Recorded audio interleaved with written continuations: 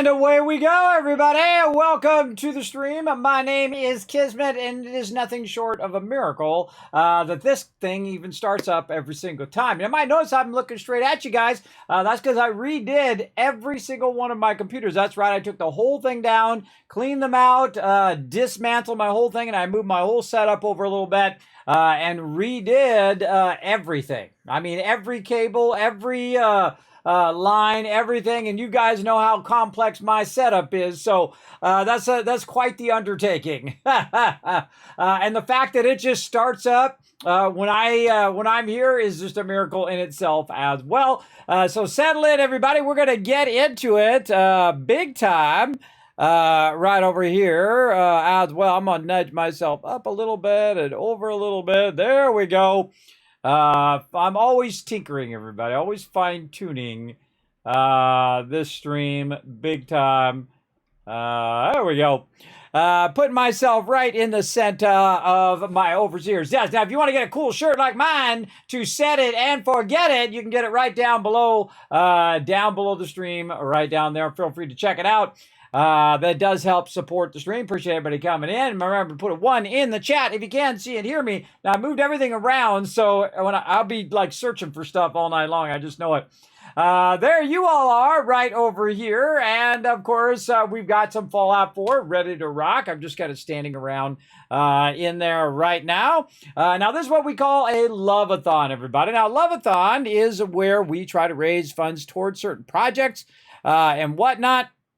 And somewhere in here, there is the goals. There they are, right down there. Now, these are our different goals. Now, we've unlocked some giveaways. And so we're going to do a 5-pack giveaway tonight of Steam gift codes. So make sure to be around for that. We're going to be playing all night long. Right now, you can see our timer right here. Now, we're going to reset it here in just a second when we start. Or actually I just let it run. But again, if you do donate to the stream, and we're getting so close, everybody, look at that. We are literally about, let's see, I can't even see it from where I'm at over there. Let me bring it up over here so I can see it a bit larger over here. Let's see, where are we at? We are at 845. So we are 60... let's see, 55 away from hitting that 900 goal, and then we're going to try to unlock that 1,000 goal as well. Remember, donations are the best way to do it, or tips. You can find that link right down below the stream. Just go down there, hit that link, and you can go ahead and donate to the stream, and it will then move that bar up, unlock more fun things, as well as you unlock stuff in the game as well. If you notice right down there, if you do donate, say you donate that $45 to get us to that next stage, not only will you get your name on a settlement, you also get to found a settlement as well. Say you're the founder of that particular settlement, and you get to choose which settlement, as long as it's not already taken, as well as you get your name on a robot, your name on my mega bill, and of course, lots of love from the chat. Remember, if you do donate and then donate again and move up the tiers, let me know, and I will let you move up as well, and you get everything from that point down. You can also make me dress up as the Tycoon, the Wasteland Tycoon, here on the stream. That's always fun. As well as if you're really generous, you're like, Kidman, I got your back, bro. You can also choose that final faction as well, and I will play through the game with that particular faction that you've chosen. So it's really up to you what you guys want me to do here in the stream. So very, very fun, big time. So let's go in and let's say hello to everybody. I saw That's Mr. On You coming in, bringing in that love, Kismet Love Lurker train there. Also see Foggy in the chat. Always good to see you, Foggy. Thanks for coming in and hanging out. Again, if you guys want to see more about this, you can see that on my social media as well. You can pop on over to Twitter, and while you're there, you can go ahead and retweet. You can go ahead and click on it, by the way, on Twitter. It'll actually make the photo bigger if you have trouble like me and you need glasses, or you want to zoom in to see it a little closer. You can do that right over there. So thanks for coming in, Foggy. I see Rotisserie G in there. Alpha coming in. Alpha coming in and showing some love. I see you right down there. There you are. Jay's putting a 1 in the chat before I even said it. Yes, new setup. On my video, I'm more kind of squared with you all, and my green screen is more squared, so I could have a wider green screen and a taller green screen, as opposed to having it at an angle, which it was before. Also helps me look directly at you guys, and then my glasses are not in shadow as well. These are all the tiny little things that Kismet thinks about that you guys probably don't notice all that much, but it's the quality of the stream by always trying to make it the best stream I've ever done. So always think about the small details, even if most people don't notice them. It does accumulatively add up over time. The more that you just keep adding and adding more of those small little details to your stream, improving that quality just a little at a time. Adam coming in, showing some love as well. What up, Adam? We got Dr. J coming in as well. What up, Dr. J? Good to see you, man. Good to see you, AMZ. Yep, that was a good question. Foggy already putting the ones in the chat. Look at that. Getting it going. DJ Watkins there. I see you, Dr. J. What's up? Sketty Sandwich in there, rocking that tycoon twist. There you go, bringing that big love, tipping that hat. That's how you get it started, everybody. That's how you get it started for sure up here in the stream. So let's go ahead and dive right into it, everybody. We're going to, again, do some giveaways. I have a bunch of stuff coming up next week. Is it next week? Next week and the week after that, too. Yeah, tons of stuff. Now, we're closing in on that time. We're going to do the one last wave, so we got to try to crush that. Now, remember, also, that is double on this particular Love-a-thon, that is actually a double the rate. I forgot to mention that right down there. So if you do donate, it actually extends the time of the stream too. So you unlock loot, you unlock giveaways and other fun things like Lego streams. You get your name in game and a whole bunch of other fun things as well, depending on what level you donate. And you extend the stream, so I play longer here on the stream. So there you go. You get lots of benefit for that support of the stream, and I appreciate everybody who does. All right, let's dive right into it. Let's go.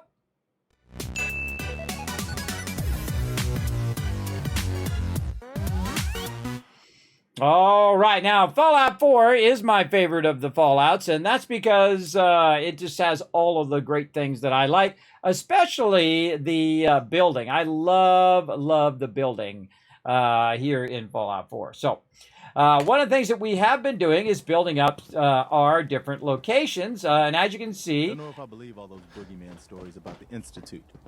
It all sounds like paranoia to me.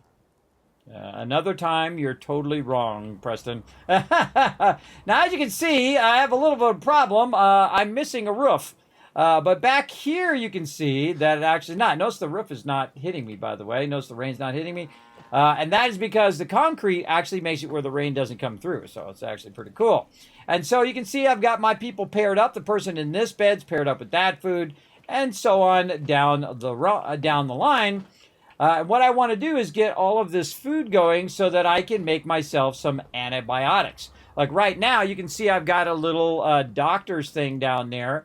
And that means that I need to go in and utilize my antibiotics. Now, I don't need to do it while I'm at my location here. And that is because I can simply go over here and talk to the doctor and help me out. Oh, over here. Talk to the doctor right over here.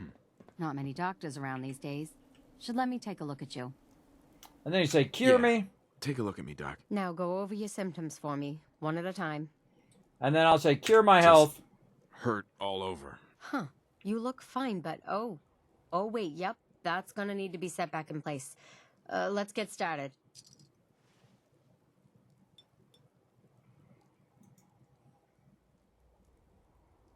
All done.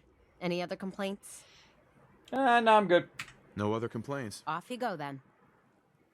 Okay, now see, notice that little thing down there in the bottom right corner has been removed, and that's because that was a condition, because I'm playing in the survival mode, the hardest mode that you can play, in the hardest way that you can play, and we are mega building as well. Very early on, I forget what level I'm at right now, I'm sure it's early, yeah, 21. And basically, I'm already starting to do some gigantic builds. Now, why did I build this out so big? Oh, look out! Kismet Love Trade coming in. There we go. That's Mr. 9, you with you, coming in with 70 months of sub love. Whoop, whoop, choo, choo. Right over there. Show them lots of love in the chat, everybody. That's a massive amount of love right there. Show that love in the chat. And so we're going to get over here. Now, in this particular game, What I like to do, of course, is dominate the wasteland. That's how I got the name, the Wasteland Tycoon. Is basically I dominate it by going in and using my purified water to basically buy a ton of stuff. So I'm going to go ahead and take that out. With you so loaded down. And then I'm going to I need barter. some supplies, Doctor. All right. I'm also going to left click so I can just kind of skip the dialogue. If you notice that she's got 622 caps. She's got a lot of caps there. I'm okay on my stamp pack. You only need a couple Rad-X and a couple Rad-Away. Rad-X, of course, is radiation resistance, and Rad-Away takes away your radiation. So that's pretty good. But I use purified water as actual currency. Not only in Fallout 4, but also in Fallout 76. So in both of them, it's just an infinite amount of caps. And it's mostly passive. You don't have to do much to make it happen. Right there, boom, done. Now, one of the things that I noticed that I'm not at the max value. I'm only at 12 value, so I didn't really get the maximum for my thing there. But you'll see I just even start doing this, everybody. I'll just start doing things. As you're trading too much, you're not getting your money's worth. You're like, I don't care. And that's because I have so much purified water that I don't need to worry about it. I'm sure I have something you need. I'm sure you do. Let's barter. Sure. Let's take a look. Let me know what you'd like. Now, when I first log into the playthrough, the first thing I want to do is just basically get a bunch of resources, do a lot of my kind of camp stuff to get that going. And once I get that going, then I can move on to something else like quest lines and stuff like that. Always good to do this first because toward the end of your playthrough or the end of the night or whatever it is in your particular playthrough, you're going to be tired and you're going to not want to do it. I find at least that's what happens for me. Now, I need some steel here, and I'd love to get all this other stuff as well. So, you know what? Let's just get it all and see what happens. I need 7,091 caps right there. Now, this is where it really makes a difference when you're doing very large trades. Like right there, you can see I have 3,972 caps. But watch as I don't do anything. I'm just going to cancel this trade, except for to change my outfit. And then all of a sudden, it will be worth a tremendous amount more. So we're going to go into apparel here, and I'm going to find out what I did with my apparel. That's the biggest question. And see if we've got it in here. Yes, there's some charisma there. Let's go with a clean sprite shoot. There we go. And then somewhere, I think I have a fedora. I have a trilby hat there. And so now what I'm going to do is just change my actual clothes here. And you're going to see that my character looks different. He's all dressed up. He's getting a bonus to his charisma. Then if I also go into my special stats, I can see that I have 13 charisma. Also, if you look on the perk card, I also have caps collector level 2. I can't really get level 3 until I hit 40. So basically, I have 13 charisma now, and I have higher barter rate. Let's see what you got. Here's what I've got. Now, what you want to do is max out your bartering as much as you can, and then look at the value of what you're trading. So, and this is the way it is in any game, not just this game, everybody. It's just every game. You want to take a sample of how much your max value is worth. So in this case, I know the max value of my purified water here should be 16 instead of 12. Now you're like, well, Kismet, that's just 4 caps. Well, it does make a difference because now, instead of 3,700 caps, I have 5,200. So basically, 3,800 to 5,300 caps. That is a huge difference, everybody. That's a massive amount of caps. That's like 2,000 more caps simply because I changed my outfit. This also works in Fallout 76. And really, it works in all of the Fallouts as you go along, depending on what you're doing, using your stat points or food or whatever it is to boost it to a maximum level. Now, of course, eventually when I have caps collected to maximum, I won't have to wear my outfits as much. I do want to use them whenever I am going and I'm doing a skill check or a talking check, so that I know that I have a high chance of convincing them to do whatever I want them to do, which is pretty fun, or revealing all their secrets. So now it's 5,292 caps. Now I'm going to ease this off just a little bit so I have some for me, so about 5,020. Now I also want to think in my head, wait a minute, I also want to get his caps too, which is 325, and that's so I can put some vendors down.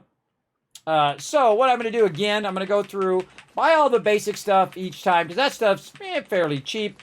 2, 8, 5, whatever it is. Doesn't really matter. Just try to backlog that stuff without having to individually go and look at every single thing. And so you want to go ahead and grab all that. Now, I need steel, so I definitely want to prioritize that. Do I need ceramic? Maybe. Do I need concrete? Yeah, sure, fine. Copper? Maybe. Rubber? Maybe not. Maybe not on the copper for right now. So we'll go over here. We'll go back to junk. There we go.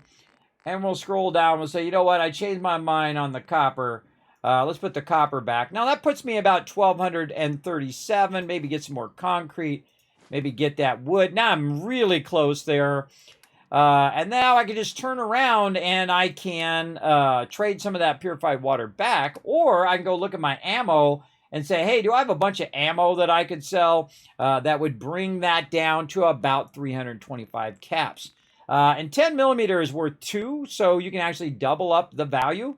So let's say, and again, you have to be perfect. You just say accept, and you say, okay, wait a minute. Now I'm selling too many things. Hold on, I gotta actually buy more stuff from the vendor to get my value worth.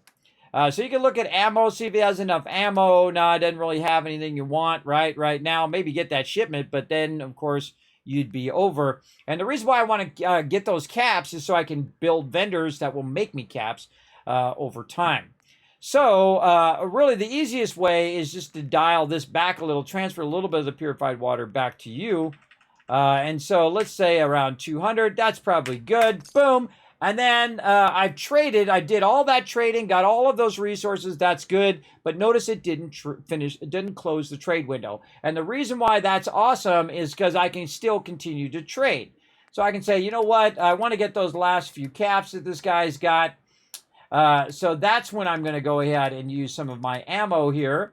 And I'm going to say, okay, what's 2 times 8 is 16. So I can just dial in 16 and get every bit of that guy's caps. And now I've got 2,647 caps. So again, the medical vendor is probably your best vendor, especially in the beginning, to get a crazy ton of stuff. What up, Thurbrick? Thanks for coming in. That's because I did that feedback. Did you see I put it up my Discord? If you die 3 times, you automatically get out. Yes. That's not me. That's not just me. A whole bunch of other people get the same advice because people were getting stuck in there. Yes, I did see that patch coming through today. So yeah, I did give back that advice to them on that particular thing. There you go. It's your outfit. It's not your suit. Yes. Well, yes. It's well, in this game, it is part of your apparel. So your apparel is both your armor and your outfit as well. And yeah, there's a specific outfit which is different from the actual apparel for sure. But yeah, outfits are some things that actually take over your whole character in one thing. Those are very different. You got to watch out when you're wearing an outfit, because it'll take your vault suit off and take a whole bunch of stuff off that'll kind of mess you up. So watch out for that for sure. Hey, Wackado coming in. Hey, Kismet, just checking in for a few minutes, heading to bed. Hope you're doing great. Doing great. Thanks for coming in and hanging out. Appreciate it. Which settlement is this? This is the drive-in right now. Yeah, this is I'm at the drive-in. Yeah, AMZ just told you. Yeah, at the drive-in currently, just getting things started over here. So, all right, so we just made a bunch of cash. Then we're going to take this, and we are going to get this, and then, boom, just drop it all into the workbench. Because this workbench, we're just going to kind of let it fill up a bit with a whole bunch of stuff, outfits and weapons and armor and all of that. And we'll probably put the sorter here instead of at Sanctuary because there's a lot more room in here as well. Okay, so that's where we got those particular vendors' things. Now, if you notice, I've got this bed here. That bed goes to that vendor. And then this one over here, I'm going to roll over him, and we can see where his bed's at. Well, I don't see he's got a bed. He don't got one. I don't know. At least he's not assigned to one. So what I'm going to do in this particular playthrough is try something a little different. And that's where I put their beds literally right next to where they work. Okay. All right, now that's that dude's bed right there. How many beds do we have? 10. All right, that's good. Now, how many people are idle is the real question. How many people are doing nothing right now? That's something you constantly want to be thinking about, because when your people are doing nothing, they are not allowing any more people to show up. You got too many idle people. That means your people are not being recruited. So I'm going to hit that right there, and I'm going to go ahead and forward time a little bit here so I don't have to wait for him to walk all the way over here because it takes forever. What do you need? There we go. And they'll just appear over here, and then I'll hit the bell Now we'll catch you again. up if you need it. Talk now. All right. Now, if you notice, they're all just like over here now instead of watching them walk from wherever they were. Sometimes they get glitched out behind stuff as well. This guy doesn't have anything to do. This is a provisioner over there. So we got this guy right there. Okay, cool.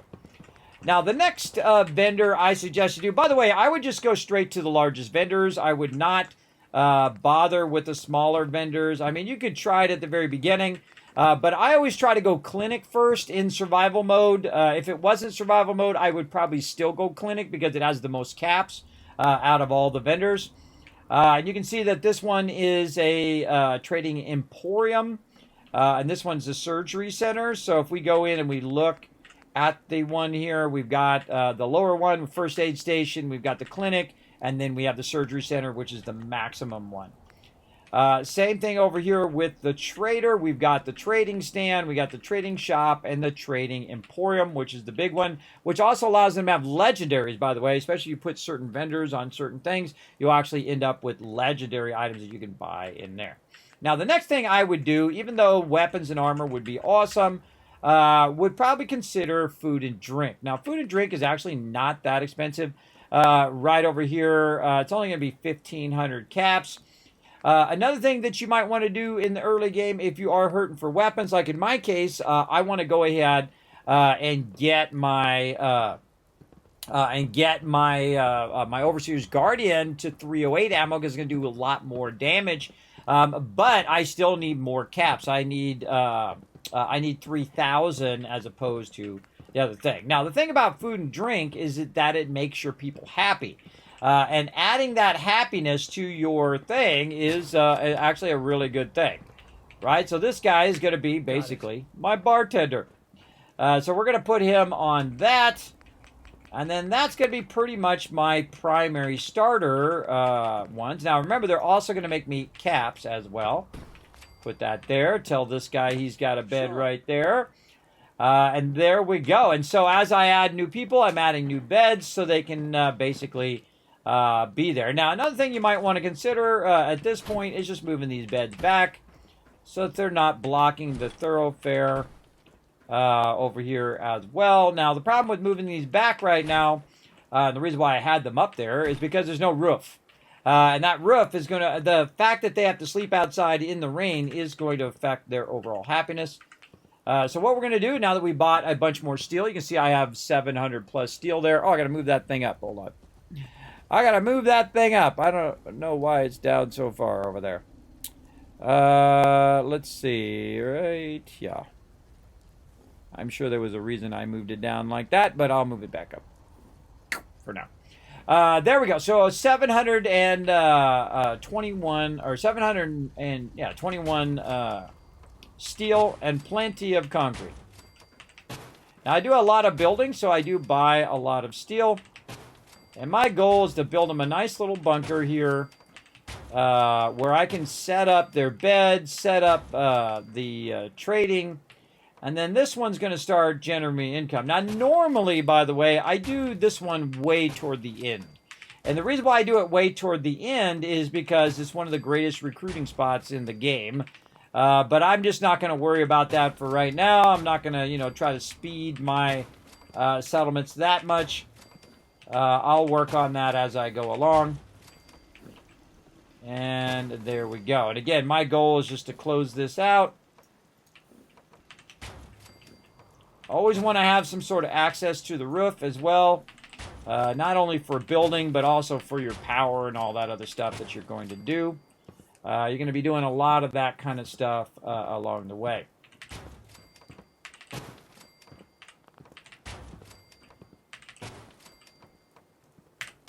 And there you go. Easy peasy. So I actually bought the steel from my own vendor. That allowed me to finish the thing I was just doing. There you go. All right. Now, another thing you can't do in this game is you can't go in and put your power armor in your inventory. Now, it does suspend disbelief, everybody. But remember that sometimes that you should just do stuff because it's fun and not because of that. Now, you can see now it's starting to show some of the water coming through there in the roof. That kind of stuff drives me crazy. But there you go. Okay. Like it shouldn't be coming through this and all of that. Now, if you notice up here, there is these doors. Now, what I want to do is I want to have the ability for my peeps to run, throw those doors down, and basically be able to lock down the interior so that they don't go in there. Now, they're not going to make it that far in there anyway. That's because we have the Kismet kill box up there on that sign, as well as, or basically some turrets, at what I call the Kismet kill box, as well as we need some turrets on the side here. And I believe we already have turrets on the back, if I remember correctly from last time. So let's run over there and get that done. Now, if you do have any comments or questions, feel free to throw them in the chat. I never mind. And so we've got a turret over here. Any other turrets? I don't see any other turrets here. All right. How many turrets can we currently make? That's a good question. All right. 29. Okay, that ought to be enough. Just barely. All right. We're going to stick one right there. We'll stick one about midway. Now, this is what I call a roof-based kill box, where you're just setting those turrets right on the roof. Now, the thing is, these turrets will turn 360 degrees in any direction that's not obscured and fire on the mobs.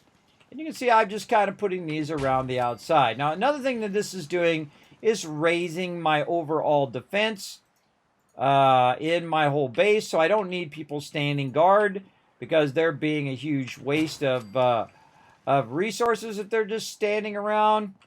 And we'll put this one over here in case someone starts getting rowdy. So I've just kind of spread them out a little bit. Later on, I'll go and I'll build like proper kill boxes on the edges of my settlement. You always want to build it on the edge, and this way it can fire out beyond the settlement, and it can also fire back into the settlement. So typically you'll see me put them right along the edge because then it can kill the mobs before they even get close to your settlement. And that's what you really want. You want to wipe them out before they get anywhere close. Anywhere close to the edge. So, I'm trying to get out. That's right. You can't do it in this. In the other one, you hit tab and it switches. There we go. I just switch out of there. So this green line here is the edge of my settlement. So normally you want to build it like right here, like right on the edge. And even if you can push it out a little bit into the outer part, that's good as well. You want to have the turrets like this where they're not obscured when they're aiming straight down. So if they do get right next to the turrets, where the turrets are up here, and they get right next to it, it can aim straight down, which is why I put that way on the corner like that, because that could still hit me down here. It would be tough for it to hit me here, but it could still clip the top of my head and still hit me from there. So always try to look at that tactical advantage with your Kismet kill box. Now, I'm going to go ahead and also add some stuff here, if I can remember where it is. I believe it's under Power and under Miscellaneous. Let's see. Where are you hiding? Way down here. Did I already put my Radiation Arch down? I did. It's way over on that other side.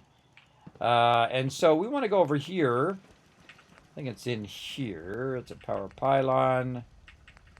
Man, I always forget what this thing is. I don't know why I have such a block against this thing. I think it's under resources, maybe. Miscellaneous. Yes, there it is. Okay. Now this is a siren, everybody. And what I want to do, and normally you can just do it with one individual thing, and we're going to do a little bit of advanced building today, where we do and or connections. So what we're going to do is basically tell it if both inputs are live, close all the doors. Simple as that, right? So we're going to go ahead and go to our power over here, and then we're going to go over here to our logic gates. And we're going to use an XOR. I usually find this one's the easiest of them all. Now, one of the cool things about doing it on the first door, and actually I should probably move this up even higher so it'd be easier to attach that other one over there. There we go.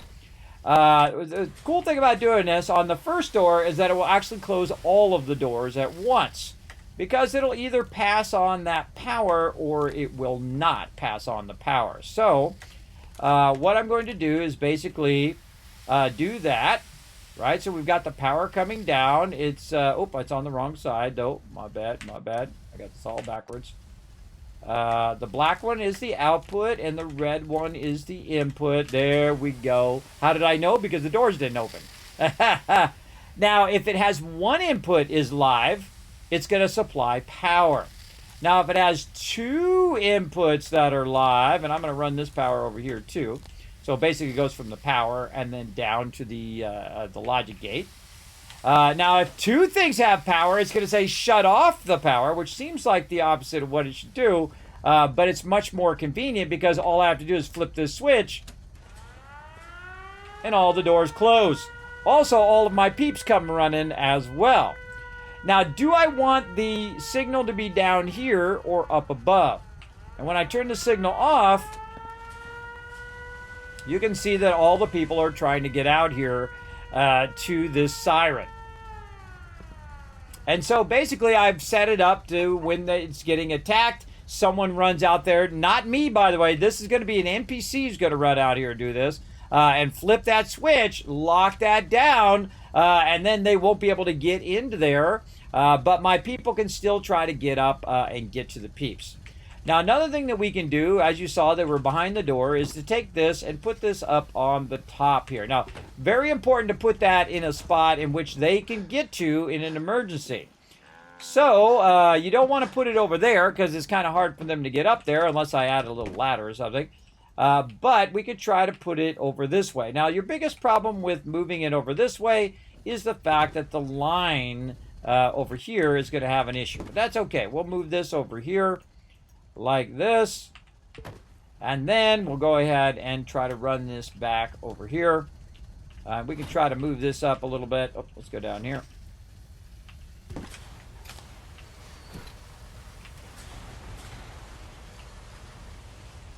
It's going to be a little awkward.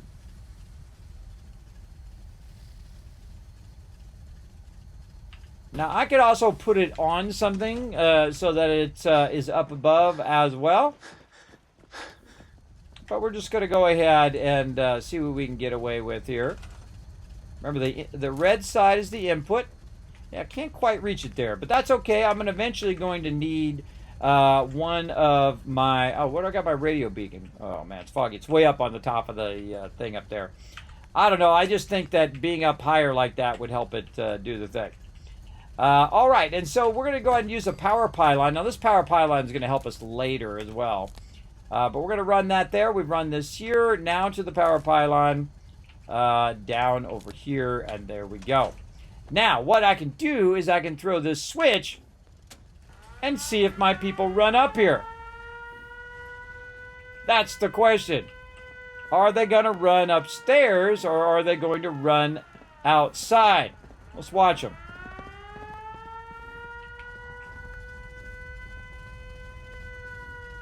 Pretty cool, right? Now, another thing you want to think is, wait a minute, if I got a bunch of them, I'm going to need a bunch of ways to go upstairs. And that's what you should do. Take this out and add back in some of the stairs so that they're not all cramped up in one stair. Now, I'm going to let it run, and you're going to see something cool happen here in a minute.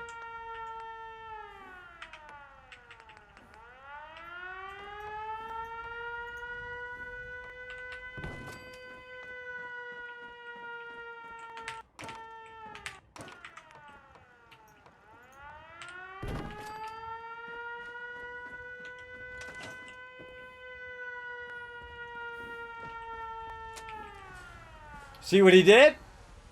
The NPC turned it off, everybody. The actual NPCs themselves will turn it on and off. So one of the things that they will do is they'll get up here on the top, and of course if mobs are attacking from this side, they'll be up on top on an advantaged level up above. Now if you notice that some of them got confused as to where to go and what to do and how to get up there because they all couldn't path up there because there wasn't enough stairways for them to climb.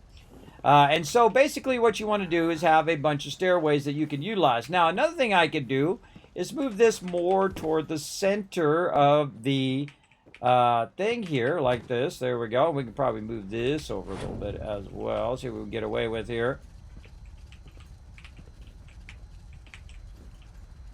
Get away with down here? Probably not. Get away with that. All right. And another thing, we might want to move it closer to the stairwell so that when people are coming up the stairwell, they'll be able to get to it nice and easy. And let's say right there.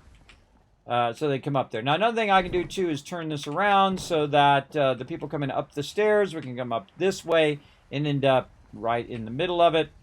I would probably do the same thing over here because you got to think of which direction they're going to be coming from and where they're trying to get to, right?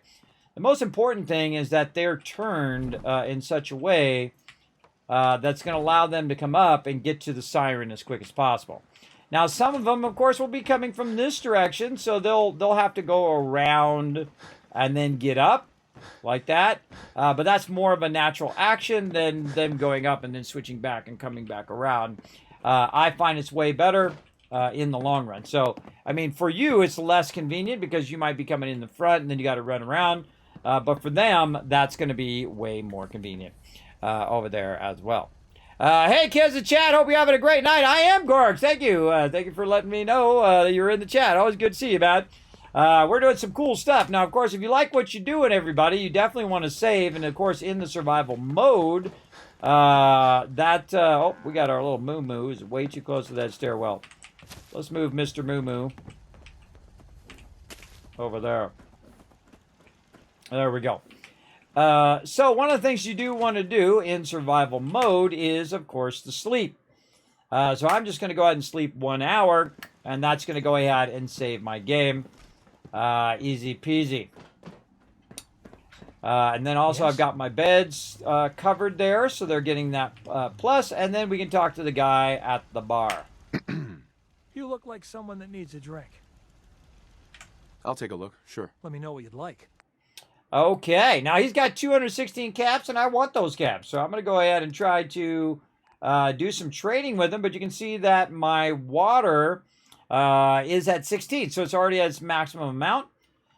So I'll go ahead and say, okay, I want to trade some water with you.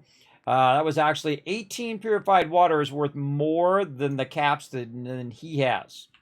So that tells you something right there, everybody. This is how I make so much cash. Now, does he have anything that I actually want in here? I don't know. He's got some food, which is good. So, you know, if you're struggling in the beginning to make food and water and all that stuff, he's got a bit of that. He's got some Nuka-Cola for keeping your action points up, alcohol for increasing your carry weight and all of that. But all I really want is his caps right now. And so we'll do this. Boom. And he's got 8 more caps. Well, what do we got? We got some bobby pins. Maybe we can just get rid of those. Right over here. Now, bobby pins are something that's fairly rare in the beginning of the game, so I would definitely not use that. I would just go ahead and waste one of these purified waters because you're going to have tons and tons of that.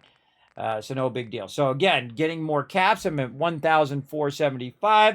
Remember, I'm only level 21, everybody, and I've already made hundreds of thousands of caps in the game already. Hello, sir. And so that's what I'm showing you. Not many doctors around these days. Should let me... Okay, so now we've got 3 vendors going here at Red Rocket. We've also taken a bunch of our stuff and we've moved it forward. And we're ready to go ahead and make a little run back the other way. Now, we need to have some water just to help with our action points. What did I do with the water? Oh, it's just right here. Now, you can drink directly out of these pumps, and you'll see that my water is going up. You're always looking at your water, your food, all of that stuff when you are playing in survival mode. It's the reason why the survival mode or basically the normal mode in Fallout 76 has all of those features because those were added in the survival mode. Let's see if we can cook anything in here. Let's go. What do we got? Of course.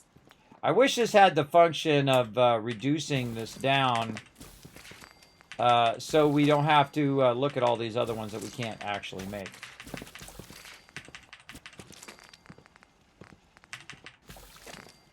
I rarely ever use food at all unless I'm in survival mode. And even then, I don't use it as much. All right, grilled rad roach, another one. Ragstag, properly fed, and there we go. Got all of our action points back, and we're good to go. Now, while we're at it, everybody, let me go ahead and remember to switch off of me over here. Basically, remember to start this giveaway here. Get my settlement overseer going. There we go. Let's start this giveaway right up here. Let's get ready to get it going on. Where did I put that giveaway? Oh, right here. Okay. Boom. There we go. Now, what I'm going to do is just for a minute here, we're going to have Saltbot come up and tell you a bit about the giveaways. And away you go, Saltbot. Thanks, Kismet. I'll give them a quick overview. Hi, I'm Saltbot. Let's talk about what are Kiz Caps, how to earn them, and how to enter Kismet's giveaways. What are Kiz Caps? Kiz Caps are loyalty points for watching Kismet's stream. Use them for contests and giveaways. How do you earn Kiz Caps? You earn 100 Kiz Caps by going to the Twitch menu in the upper right corner, open your chat in a new window and type /host space Kismet. You earn 1000 Kiz Caps by hitting the follow button, plus get free emotes to use in Kismet's channel. Work together with your fellow Teamwork Tycoons in chat. Type !RT, then click the last link. Hit the like and retweet buttons and everyone gets 1000 Kiz Caps for every 5 retweets.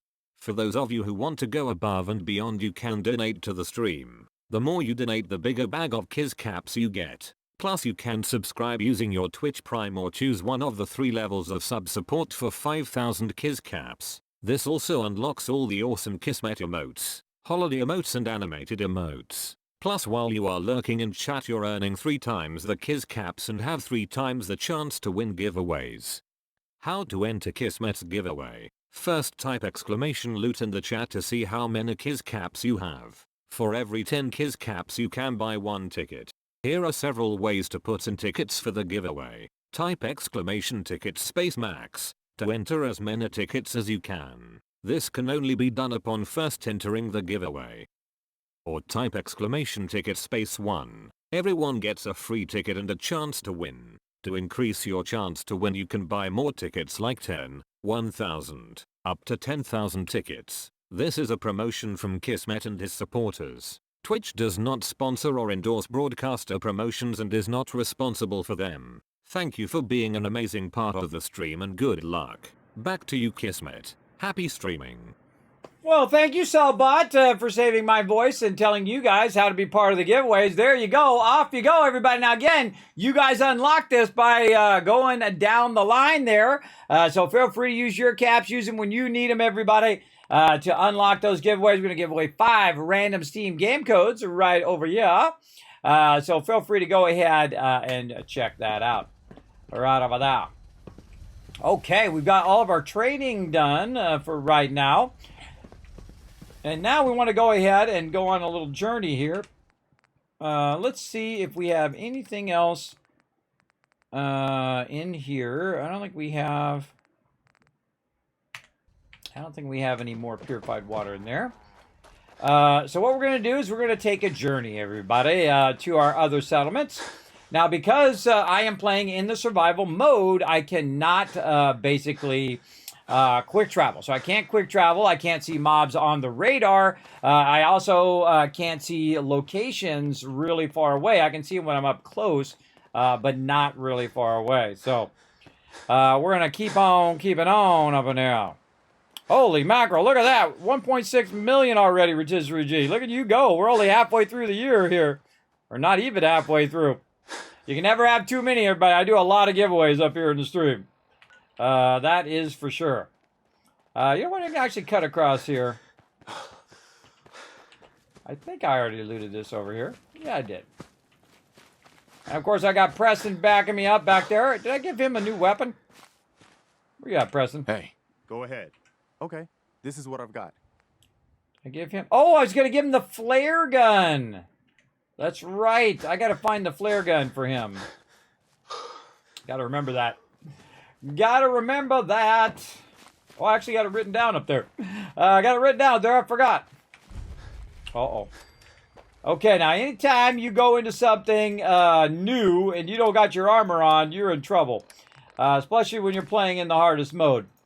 So I'm going to go ahead and switch back to all of my nice, sweet armor, but still going to be troublesome no matter what. Boom! And that is why the Overseer's Guardian is so awesome. I just full-on one-shot that guy at level 21. Where'd he go? Right there. Very hard to find mobs in Fallout 4 sometimes. Alright, we got whiskey bottles. We check inside here. Don't trust you. I'm going to shoot you anyway. Because I don't trust that you're not going to jump me the second I go in the door. And so I just own them. Oh, circuitry there. Hot plates are good in Fallout 4 or in 76. You definitely want to get that going on. And how you guys doing in chat tonight? You guys having a good time? I hope you are. Hopefully you're having a good start to your week on a Monday, or if you're not, well, then you're in a good place to hang out with all of my crew and improve your spirits a bit. Because that's what we do up here, give out the love to everybody in the stream. Right over there. Let's go ahead and get up in here. Oh, there's... Well, you, Preston, how'd you get ahead of me, Preston? Freaks me out when they get ahead of me. All right. I like how there's no spoilage in this game. I'm always back and forth on the fence whether I like the spoilage or not. Mostly not in Fallout 76. All right, we're probably pretty clear now. We're going to go ahead and run back. I also did a big settlement over here to start right at the very beginning. Look at this sucker. That's a big boy right there. That's quite the starter settlement, everybody. I just built this right from the beginning. And you can see, again, it has all the high walls there out of concrete. And you can see we've built out a kind of multi-level here where their beds are on top. We've got an alarm that they can go ahead and throw. That siren will then close down all of the doors in this area as well. And you can see that it is pulling out tons and tons of resources out of the workbench here. So we're just going to grab all of that out of there and let it keep doing its thing over here. Now, another thing we can do is see if it's got anything Seems to be growing well. that we want to grab. Did I have some razor grain? Yeah, I had some razor grain. What did I do? I gave that locket to Mary on her 18th birthday. You don't know what it means to have it back. Well, it means you gave me your It's good to know camper. there's still good people out there.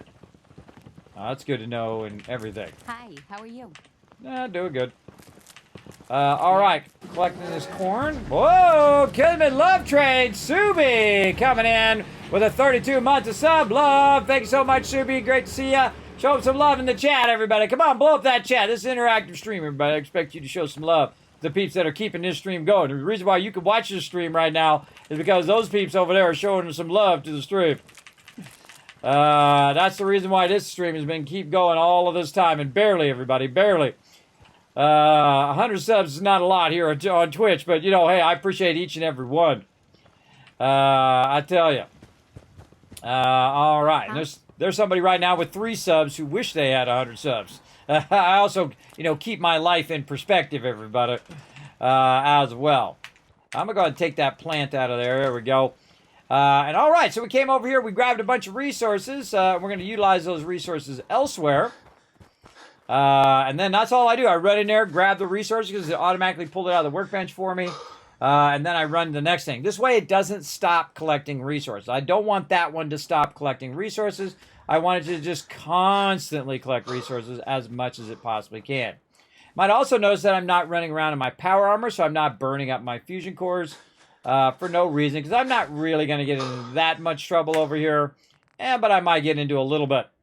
Now, as you might notice over here, we've got a tremendous amount of stuff in here, all sorts of stuff. All of this needs to be moved now out of Red Rocket and moved over to the drive-in, but we're going to come back.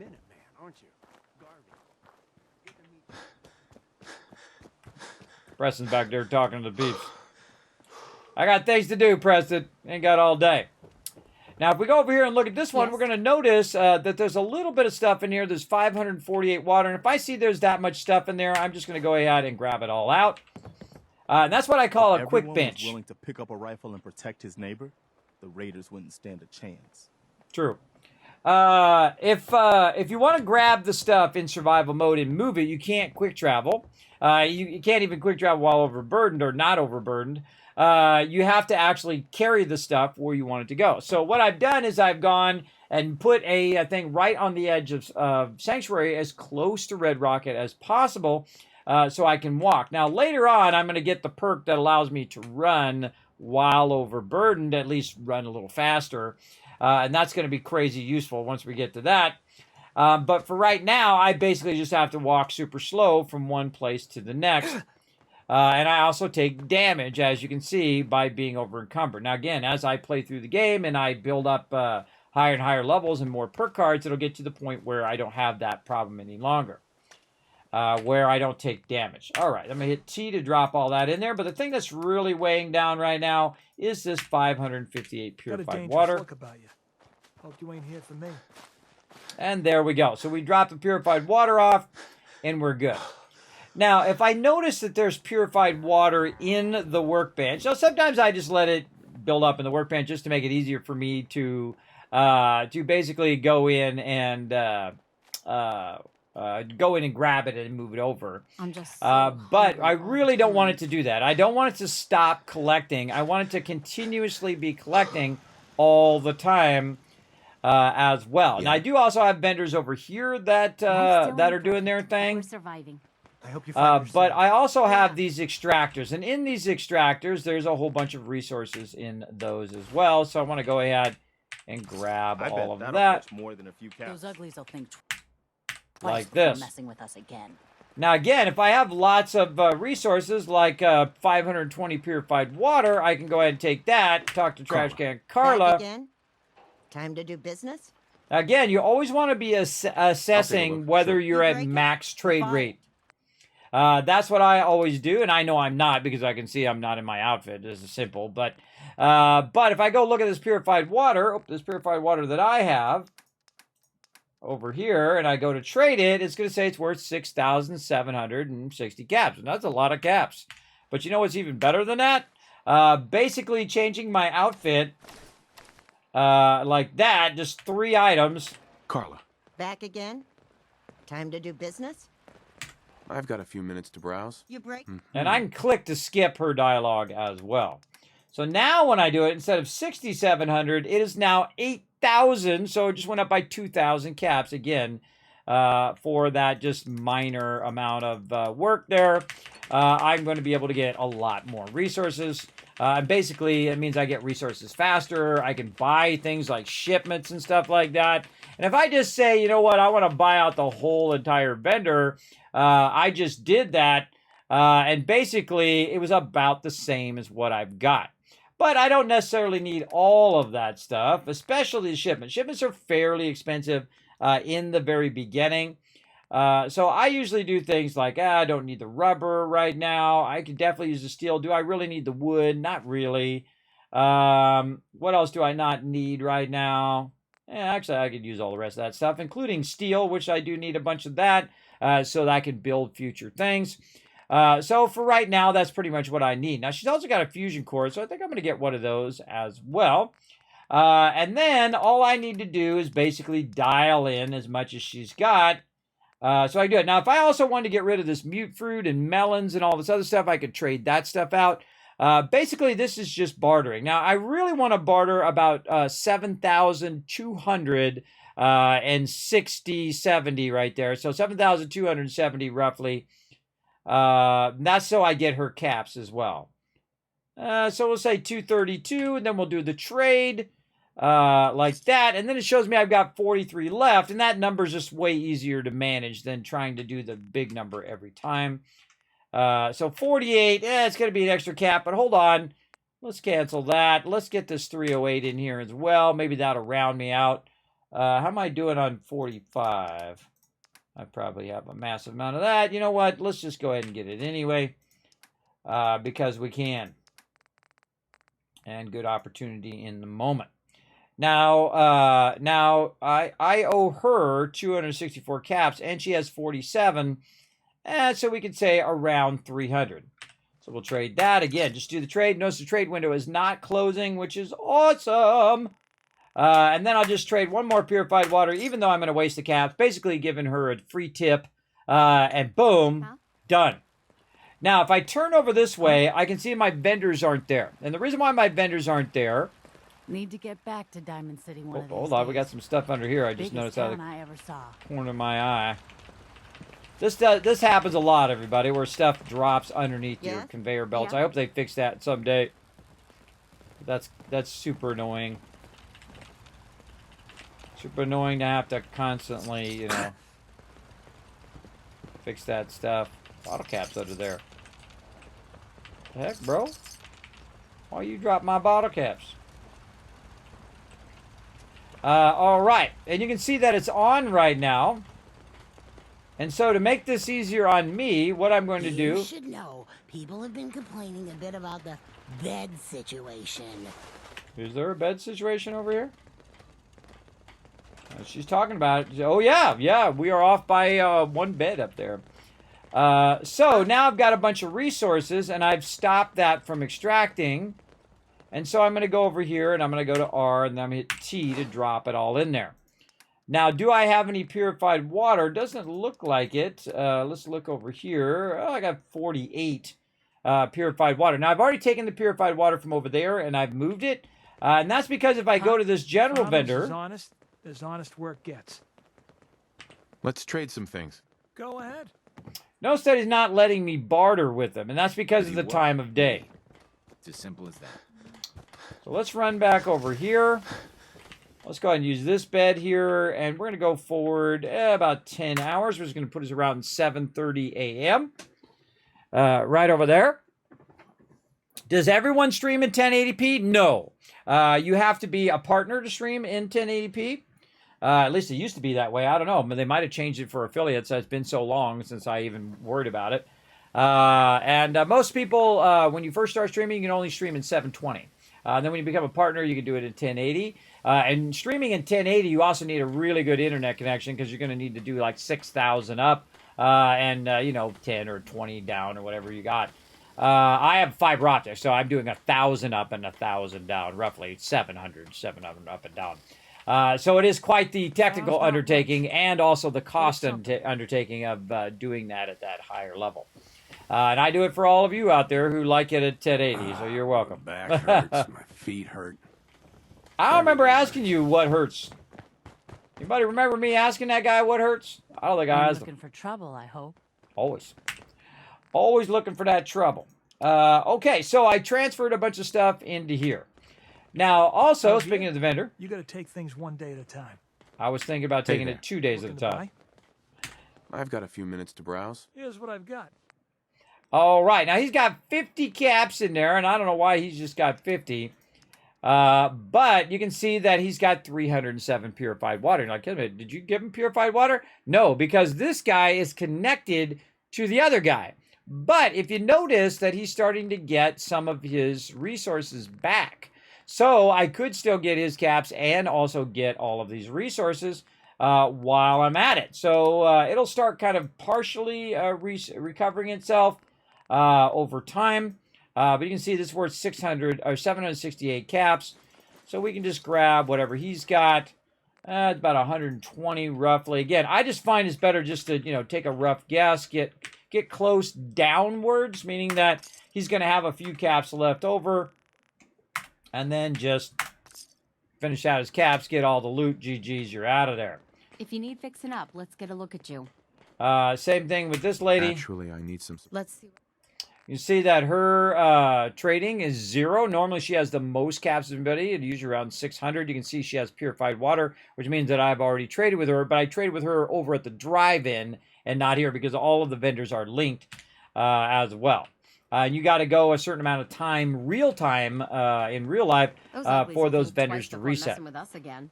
Look at this, I even got 2 puppies. Oh, where'd my puppies go? Get turned around. I got me a junkyard puppy, and I got me the mighty, the lovable dog meat. And he's even got his goggles on. So cute, dog meat. So there we go. And I'm running around my buddy Preston right now. Let's go ahead and hit up some of these water pumps. Crop's coming in pretty good. Just to keep our action points up. Now, all the rest of the stuff, I just let it run. Because it's now going to collect me a bunch of purified water. And you're like, well, Kismet, how are you getting 500 plus purified water? Actually, it's more like 800. I forget what it's at. What is it at? Yeah, 756 purified water. How am I collecting that every few days? Well, that's because I got this going right over here. From the very beginning of the game, I literally start making like 2,000, 5,000, 10,000, 100,000, 500,000, a million caps from purified water. And you'll see me do it throughout the whole entire playthrough because it is one of the best ways to make passive income in Fallout 4 and in 76 as well. So super, super useful, that's for sure. You can't seem to get the 4K ultra-wide working? Yes, I have a 4K monitor that I'm playing on, but you guys only see it in 1080 because I find that 4K, not only is it 4 times the size, which means 4 times the amount of resources, internet connection, and everything that you need, the biggest problem with it is it's not widely adopted because people kind of stopped what they were doing and just stopped at 1080 or stopped at 144 megahertz, the 1440, I find. Now, 4K is beautiful and it's awesome, but if you're the early adopter of something, you're going to pay a lot more. Like, I bought a SideQuest driver, but it cost me $1,000. It had 44 megabytes. Each one of those little cartridges I put in there was $100 each, and I had 10 of them. So there was another $1,000 right there. Yeah. 10 times 10 is 100. Yeah, another $100. No, they're $100 each, so 100 times 10 is 1,000. I was right the first time. What do you do with 1,000,000 caps? Buy tons of resources, make gigantic mega builds. That's what I'm going to do with it. That's what I'm going to do with it, and basically rule the wasteland. I'm going to buy out vault-tec. I'm going to buy out the Green Jewel. I'm going to buy out the Enclave, everybody. That's how much power I'm going to have by the end of this playthrough. It's going to be owned by the Teamwork Tycoons. I'm even going to put that kid in charge who's doing the purified water right now at Diamond City. I'm going to put him in charge. I'm going to make him the mayor of the thing. Now, of course, that's all RP, of course. But, that's what I'm going to do with it. So let's keep on rocking. Now, again, I'm in the survival mode, playing the hardest way you can play. We've got 3 settlements on the horizon here. Actually, I think, yeah, we got 1, 2, 3 over there. We got the Diamond City we haven't been to in this playthrough yet. Now, remember, this is my 10th playthrough. Yeah, 10 times I've played through. This is the 10th time through. I did forget about that bed in Sanctuary. Thanks for that reminder. There's 1,000 kids caps right over there. Thanks for that reminder. I'm going to head on back and take care of it. You always want to think about your happiness of your people. When they're happier, they're more efficient in whatever they do. And my goal is to get more and more caps and then spend those caps right away so that it makes me more and more caps. See how that works? And so basically I will just keep snowballing. Like at the very beginning of the game, I will start to, build up caps. And then I'll double that and double that again. And then I will 5 times that and then 5 times that again. See how that builds up really quickly? That builds up really, really fast if you know how to double it and then 5 times it. Big time. Now let's go ahead and add another bed over here. Oh, we've got plenty of resources. I'm looking sharp right now. You know what I call a good day? One that ends without an empty stomach. Well, you got plenty of food. All right. In fact, I always go ahead and did not add. Oh, an error occurred. And there's an extra 1,000 for Finding my bot stopped working. There you go. Doubled up. What up, Creeth? Thanks for coming in, hanging out. Appreciate you chilling out in the channel. Appreciate y'all coming in big time. Now, if it tells you to add 1, add 2. That's my rule anyway. Is because what'll happen is it'll never be enough. And I have 24 people here at Sanctuary at level 21. Everybody. Can't you do something to help? There's plenty of food around. I don't know what to talk about. I don't know what you're talking about. Plenty of food. All right. Now, again, I want to look at my overall happiness of it and see my happiness thing just stopped. Now I'm at 80%. Now, 80% is roughly your cap. And you're like, well, Kismet, why didn't it go to 100%? Well, that's because you're going to need a bunch of things that boost their happiness to get to that 100%. And we'll come back to that later. It's completely unnecessary. 80% is way efficient enough to just be getting you crazy tons of resources in there big time. Now, another thing I forgot to do, speaking of, is grabbing all the resources. I got totally just distracted. So we're going to grab everything, boom, out of that workbench. Now, we put in the workbench way over there, and then we grab it from over here, so we don't have to walk all the way over here while overburdened. Now, this is pretty painful walking here, everybody, but you can't auto-walk like I'm doing. I just hit X on the PC. But later on, we'll have the ability to use our action points to go faster instead of just slow walking back and forth, back and forth. This is the painful beginning of the game, especially in survival mode, where I will take damage while doing that. And one of the things that I suggest you do also is use purified water like a non-combat stim pack. So I use it all the time. So when I'm running around and I'm taking damage from being overburdened, I just have a purified water. Because I'm literally making thousands of them back there. All right. Again, my goal is to move from Sanctuary and then move it to Red Rocket. Then I'm going to take it all from Red Rocket and I'm going to move it over there. Now, again, if I wasn't playing in the survival mode, I could just go ahead and grab enough where I'm not overburdened, quick travel to the drive-in, drop it off, go back and forth, do that 100 times. Or many times as it takes, and we're good. Now I'm going to hit T to drop that in there, and now I am no longer overburdened, so I can go ahead and run at full speed. My provisioner doing her thing over there. Now, before I leave Sanctuary, of course, I wanted to fix that bed problem so that my happiness is not going down. And also what I want to do is go ahead and re-engage my extraction of resources from the workbench. Now, if you notice, I've got 2 areas in which I'm extracting from the workbench. The first area is here at Sanctuary, which is extracting purified water and other resources that they're collecting. If I just turn this on, there should already be some resources that they've already collected, and we should see that start to come out in that time. There's some right there, a flare.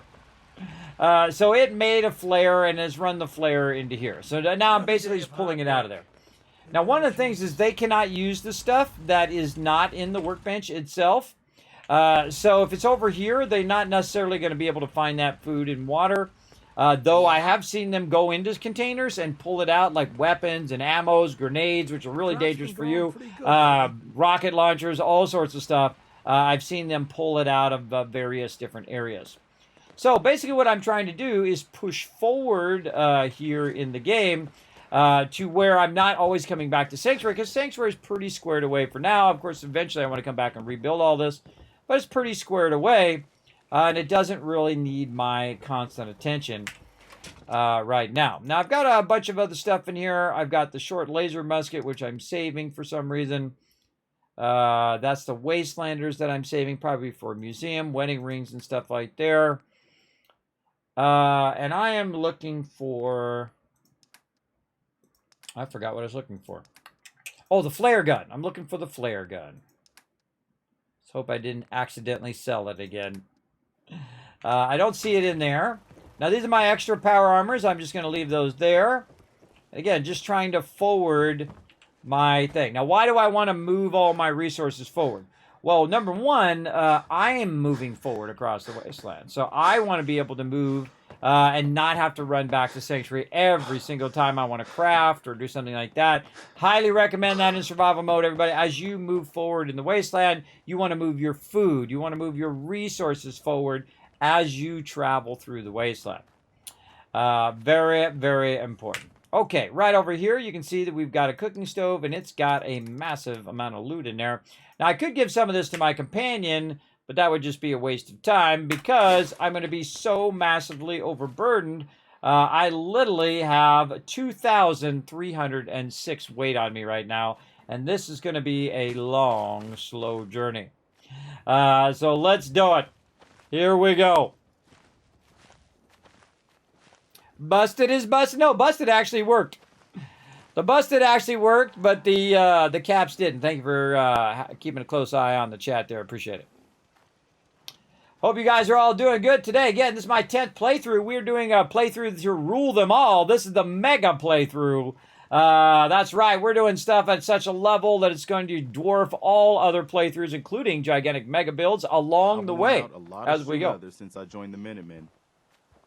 Well, thanks for letting me know, Preston. Again, I don't remember asking you, but thanks for letting me know. Oh, and there we go. Now I'm starting to take damage.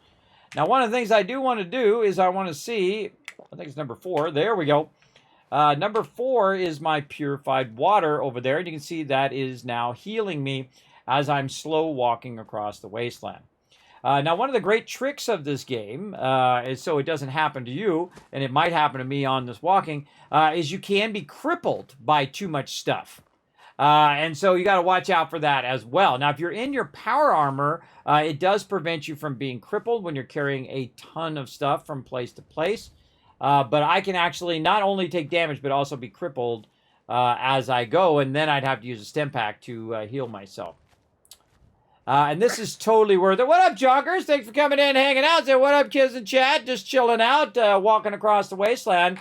We're doing a major push forward in the game right now, where we're taking the bulk of all of our resources and moving them up to the drive-in. And there's a reason why I'm not doing it at the at Abernathy Farm. I'm just skipping that and going straight to the drive-in, and that's because the drive-in is like the center of everything. Is the center of all of the settlements pretty much. And so that's a great kind of base of operations where we're working right now. And so we want to move all of our food, we want to move all of our resources over there, and we want to build up a lot of resources there. So it's making us a ton of stuff like corn and other things like that, so that we can make antibiotics. Now, antibiotics is a critical feature in survival mode, because you're going to get all sorts of conditions constantly in the game. You're also going to need tons of water and tons of food. So all of that stuff is a critical, mission critical objective to do as early as possible in the game. Now, another thing I can do also is, instead of just going down toward this, is I can go straight toward the drive-in. And instead of going that way, I can just go ahead and try to cut straight through toward the drive-in. Now, another thing you can also do is just to go ahead and put your little marker on the drive-in. So, yes, I want to mark the drive-in. And now your marker is on the radar down there. The marker is actually way more useful in survival mode than it is in the other modes. And that's because you can't see enemies, you can't see locations, and so on in the radar as much. If you're not close to them, if you're close to the location, then it will show up on the map, at least close to the center of it. But you will not see enemies down there, and I can't quick travel. So, again, best thing to do is just to kind of line yourself up. I would say even in first person, line yourself up. Oh, there's Trash Can Carla. Just keep on walking. And I already bought all of her stuff, so she's still probably on cooldown. So we're just going to keep on going. Now, right now, we're giving away a 5-pack of Steam game codes. That means 5 people are going to win. So if you're the 5 people who enter, you have a high chance of winning. So now's your chance right now. The high school dance is open to everyone. All you got to do is hit that follow button and then go in there and go !ticket space 1 in the chat. And that will keep ya going there. I'm walking here. Exactly. Out of the way. I'm walking here. My dad was from New York. He used to say all the time, walking here. Out of the way. You know how it goes.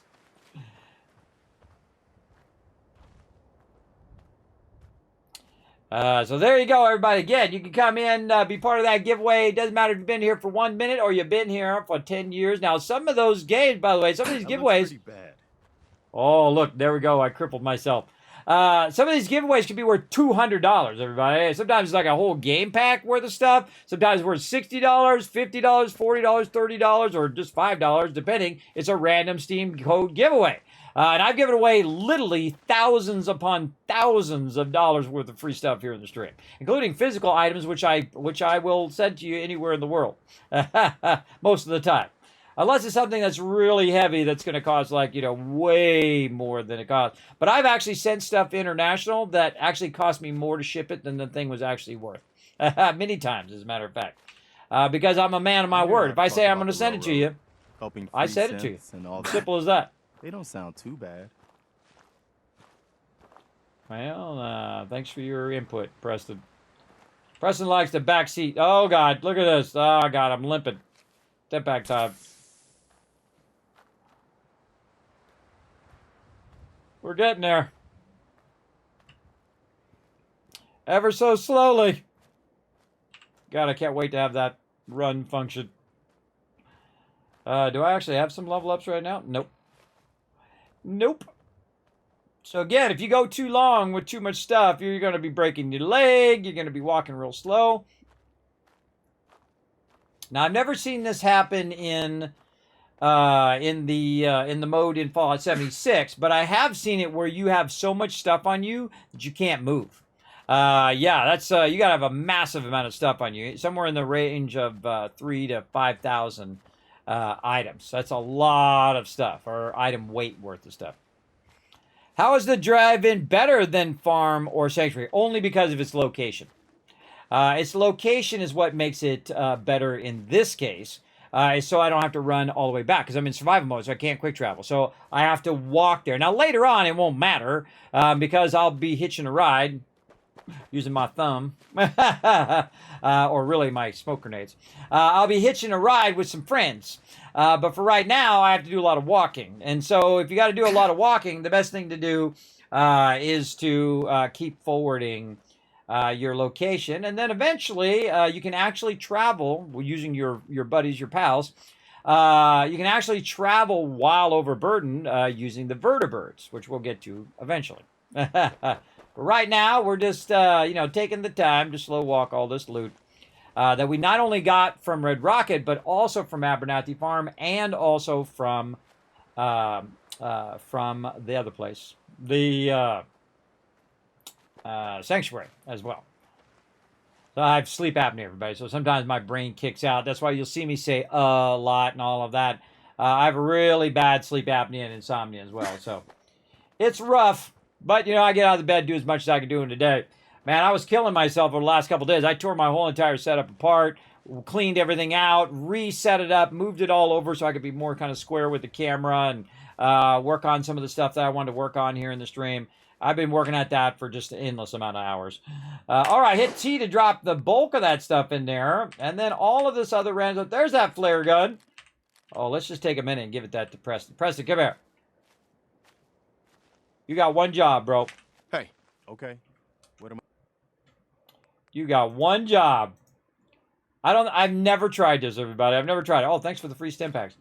I've never tried to give him the flare gun and tell him to equip it. Yeah, there we go. So that's basically his job. How many flares do I got? I'm going to give him all the flares. Right there. All you do is you call in the Minutemen every time we need help. Again, I don't even know if that works, but we're going to find out. Trade. You want to swap supplies? No. No problem. I did not want to talk to you, bro. I wanted to get over here. There we go. All right. Now, I've got a bunch of other stuff on me here that I need to clear off of my character. And again, we're going to deal with all this stuff later. Now, of course, we could use it for resources right now. But I'm going to show you a much better use of all of that stuff later on. And again, you can also sell it to the vendor and get caps and all of that. But right now, just throw it in there and deal with it later. And that's one of the great features of Fallout 4 is that you can just throw it in your inventory. You don't have such a tiny inventory that it's just an absolute chore to manage your inventory. It's actually a great pleasure to manage your inventory in this game because you just throw it in the thing and deal with it later. Now, one of the smart things I find when you have a ton of stuff like this, both in Fallout 4 and in 76, just go ahead and put everything in there, except for the stuff that is set up in your quick bar, all your liked items. I usually save a few of those, like this, potatoes, and then we're good. That's pretty much it right there. And so that's 132, but it must have some more stuff in here because my character's still overburdened. So I'm going to go ahead and move the overdue book. I'm going to move all these other random things I've got on me here. All of that stuff in there. There we go. We got some random mods. Those could definitely be scrapped. Let's go ahead and scrap all that stuff. Now, I put it in that one because that's the closest one to Red Rocket.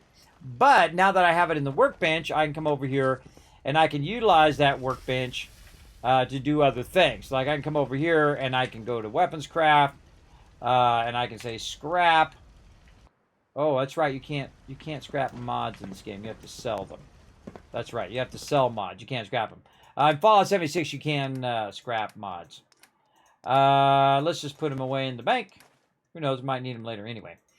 Put our 308 in there. 38 don't need. Way too much 10mm on me there. Holy mackerel. Way too much of that. Now, actually, ammo weighs weight. So if I am carrying around a 10,000, 10mm rounds, my weight is going to be pretty high. Now it's down to 91, which is pretty sweet. Usually between 100 and 150 is a good area to be in, depending on what kind of setup you're doing. But I find that a pretty good rate.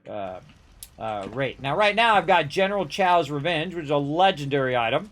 I've also got the Overseer's Guardian, which is my favorite weapon, not only in Fallout 4, but in the entire Fallout franchise as well. Welcome back, kids. Well, thank you, Down Incognito. You can see I'm not all back yet.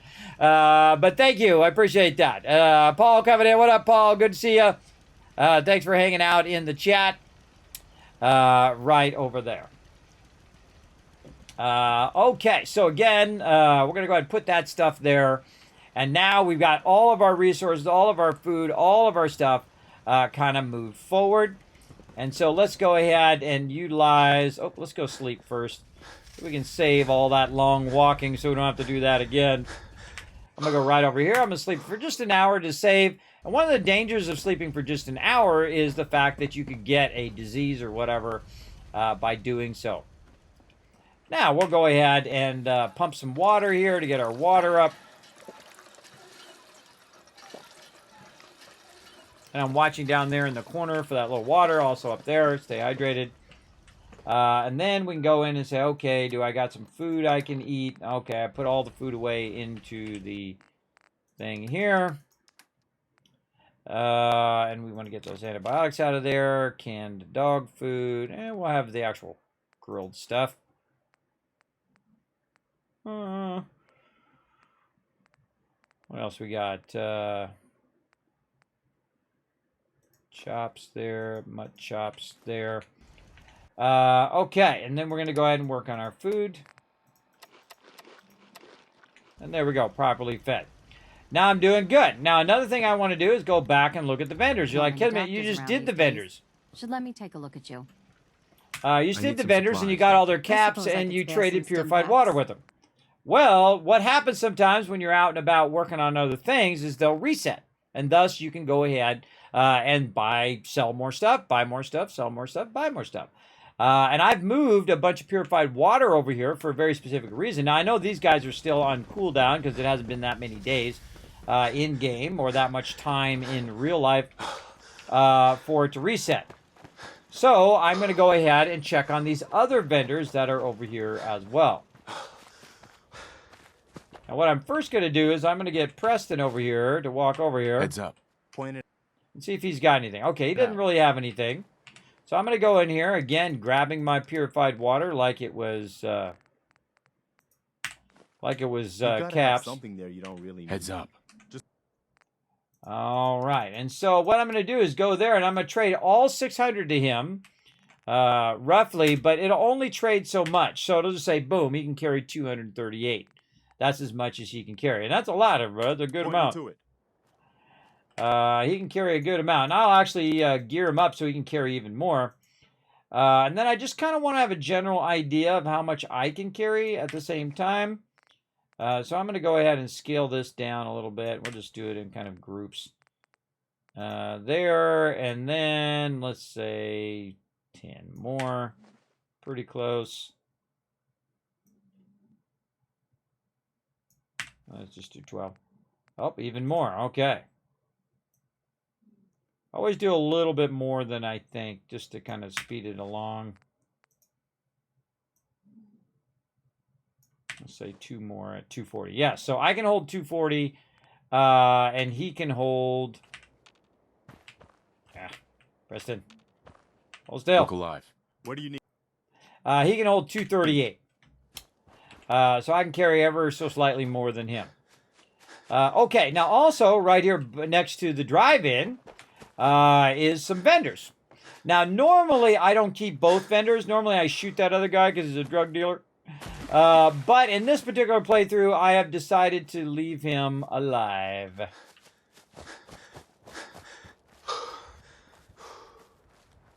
Every time I run through here, this stuff might... Oh, look at that. See, I grabbed a few flowers, and now I am overburdened. So I'm just kind of slow walking this way. I think I'm actually going the wrong way. Slow walking in the wrong direction. And that happens a lot because you can't see where you're going on the radar down there. But we'll just go ahead and walk back this way. Where to next? Going to the diner. Now, another thing I might want to do is maybe eat some of this food. There we go. Just enough to reduce that weight that I just picked up. And then I can go much faster.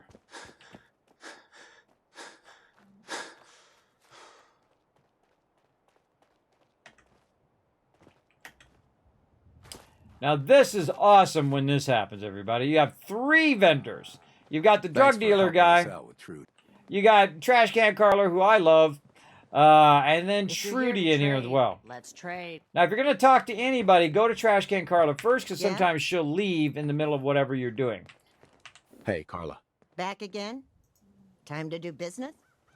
And after a I'll take a while, I'll look. just start Yeah, left-clicking to skip their dialogue. And I can see that she has 0 caps, which means she's still held over from when I talked to her at Sanctuary. Got the itch? I can hook you up. So I still want to kill him right now. Sure. Let's take a look. You got needs? You're too creepy, bro. Too creepy. Now, he's got a bunch of stuff in here, jet and blood packs and whatever else, which I don't really need. But he does have stem packs, so that's good. If I need some more stem packs, I don't really know if I do. 15's more than enough for right now. But he does have caps, and those are what I really want. I want his 238 caps there, so I can make more vendors. So let's say 224 right there. And what do we got? We can sell some potato flowers. That's pretty close. And if we have any 38 ammo, which we don't have, but we do have some 10 mil. Let's go ahead and trade that. So not only do I bring the 10 millimeter ammo for the 10 millimeter weapon I have, but I also bring it for trading as well. So there we go. We got all of his caps, and we good. Hey. If you're here to trade, let's trade. Sure. Let's take a look. It's all worth every cap I'm charging. Okay, now Trudy's got a bunch of stuff I want. She's got 38 ammo there. Does she have a combat shotgun? That's what I want to know. She does not. It's actually a combat rifle is what I'm looking for. One with a 308 thing on it. Now, also, I start to look for things that I might give to my companions or to my settlers, like sunglasses and hats and things like that. If I see an army helmet, I usually get those because I'm going to need literally 100 of those. I'm going to need a lot of that stuff. Also, if I need more corn and whatnot, which, I'll grab some while I'm there. Things like corn, razor grain, things like that that are somewhat rarer. Carrots is a great example. That kind of rare stuff when you first get started, so you can start planting it and then get it later on. And then, of course, the other thing that she has that I want is, of course, all of her resources. So let's go ahead and run through all of her resources here, and we're just going to buy it all because we can. We're also going to go check our purified water here. We're going to see if it says that this is worth 16 on the trade. It is, and I can see that it's worth about 3,016. Now, what I'm going to do is go ahead and actually do that trade. Now, I'm going to owe her 1,600 caps. Now, unlike in Fallout 76, she gets 100% of the caps and now has 100% of the caps in her inventory. So, what I can do is turn around, talk to Preston. Look alive. I'm listening. It's cool that he's leaning against the thing there. Sure. Here's my supply. And then grab the purified water back from him, turn around right away. I got a store to run here. You gonna buy? And barter with her I've got again. a few minutes to browse. It's all worth every cap I'm charging. Now, of course, it's also smarter to just grab it before you do the trade, right? So that you don't have to actually cut into your own caps. But there you go. And there we go. So she has 1897 caps, so I'm going to try to get pretty close to that.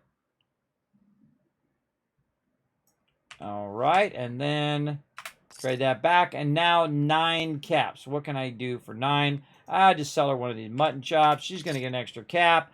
I'm going to get tons of resources, and GG's. Now, another thing I want to do is go to Preston over here. Sure. Here's my supply.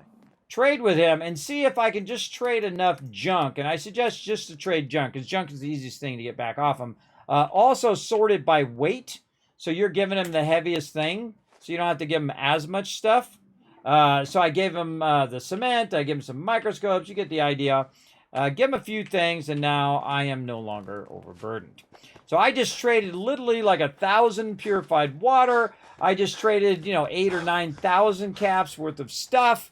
And then got those resources back, literally at level 21, but I've been doing it since the beginning of the game, and making hundreds of thousands of caps in the Wasteland just at the very beginning of the game. Hit T to drop all that stuff in there, check and see if there's anything else that I want to drop. Maybe some carrots, some food or whatnot, all the rest of this purified water in there. Radix. I might want to keep a couple Radix in case I get into some trouble. A couple more of those. Radaways, I'm good. Now, the problem with Radaways and stem packs in this mode, probably good to save as well. With Radaways and stem packs is they actually make you hungry and thirsty and all of that stuff. So it can really make it more difficult for you to use those in survival mode. So there you go. Why do you need 100 army helmets? To give to my settlers. That's why. To give them to them. Now, I'm back over here. I'm going to go ahead and check the bar. I used to be scared of super mutants, but we taught them a lesson this time. Didn't we? Excuse me. Can I get you a drink? I remember if we did. Barter. I've got a few minutes to browse. Here's what I've got. Now, before it gets dark, you want to go ahead and check and see if they've reset or not. I can patch you up if you need it. For a small fee, of course. Now, if you notice that the medical vendor is unique versus the other vendors, because the medical vendor, the barter is on the left side and not on the down. Most of the other people are bartered down. All right, but go easy on the chems. All right, it's the same thing. Her, she's at 0. And then the next one over here. Hey. Looking to buy? Barter down. Let's see what you have. Great. And he's at 0, and I've already got his stuff. Though I could get that shipment of copper there if I really wanted to. Don't really need it right now. Okay, and that basically is what I do just to try to clear out all those resources, buy more stuff, and so on and so forth. And kind of rinse and repeat. Keep mobs showing up at each location. Let's go ahead and hit that bell again. Preston's in my spot. Actually, I'm going to move this way. Make it easier for me to fast forward the peeps. Gonna wait, and then whoosh! Hope you ain't one of them synths here to spy. Everybody just suddenly appears over here, even if they're stuck somewhere off in the corner. And then I can check all these peeps again, make sure that they are busy working. Yes. Did I get anybody new? No. Provisioner there.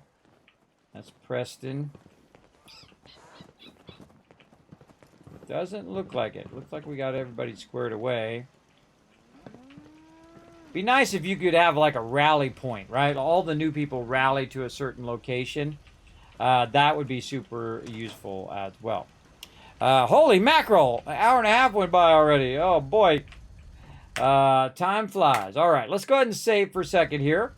What we're going to do is we're going to pause for right there. I'm going to try to be better with my health, everybody. I'm going to try to take a break. I keep forgetting to take breaks, everybody. I'll be like streaming for like 6 hours and no breaks. So what I'm going to do is go ahead and pull up a real fun game for you guys to play in the chat. You can win points in this game. And it's called Words on Stream. Now, you can just go ahead and descramble the words in the chat while I take a quick break. Just walk around. And then I shall be back in just a moment. Boom. There you go. Go to it. I'm back. Put a one in the chat if you can't see and hear me, everybody. I am back. I see you guys are doing really good. Holy mackerel. Look at you go. Oh, 3 left. So close. Oh, man. Try one. Oh, too late. Too late. Get one in. Chloe. Nope. Not in there. Or I was too late. One or the other. Nice job, everybody. What rank you guys at? Oh, skip 2 levels there. Nice. Good job, everybody. That's tells you the power of just 2 people in the chat. 2 people in the chat were doing that. Karma and AMZ crushing it. That's a real fun game, everybody. I'm terrible at it, but I know that you guys enjoy it. Give me something to do while I am AFK over there. So I went and rested up. Now I'm back, ready to rock. Now don't forget to go and retweet. You guys can earn another 1,000 Kiz Caps right over there where I found the button. Right over there. Feel free to go ahead and show some love up there on Twitter. Of course, the more you guys retweet, the more Kiz Caps I give you toward giveaways, not only to you, but also to everybody in the stream as well who's currently watching. So you actually make a lot of friends by doing that. Run by ghouls? Isn't that something? That's something. And something would be better than nothing? I don't know what I'm talking about. All right, let's go ahead and forward time again. Almost 12 hours, 11 hours. Now, you're going to see me forward time a lot, and this way I'm not playing most of my game in the dark. And so typically I will forward time just for that main reason. And normally you do not forward this much in the game. It's purely a cosmetic thing for you guys. Okay, so now that we got that done, and we are just absolutely dominating the front side of here, and I can run up to 10 pines and do all of that as well. But I'm not going to do 10 pines for right now. What I want to do is run down to Sunshine Tidings down here. So we're going to go ahead and set a nice marker on that. That's going to help us a bunch. And then we're going to bring the power armor. Now, do not leave your fusion cores in the power armor, everybody. A real bad... Oh, and I forgot to switch my gear back. And that's because... the reason why I don't leave it in there is so that they don't take it. Because they'll jump in your power armor and take off with your power armor, which really sucks. It sucks big time. Let's see. Where did my other glasses go? Oh, I think I put my other glasses away into the bank. But luckily, we put it right here. I've actually seen Trash Can Carla jump in there and take my power armor. Because I put it right next to her. She literally jumped in it and was starting to do it. You can see it in some highlight on my YouTube channel. It's in there somewhere. Let's see, eyeglasses. There we go. Right over here. And back in the power armor. And we are off and running. Now again, everybody, remember we are here as part of a love-a-thon. If you want to keep that love-a-thon going, you can actually keep the stream going as well. Unlock different tiers of stuff. To show the stream some love, we're working on a One Last Wave project right now where I'm going to try at 53 years old to go surfing with my daughters, and they've never been surfing before.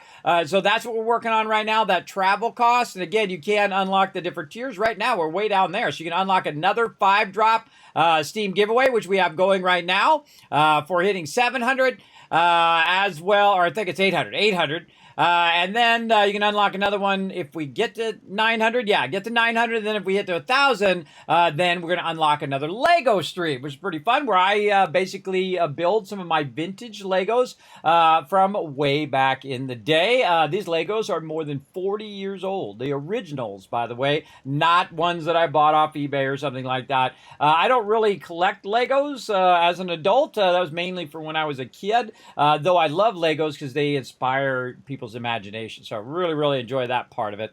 And I think it's fun to pull out the old Legos and build them. You know, I haven't built them in 30 years or so, maybe longer, 35 years, or even longer than that. I can't even remember how long ago it was I actually built that set. Like we built a castle last time, a castle that I haven't built probably since I originally got it in 1979. Yes, that long ago. It's actually the very first castle that they did, which is pretty cool. Pretty cool vintage Legos right over there. All right, and again, you can unlock different stuff as well in this playthrough. You can name robots and all that other stuff. If you want to see more about this, feel free to jump onto the Twitter. Check that out. In fact, you can do a lot of supporting over here on the various different social medias, including checking out the website and popping onto the Discord there. Feel free to check all that out in the chat with those links. They're also down below the stream. And at any point, whether I'm streaming or not, you can always just come in and go exclamation Twitter in my chat, and it'll give you the link, or exclamation Patreon, or whatever it is. Back before General Becker died, the Minutemen were a force to be reckoned with. Well, now they're going to be a force to be reckoned with again here. All right. Now, I've got a couple settlements. I've got Green Top Nursery, and I've got Sunshine Tidings. Now, I want to go to Sunshine Tidings because that's the one I have marked, and that's usually one of the easiest ones to get going. Just like Sanctuary is actually super easy to get going, you don't even need to go to Concord. Do you know that? That you don't ever have to talk to Preston if you don't want to? You can actually skip him altogether. Just don't go to Concord. Simple as that. Don't go to Concord. Just walk right past there, come over here, and get all the other ones. And you can just get Sanctuary and put a radio beacon down, and it will start collecting a bunch of settlers, and you can build it up. Or you don't have to do any settlement stuff at all in this game if you don't want to. I feel like it's one of his greatest strengths.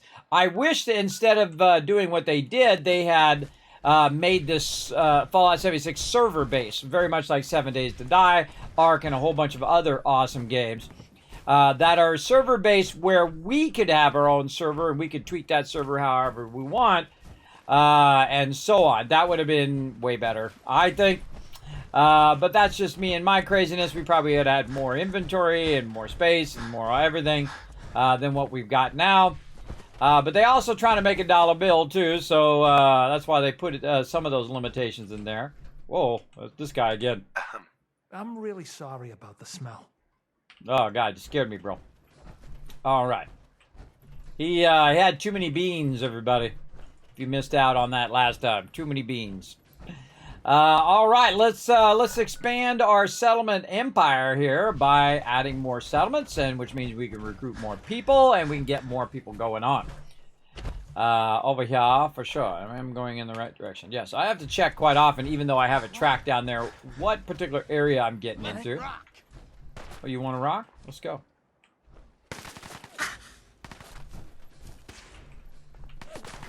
Now the trick is not to get everybody on you.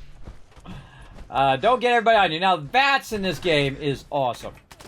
I love the VATS. You know what else I love to do? Blow up cards. Now you're dead. Get some.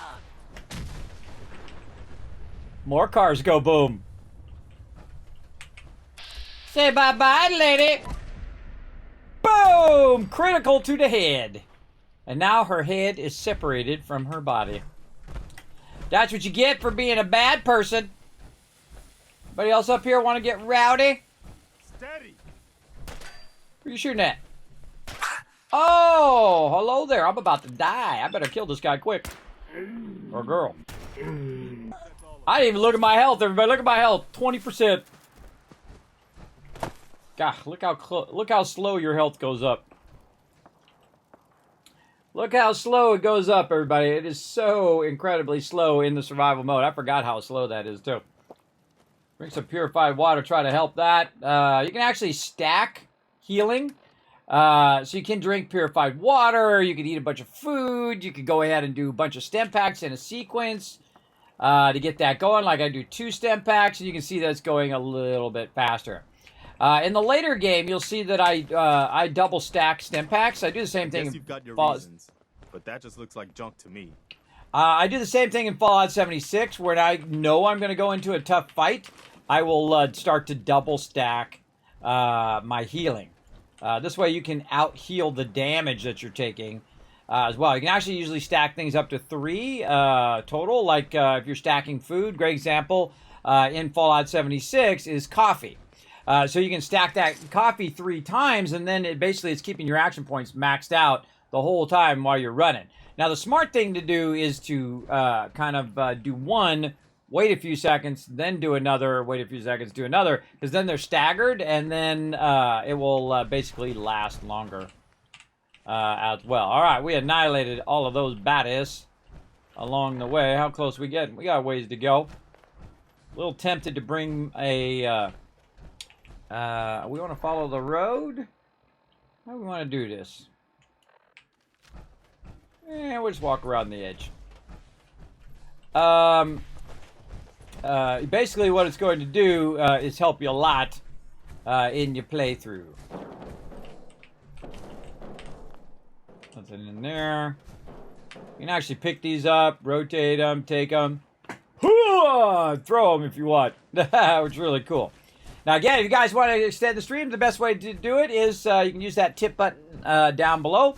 Again, this is a love-a-thon, which means you can extend the stream if you want. Uh-oh. La la la la la la la la la la la la. There we go. Taking all this dude's stuff. Hi. Hey, Scava. Let's trade. Let's do it. Let's see what you have. What you got, guy? You got a little something, something. I don't have anything to trade you, though. Maybe some of the stuff I just picked up. Dirty Army helmet, keep that. Dirty Army fatigues, I usually keep that as well because that gives them strength and agility. But you know what? I just feel like trading it out. Baseball uniform. Pastor vestments. Sunglasses. Don't want to have those on? Huh. Forgot to put my sunglasses on. What else we got? Aid, miscellaneous. Don't want to get rid of my junk. I never sell my junk for any reason ever. But there we go. We can sell all that. That's pretty close. I just want to get his caps. What else do he got? Thing worth getting? Now, if he has a combat rifle with a 308 mod, I'm getting that for sure. Oh, Adam Cat's jacket and jeans in there. This guy's just a random vendor, too. He's got a whole bunch of junk I could buy from him. But I don't really need it. 308 ammo. Well, I'll need that later, but don't really feel like buying it from him. Alright, well, good talking to you, trader. I like your kitty. Kitty cat. Oh, he's got a couple cats. He got a bunch of cats. House cat, house cat, house cat. He got 3 cats. The man loves his cats. There is a spot in here, if you steal these cat bowls, the cats will attack you. Not in this particular one. But there is a thing later that will happen. Whoa. Little bones in there. Guy's been in there eating. Those cats been in there eating something. Something. Does this actually show up on the map? Yeah, it doesn't even show up on the map. So this is not even a point of interest. It just so happens that guy is right there. It'd be great in this, like it does in Valheim, where you can just click on it and leave a note. Trader. Right? Because basically you just got to remember that there's a trader right there. And honestly, I didn't remember. And I've played through 10 times now, or this is my 10th playthrough. I didn't remember there was a vendor there. Always want to keep your weapon out, keep it loaded in case things start getting rowdy. I avoid mire lurks in the early stages of the survival mode. Mire lurks are incredibly dangerous. And they do a massive amount of damage and they're hard to kill. So all of those things are not good. Not good. And how's my medic perk right now? I don't know, think about it. What am I at? I'm at 2. Yeah. Restore all health and works much more quickly. That's where I'm trying to get to. Oh, I think we got a big friend over here. Oh, boy. Oh, let's leave him for later. Leave him for some later fun. Now let's cut across this way.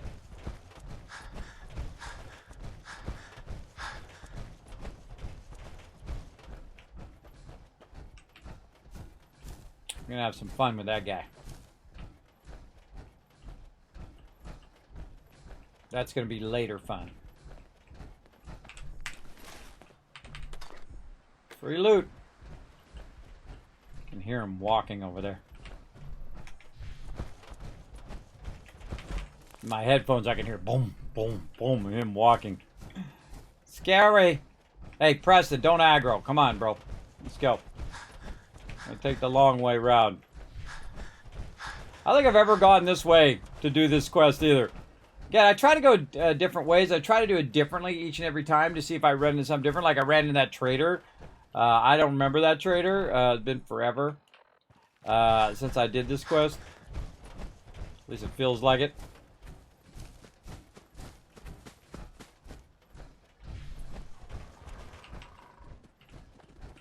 Let's do this. Whoa, legendary!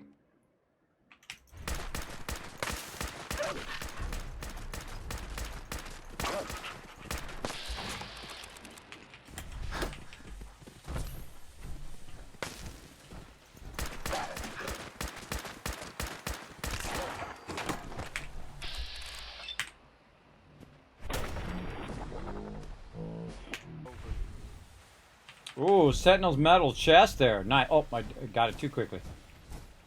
So Preston over here shooting flares at the mobs. The Minutemen show up. I didn't look. I didn't look and see if it said that if they were going to show up or not. All right. So I gave Preston, his only job is to shoot the flare. Is to shoot the flare and see if he calls the Minutemen in. But I kind of feel like he's not going to do it. Boom! Sniped.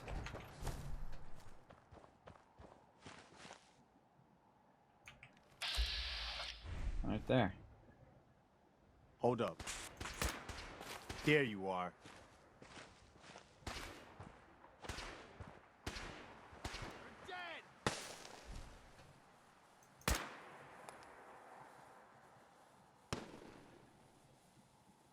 No Minutemen are able to respond. With the Overseer's Guardian, Another one for the Minutemen. I can just shoot right in there. He's just wasting flares left and right.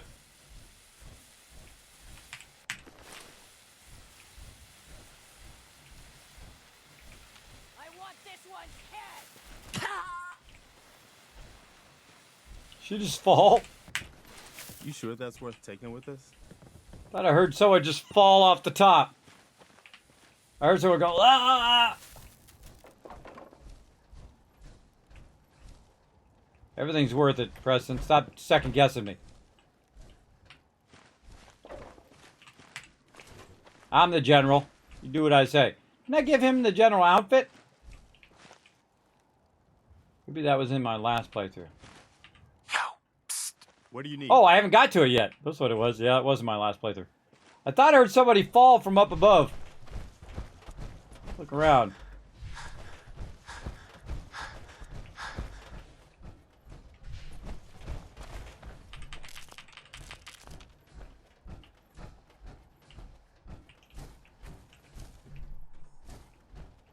No, I don't see him.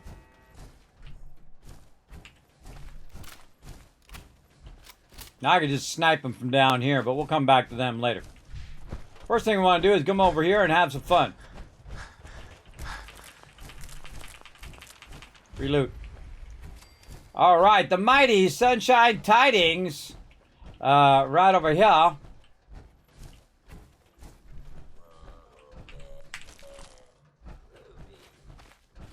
Groovy. All right, so first thing we want to do is go ahead and clear out the baddies. Oh man, legendary. Reduce damage from animals. Rad roach meat. And the other one we got, what was the other one we got? I think it was apparel. It was a metal chest piece. Yes, right here. Sentinel's metal chest reduces damage while standing and not moving by 15%. We'll come back and loot all this stuff later on. First thing we want to do is just clear the mob. This is why this is so easy. You just go in, clear all the baddies.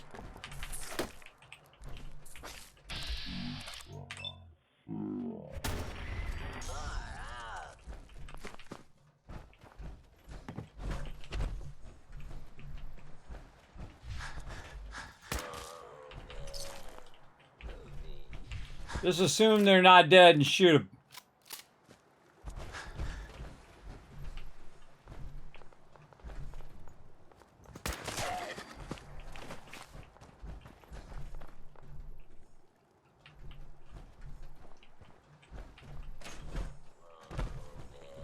Yeah, just run into a place where you don't know what's going on there, Preston.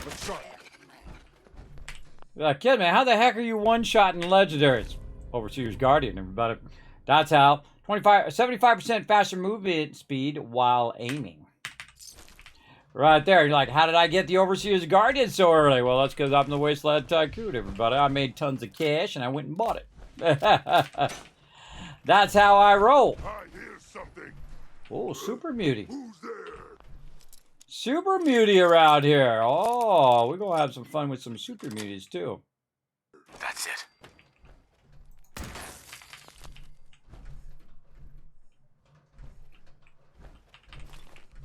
I'm back for all that. I'm kind of ignoring the super... Oh, someone there. Ignoring the Super Muties for right now. Stupid little man. Damn it, where are they? Preston, why you gotta drag the mobs, bro?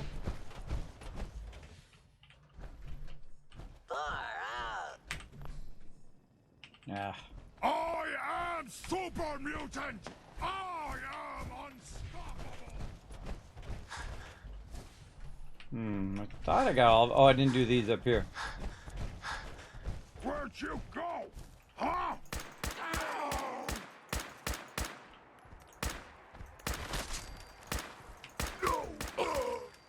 Okay, you made me kill them.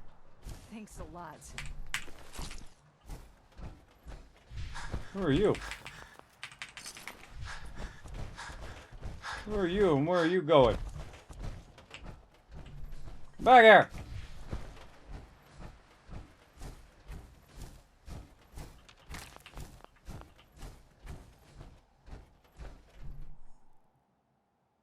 Lady dragging some mobs on me. See, that's one of the drawbacks of the companions is they aggro mobs. I was going to wait till after I got the settlement, build a Kismet kill box, and then get that rocking. But often your companions screw up your plans. You try to do the best you can do. Isn't that funny? Shooting enemies with flares? Yeah, it's awesome. Later on, he's going to be called the Minutemen in, though. I got to find the places I haven't been yet here. I've already been to that one.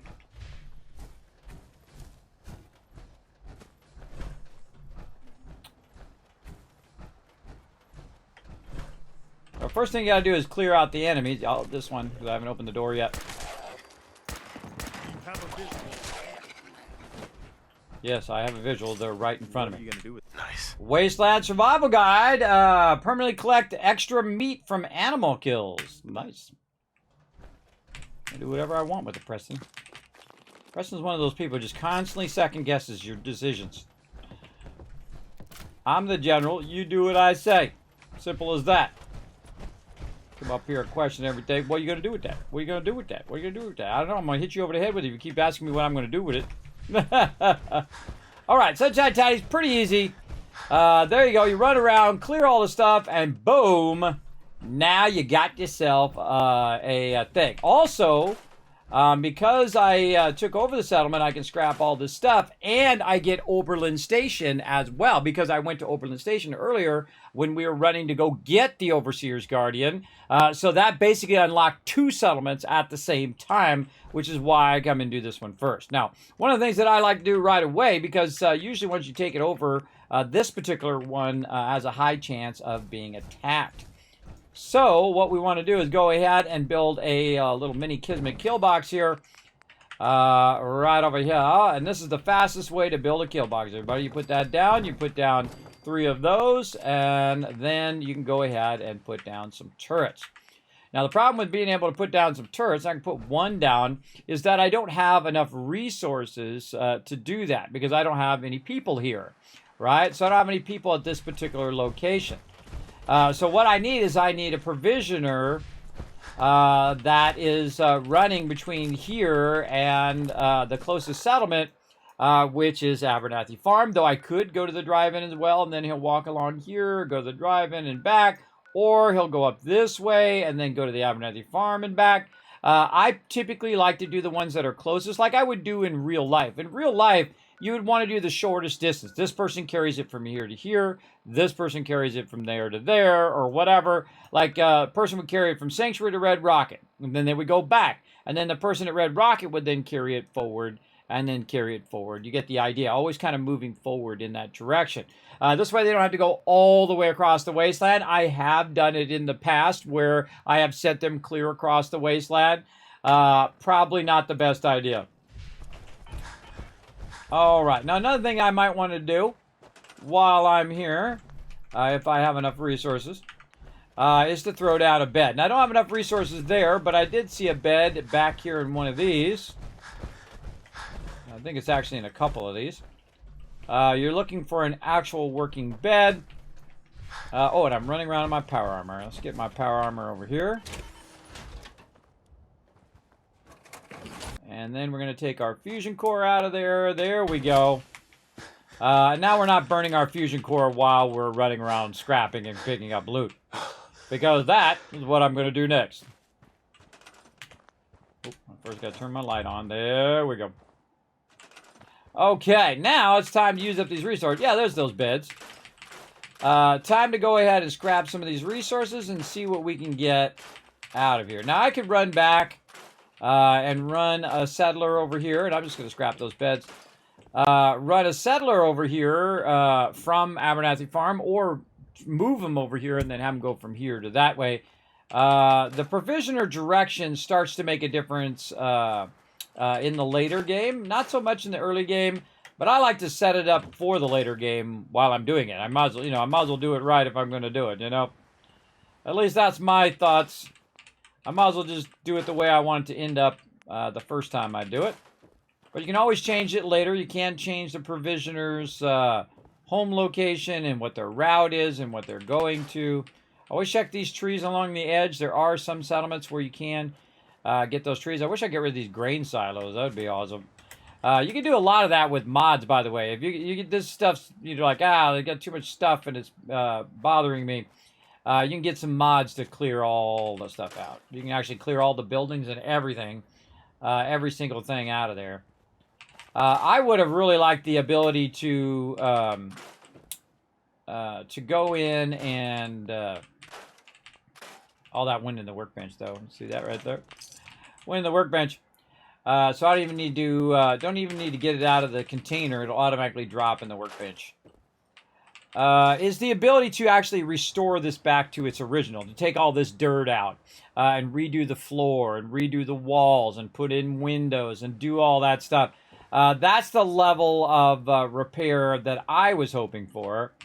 And if we had our own private server that we could, rent or get through Nitrado, then we could probably do it at that level, which would be awesome. That's what I was hoping for Fallout 76 as well. But sadly, no. But maybe in some future offshoot, maybe.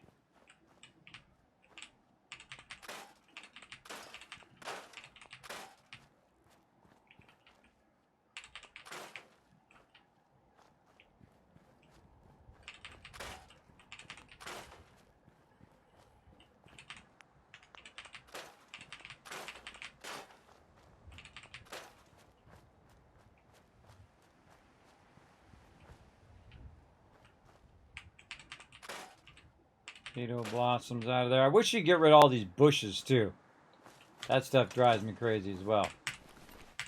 One of the cool things about this game is if you see that he has a board, he's got a board on him usually. And so you can actually get that weapon, whatever weapon you see on them. In Fallout 76, since it is instanced, it doesn't necessarily do that. It won't basically give you the exact loot that you see on that thing. Now, that is actually a bed that I want to use, so I'm going to put that out there.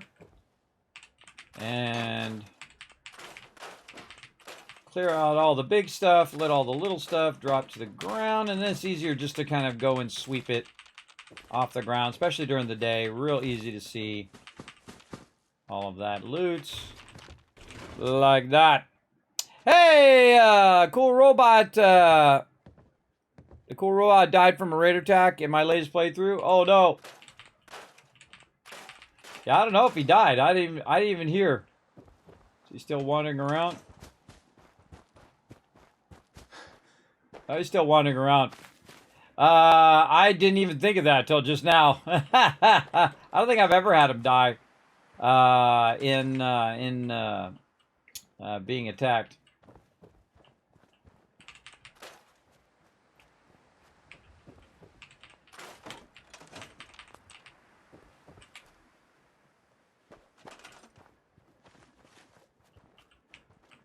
Not that I remember, but could have happened. That was 10 playthroughs ago.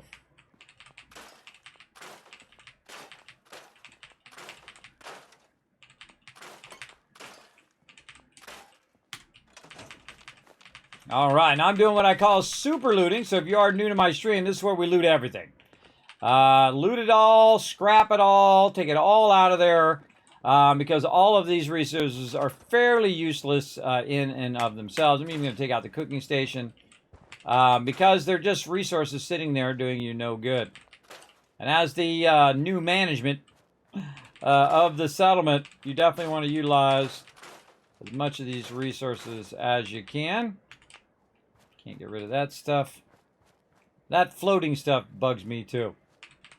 I don't like stuff to float. I would much prefer the ability to just scrap that stuff. Oh, get rid of all these beds. You don't want your people sleeping back there in the corner. You want to make a nice area for them to sleep. All right, we swept all of that. And if you miss something along the way, no big deal. Just, come back for it later. And we got all of that.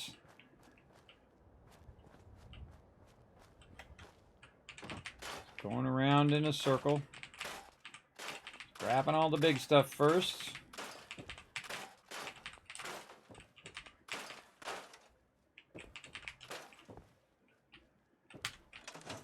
And get out, roll over the ground, see if there's anything you can pick up.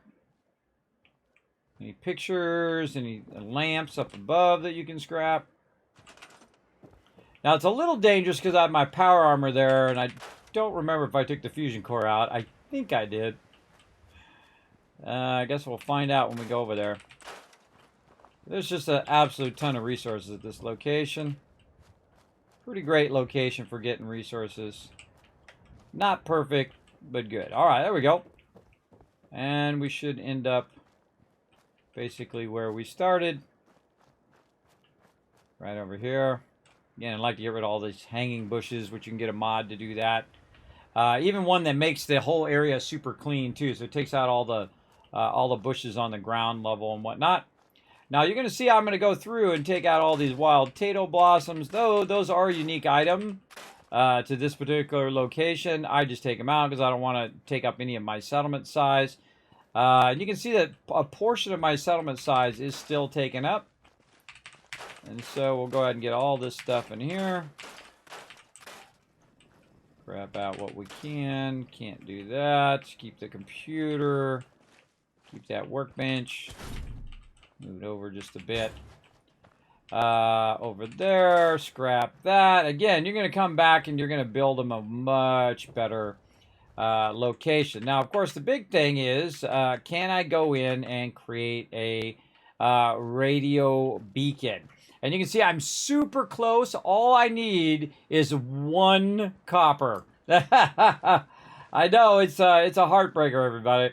That is a heartbreaker. If I try to scrap this, does this got copper? Yes, so it does. So let's go ahead and get that, and then that will allow me to make a radio beacon. I put it up here because again, I feel up higher. The higher it is, the better. Now I'm going to go ahead and try to make a generator as well. What do I need? Ah, more copper. So again, I got to find something with copper. If I scrap this, does it give me copper? Does any of this stuff give me copper? Over here again, more potato blossoms out there. So 0 copper in there. So you can't quite get a radio beacon. Had I brought a little bit of copper with me, I could have done it if I bought it along the way. Now what we're going to do is we're going to go ahead and double back to our spot over here. So I just thought of that. I normally don't do it, but I just thought of this spot over here we could go back to. Try not to aggro the big boy while we're at it.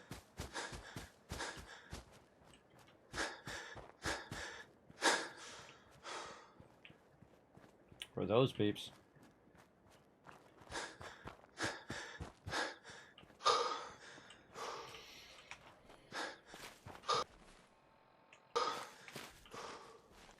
Leaving a lot of room for him. Oh, getting some fatigue. Lack of food. I've got a fatigue condition on me. Now the hard part is me remembering exactly where that guy was at. I think it was right there. I'm also not in my power armor right now. I'm cookie. I know. I don't think I brought any food. I think I used it all up. Squirrel bits, razor grain. I mean, I have food, but it's not cooked food. Ready to loot that? Don't think so. Let's get this over with. Uh-oh.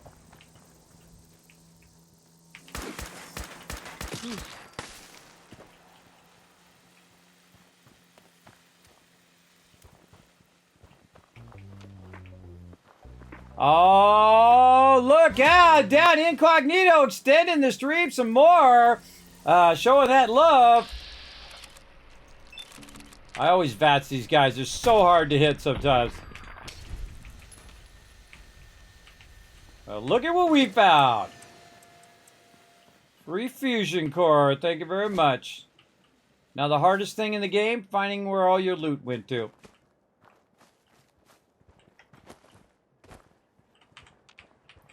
Let's show him lots of love in the chat, everybody. His name Mr. Goodfeels? I think so. I actually can't remember either. It's something like that. We'll come back to him in a minute. All right. So what we're looking for is just a little bit more copper. Let's go transfer, and then we're going to roll over it, see if it's copper. Nope. No copper there. We got duct tape, we got wood, we got steel, we got silver, but still no copper. Over here, nothing. We already got that. Hoping we find a little copper there, but no such luck.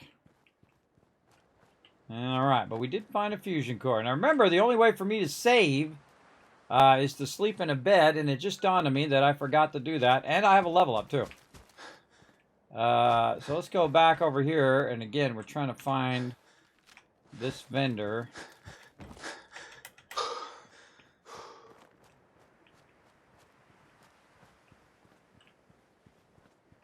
He's in a little hut.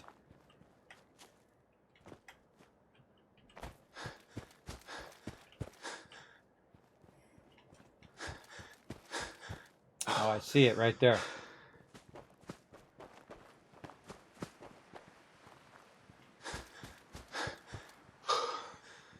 I think I've ever utilized this vendor ever. I don't even remember. And sell. Just put up everything you got, and let's see if we can make a deal. Sounds good.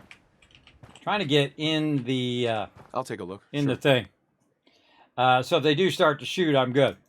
Okay, now let's see if he's got any copper on him. So we don't have to run all the way back. There's some copper. 1 copper. Come on, you got to have another thing of copper. Come on, bro. Yes, vacuum tube. Oh my gosh, just as much as we need. And he's got 25 caps. We could sell him a couple boards. Close enough. Right there. Awesome. So we should have enough resources by doing some bartering and wandering around. And there we go. Mark that location. We got to watch out. Did I mark it? Got to watch out that we don't run right through the middle of the big boy.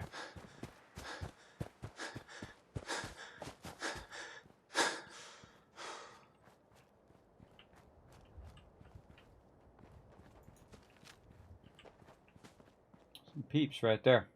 Keep thinking it's about time. Never a dull. And then I think, why? Uh-huh. Howdy, friend. Grab a seat by the fire. Everyone's welcome. Oh, well, how nice. Excuse me. Yeah?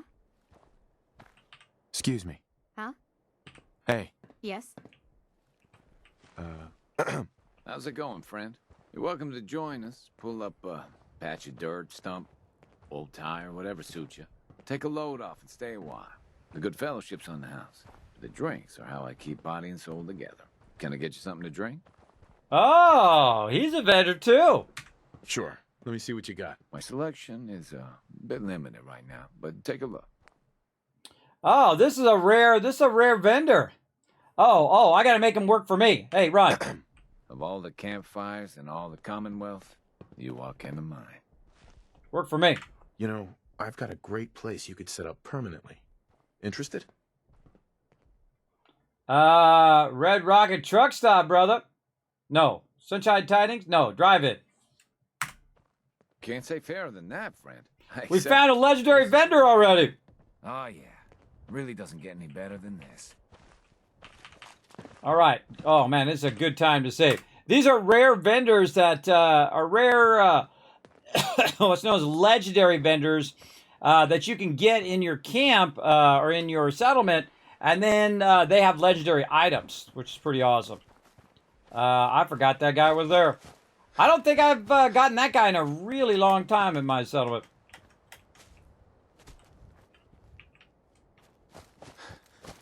Good find there, everybody. And then we save, so we don't do all that again by sleeping in that bed.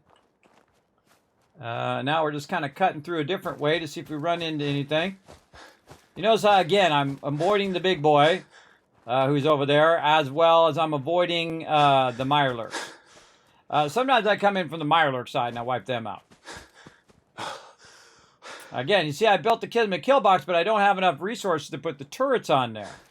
And that's because what I need is someone to come in here to be my provisioner. And you don't have to run all the way back. You can just kind of improvise, which is what I'm doing. And there we go. And if you notice up there, it says people 0 right now. I'm going to go ahead and grab this bed. I'm going to move it over here like this. And I'm asleep for 1 hour in the bed. Boom. And then when I go look again, now I've got a person. And you're like, well, Kismet, how'd you get that? That's from the radio beacon. So you can very easily forward the time and then get that person. Over here, let me double check. I took out my fusion core. Look at me. I did it automatically. Didn't even remember doing it. Nice. So now I can hit the bell. Now the problem is the person who actually is going to show up at my settlement is most likely still on the way there. So what I like to do is I always like to put down a chair that's looking at the bell. So when I hit the bell, I can just forward time. So I just go ahead and sit here, and I'll just forward time by 1 hour. Boom. And there's the person right over here. There they are. I'm new here. Did you have anything you wanted me to do? Sure did. Yeah. Let me show you. Go ahead. Okay. So what I'm going to do is have her be my provisioner. I'm going to say create a supply line between here and Abernathy Farm. And boom. Now, what just happened beyond making her a provisioner, and now she's about to walk through a whole bunch of stuff where she's going to have to battle it out. Probably better to give her a better weapon if I have one. Just looking to trade a little. Of course. Okay, let's see. What does she got? She got a pipe pistol. What do we got that's way better? Well, anything, I think, is right there. Oh, I can give her a nimble double-barrel shotgun. Do I have any shot? What kind of ammo do I have is the real question. Sadly, no shotgun ammo. But I do have fusion cell. So, I could give her a laser pistol there, which would probably be better than what she's got. That's 24. What she's got is 14. So you can go through there and you can gear up all your peeps. I can give her my 10mm pistol there too. All of these weapons are going to be way better. Bolt action pistol would be better. I'd love to give her that shotgun. Give her a legendary shotgun. Now, I'll start giving legendaries to my random peeps, especially provisioners, so that they don't get down. When your provisioner gets down, your supply line gets lost. And you don't want that to happen. And that's why a lot of time I will make sure I clear the way for them before I send them. But I think laser pistol is our best option for right now. Now I'm going to get all of her stuff back. Bottle cap, 38 round. She doesn't need that. Let's see. Do I have an extra helmet? Yes, we'll give her helmet. We'll give her dirty army fatigues. Right there. We're going to gear her up a bit here. Do I have any extra glasses? I do. Sunglasses. All right. Now she's got some glasses. I got a bunch of raider armor. Left arm, right leg. She needs left leg. I need left leg stuff in here. No. Nope. Not a one. Okay, and then I wanted to give her a weapon. Give her a laser pistol. There we go. And then tell her to equip the laser pistol. Take the pipe pistol back out of there. And then I'm going to go ahead and give her, and again, it says cell. So we're going to go ahead and give her one fusion cell. You're like, okay, but why are you going to give her one? Why aren't you going to give her a whole bunch? Because that's all she needs. These kind of provisioners or people who are just at your camp, even your companions that you send to the camp that are not your current companion, only needs one bullet. Or one thing that goes with it. Now, it doesn't count toward fusion cores, and it doesn't count toward rockets or nukes, but all the regular ammo, 5mm, 10mm, whatever it is, just give them one, and then you're not wasting your ammo. You can give it to a whole bunch of peeps and gear them up. So I just geared her up big time over there, and now look at her. She's rocking it. Go get it, girl. Now she's ready for the wasteland. Now, another thing I just did was gave myself the ability to build a massive amount of stuff here. And you're like, well, how did you do that? Well, what I did is I connected all of my other settlements to this settlement by using that person, and I didn't have to run all the way back and do all of that. So basically, I just made this work easy mode without having to go all the way back, get another settler, go over to get resources or whatever it is. Now, the first thing I'm going to do is throw down some beds because that's what they're going to want. And I'm just going to throw it down here in the bottom side. I like to put it up against the wall because it's very space efficient that way. Now, I'm not going to build a huge settlement right here for right now, but later on, we're going to mega build every settlement. That's right, every single one. We'll throw a bed over here because this is already covered inside here, so it makes a great place for beds. Also going to go ahead and just run them right down the center here. And probably want to do 3 and then leave a gap. And then these may be doubled.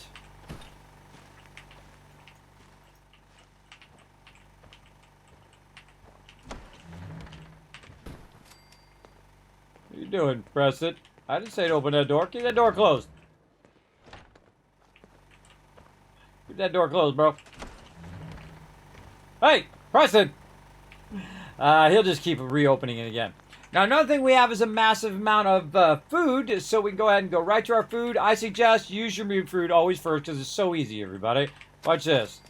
2, 3, 4, 5, and 6. 1, 2, 3, 4, 5, and 6. That's 12.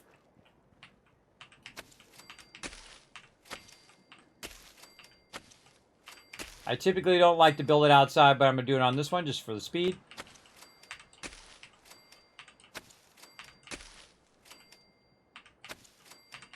That's 24 food I just put down there. It's going to take 4 settlers to do that 24 food. And once they do, that's it. They're good. Now, another thing we're going to need, of course, is the Kismet kill box. Let's run on up here and let's get that popping.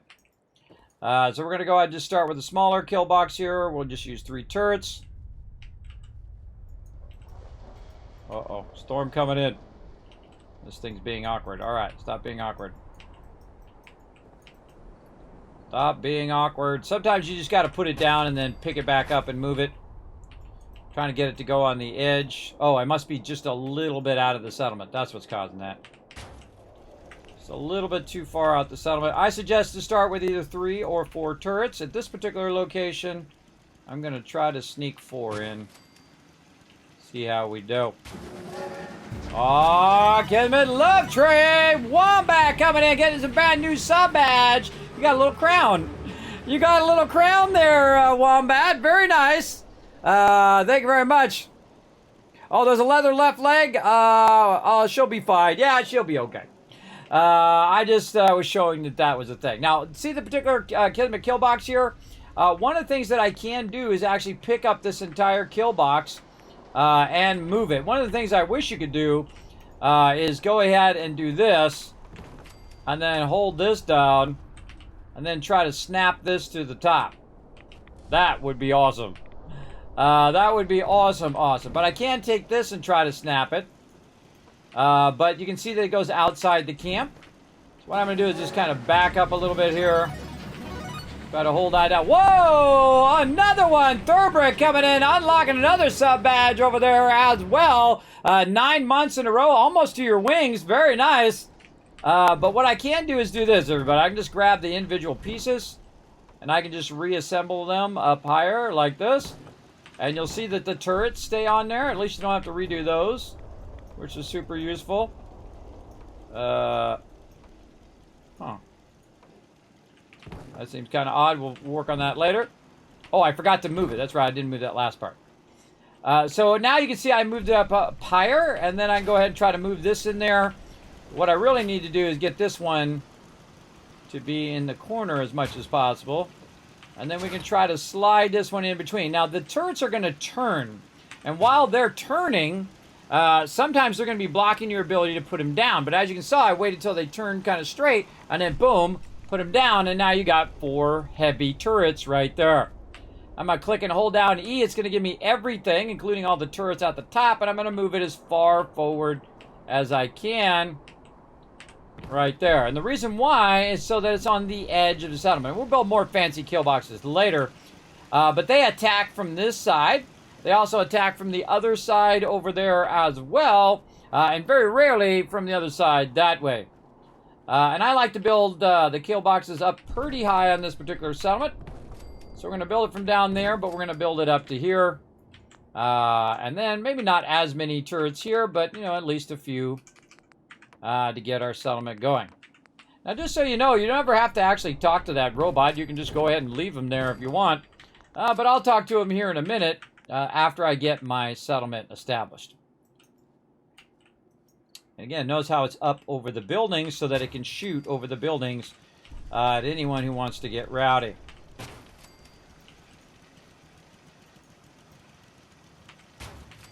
Now, another thing I can do is just go ahead and say, you know what, I don't really want it right there. I want it all the way to the edge of the settlement. Again, hold down E here in Fallout 4. Just work your way forward until you're right on the edge of the settlement here. And just kind of back up a little bit using S, kind of adjusting where I can try to put it. And it's telling me about right there is good. Again, it's going to have the ability, because it's up so high, to shoot very far out of the settlement, way out there, as well as to turn around and fire back into the settlement, because mainly what happens is the mobs are going toward the workbench, and the workbenches are in this building right here, and so that's what they're kind of going toward. when they are attacking. Now, because I know they attack mostly from this side, I'm going to take the water and I'm going to put it on this side over here, so it has less of a chance of getting damaged. Now, I find actually the best place for the water is actually on this side where these bushes are right here. And I suggest to use these if you are in survival mode. And the reason why is because you're going to want to stand behind here and utilize this water. So I'm just going to go ahead and run down here. Now we can use the more fancy stuff later, but for right now, don't need all the fancy stuff. Right there, and then I can...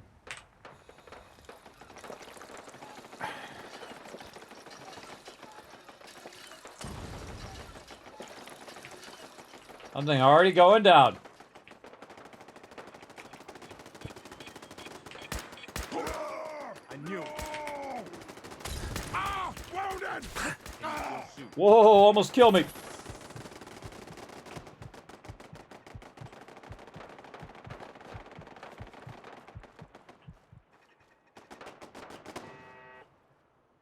Woo, getting a kill box for the win. God, look how slow my hit points go up, everybody. Okay, that was a suicider, one of the scariest super mutants in the wasteland, everybody. He tries to run up on you and blow up with that mini nuke. Hopefully, luckily I got him before he blew up, because I totally would have died right there for sure. Alright, now trying to find this guy's stuff here. Now, you know why I put the Kismet kill box up, because this place gets attacked from many different sides, and most of the time from over here. Like those super mutants that were there earlier, that's why I was going to put the kill box up to wipe them out. And of course, I can keep stacking as many turrets as I feel like I need. But right now, what we need is we need to, give them all the basics, which is, of course, food, water, and all of those other things that we're going to need over time. Now, I've given 14 beds. That's enough to get them started. Plenty of water, 24. They're going to have 24 food over there, so they're going to be fine there. 56 defense. And I also have a thing I call the Settlement Overseer, which you can actually download and get right there. And you can actually follow along as I go. You can't modify mine, but you can check it out over there. I'm pulling it up on my other monitor over here so I can fill it in without having to, switch programs over and over again. But we're doing Sunshine Tidings right now. And I'm going to show you a little bit of it, but what I'm going to do is write down all of the info up at the top there. So it's going to be 1, currently 0 food, 24 water, 3 power, 56 defense, 14 beds, and 30 happiness. Okay, so now when I do it over here, it's automatically going to transfer right over here. So we go down to Sunshine Tidings right here, and we scroll over, you can see that I've typed in the numbers. I just manually typed them in right over there. And then another thing that we need to do is basically, by the way, if you wanted to be the founder, you can see AMZ, you got Spartan, you got Alan, you got TM, all of those things in there as well. So again, if you do cross that 45 threshold, whatnot, let me know. I did see that Down Incognito showed lots of love to the chat, and you got lots of love in the chat. Let's see if you crossed that other threshold. Which one is it? Oh, it's 15. Yes, get your name on the mega build at 15. Remember, if you did donate before, whether it's bits or whatever it is, and you go past that 15, let me know, or past the 25 or past whatever, let me know. I still haven't had a chance to go back and list everybody, but I will. I'll go back and list everybody and see where everybody's at, so that you get all of that when I go to do that. Now, before we go to do all those mega builds and all of that stuff, we need resources. So that's what we're working on right now, building up our engine of economic power.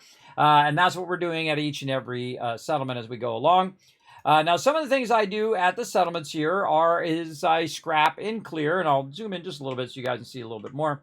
I do scrap and clear. I do supply lines. Well, supply lines, we know we got that. That's easy. Boom. Did we put a beacon down? Yes, we did. We definitely did that.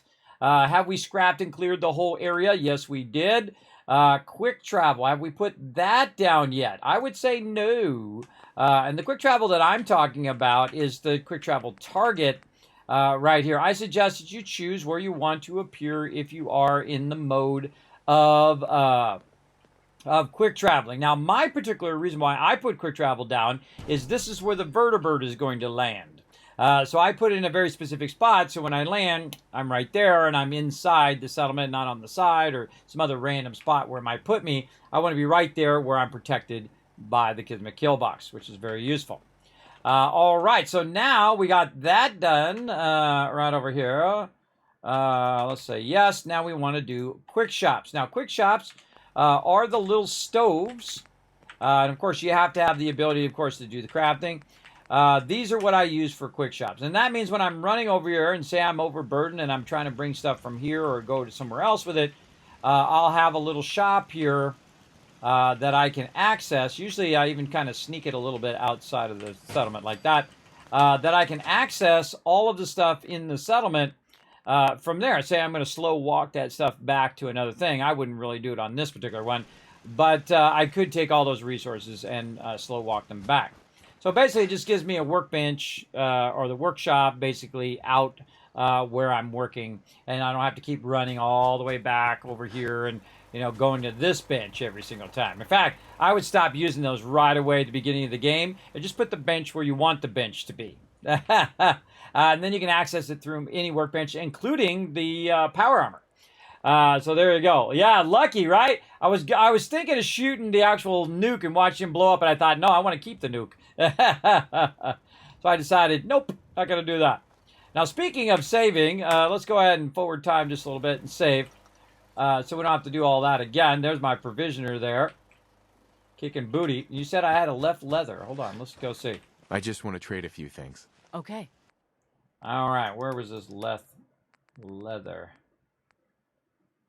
Yes, that was the legendary. There. Oh, leather left leg right there. Ah, someone's got good eyeballs. Good eyeballs. 1,000 kids cats for the chat. All right, so we're running out of time, everybody. Again, if you want to help move that a little bit closer, what are we at now? 45 away, everybody. You donate $45. Guess what? You're going to get all of the loot. That's right. You'll get your name on a settlement. You get to found a settlement. You get to name the robot. By the way, you get to name the settlement. So whatever you name the settlement, that'll be the name we call that settlement once we build it up. Then we will start calling it that name. Of course, it has to be PG-13, obviously. It has to be approved by me. But you can actually name the settlement. Get your name as the founder of the settlement on the entrance of the settlement, your name on a robot at that settlement, on my gigantic mega build, which I think is going to be one of my best mega builds I've ever done. Super excited about working on that eventually. And then, of course, love from the chat. So again, if you want to help support the stream, support that One Last Wave project right down there. Feel free to go and do it there. You can also go up to the GoFundMe as well and learn more about the project, whether you're going to donate or not. Feel free to go up there and check it out. All right. Let's see. So we got all that stuff squared away. We got all that stuff in there. Do we get any new people? Now, we still just have the one. Now, when another person shows up, they're automatically going to go to food. So that's going to just take care of itself. And really, this settlement is good to go. That's a done settlement. All right, Preston. We outie. We out of here.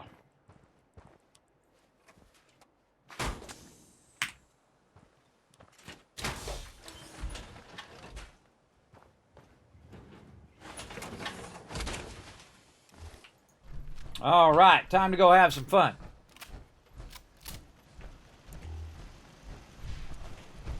Okay, settlement done. Now we're going to have a little problem through here. Normally I'd blow up that car, but my provision's right there. By the way, I can kill my provisioner by blowing up the car nearer. How do I know? I've done it. Mr.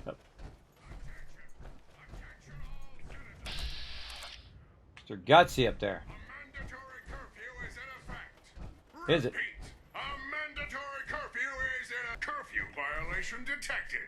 Commencing classification. Whoa, ow. God, they do so much damage. My stem packs take so long to go back up.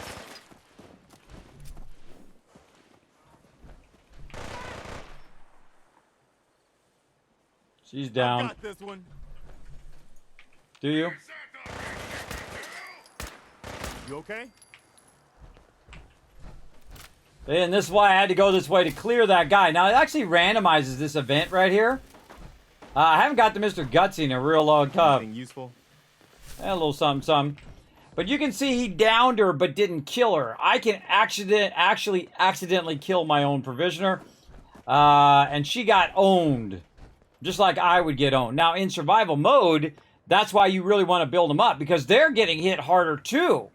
Just like you. So very, very fun to build them up so they're super strong as well. So not only are you super strong, but your provisioners especially, and then all of your settlers are super strong along the way. But I almost died right there because that was pretty scary. That was pretty scary. Walden Pond down there.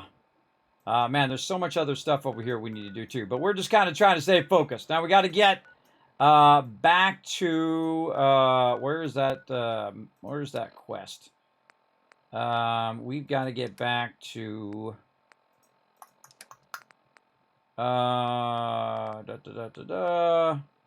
Oberlin Station 2. So let's put that on the map. We got to get back down there. Now let's see. We got two options: way out here to Greentop Nursery, or curve down to this. We haven't got Grey Garden yet. I mean, we've discovered it, but we haven't gone there yet. Let's just keep rocking. Still going strong. Yes, still going. We got an hour and 11 minutes left. If you want to extend that, you're welcome to do it. Up to 6 hours tonight, normally up to 12 hours. I try to usually start around 1 p.m. Eastern Standard Time so that I can do that 12 hours. But if I can't, if it does go over that 6 hour time, we'll push that to next time as well. Now, again, we're doing a giveaway right now, everybody. Check that giveaway out over there. 5 random Steam game codes. We're going to be giving that out here in just a bit. You're welcome to be part of that. All you got to do is hit that follow button and be awesome in the chat. So I don't ban you. I don't want to ban you. I don't want to, but don't make me do it. I have no qualms of doing it, though. I'm too old for that silliness. And then we are going Oberlin Station this way. Let's see. We really want to go straight to Grey Garden first. All right, let's go into the wilds, everybody. Really starting to get my my health down, or my action points down, because of my fatigue. I probably should have slept for longer, but such is the way it goes.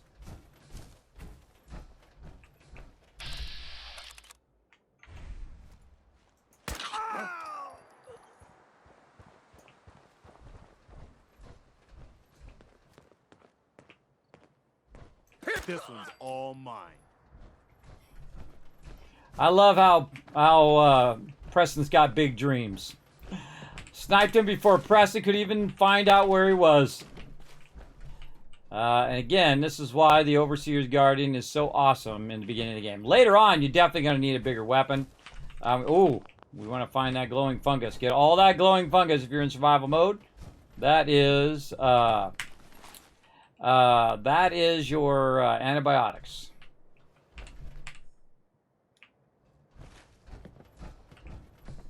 I'm sure I got everything. I sure did. All right, one less thing that's going to be all up in our business. Again, we're going toward Grey Garden this way.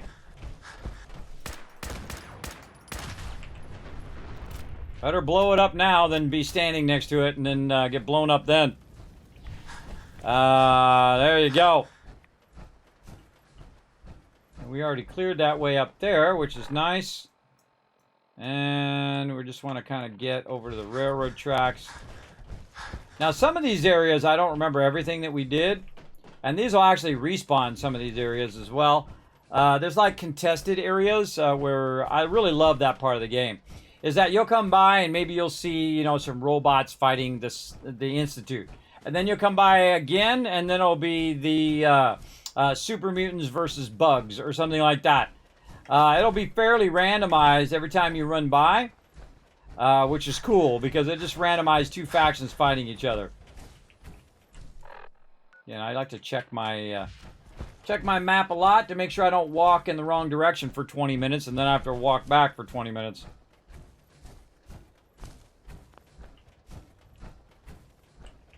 Ooh, there was a bear there. Oh, that was a rag stack.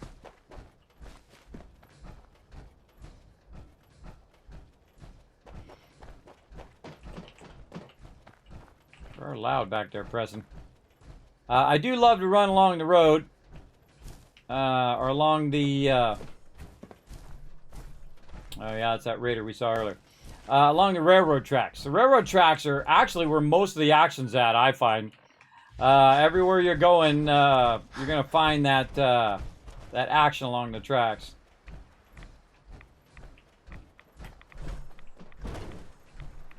We already looted all of that.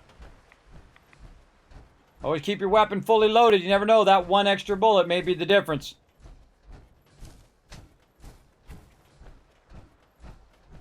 Yes, you increase the timer by donating. The best way to donate is through the tip button down below because that moves the bar the furthest, and it also is at double the amount than normal. So it's actually 2 times the amount, both in the amount of time and then also in the reward. People So can't see the big picture. I agree, Preston. Some people can't see the big picture. I get it.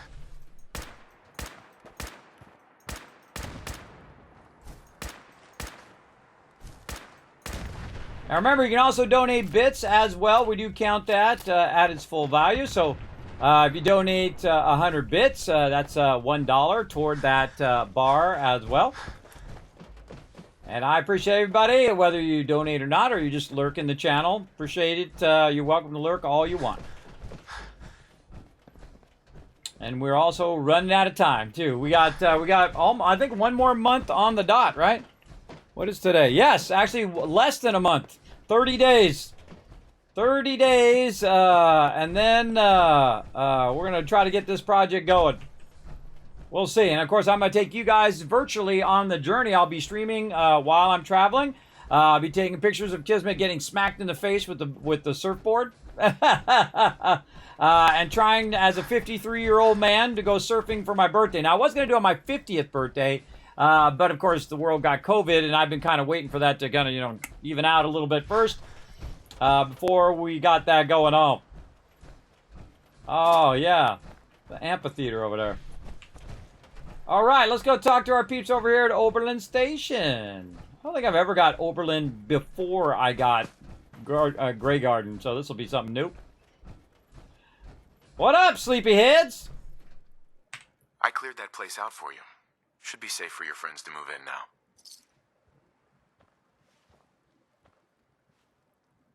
Got 92 bottle caps for that. Nice to have some good news around here for a change. By the way, we've decided to support the Minutemen. We've got to help each other out if we want things to get better. I agree. Pump it, Preston. Pump it. All right, another settlement added to our settlement empire here, everybody.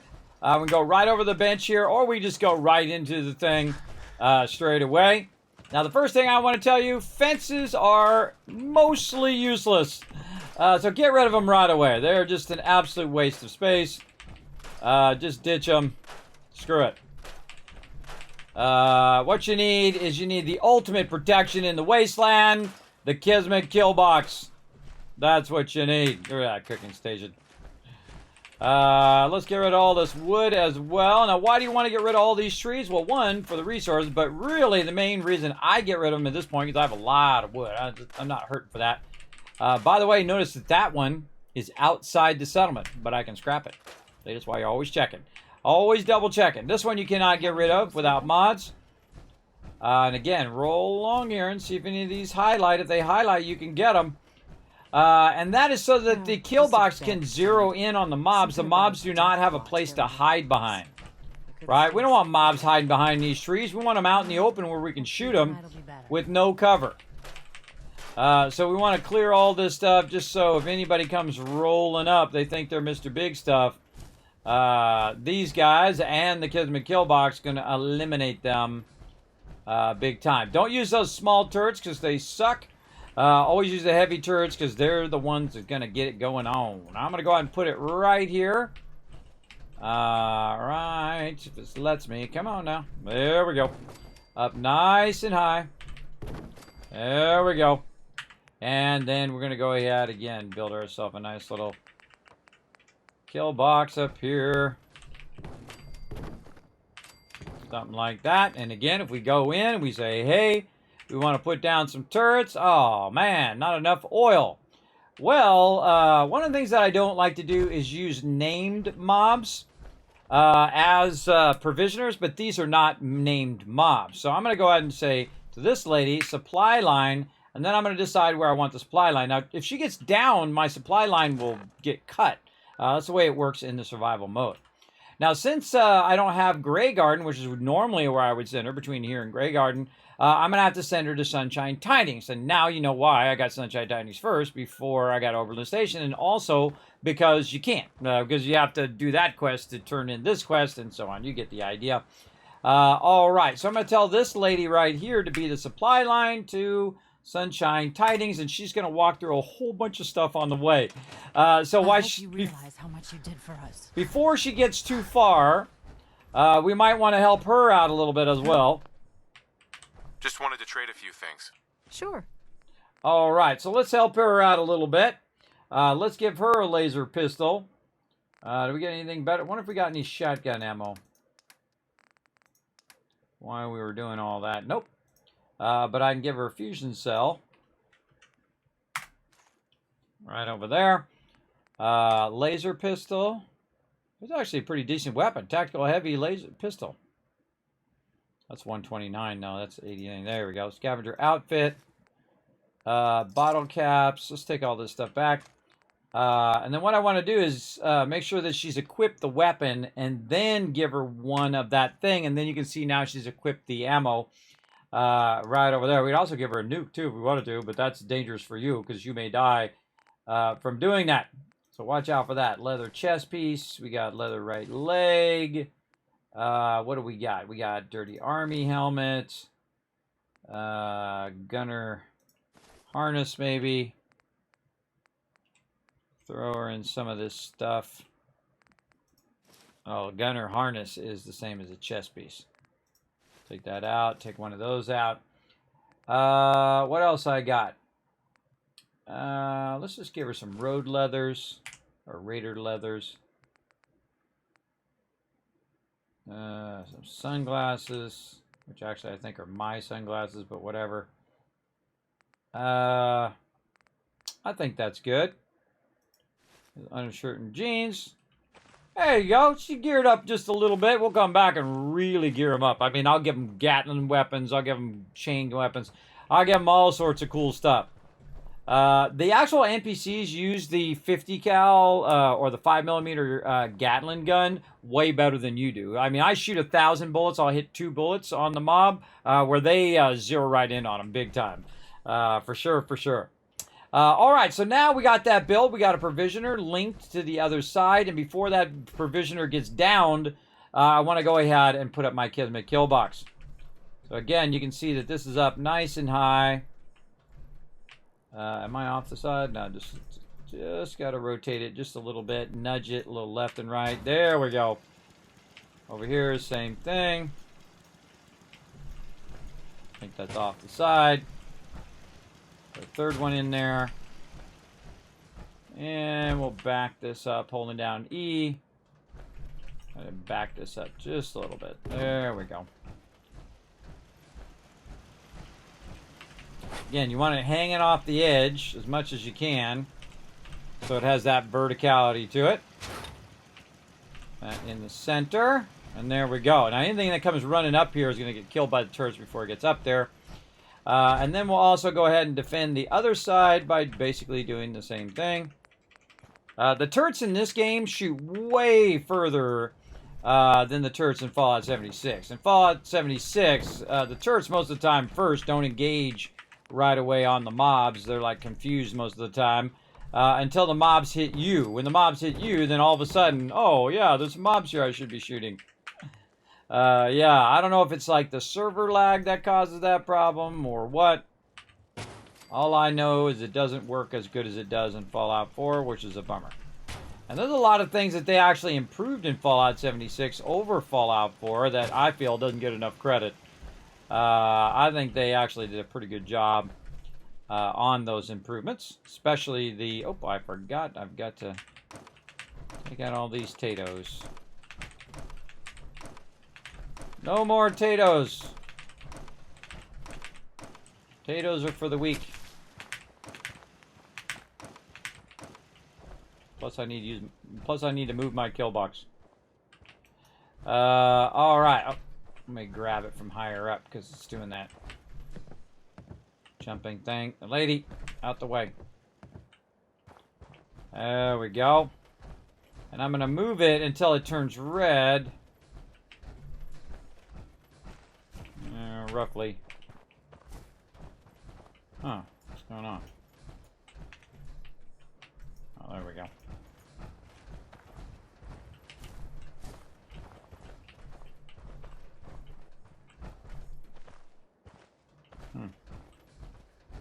Something wrong there. Tabbing out. Hold down E. I'll stick it over here in the corner. There we go. So the reason why I'm sticking over here in the corner is so that it can fire back and creates a crossfire, as well as just watching the front of the base, the side of the base. Also, it's right on the edge, so it'll shoot really far out that way. There's also some cool stuff up that way that we can check out. I don't know. I think I heard the thing happen that we need to do for the thing that's over that way. But we'll deal with that later. Now, what we need to do is worry about food. And once again, the easiest thing in the wasteland is that mute fruit. So let's go. 1, 2, 3, 4, 5, 6.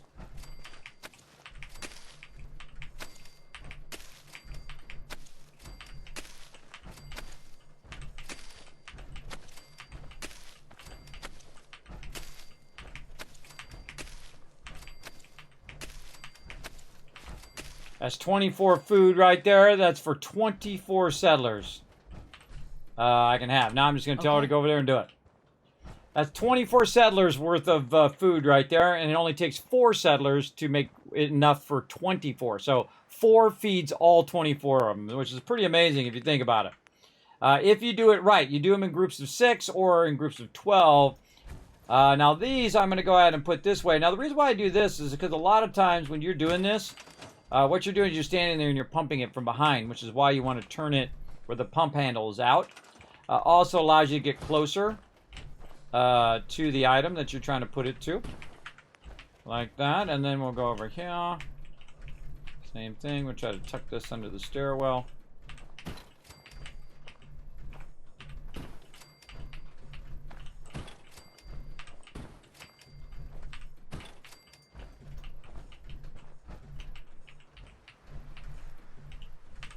And there's 24 water. 24 food, 24 water, 48 defense. Not a lot of beds right now. But we're going to go up here and scrap out this stuff. There's a really nice bed, and here's not so good. But we'll just scrap all of them and make some better ones. I guess you've got your reasons, but that just looks like junk to me. Don't make me say it again, Preston. Stop second guessing me, bro. Believe in the man.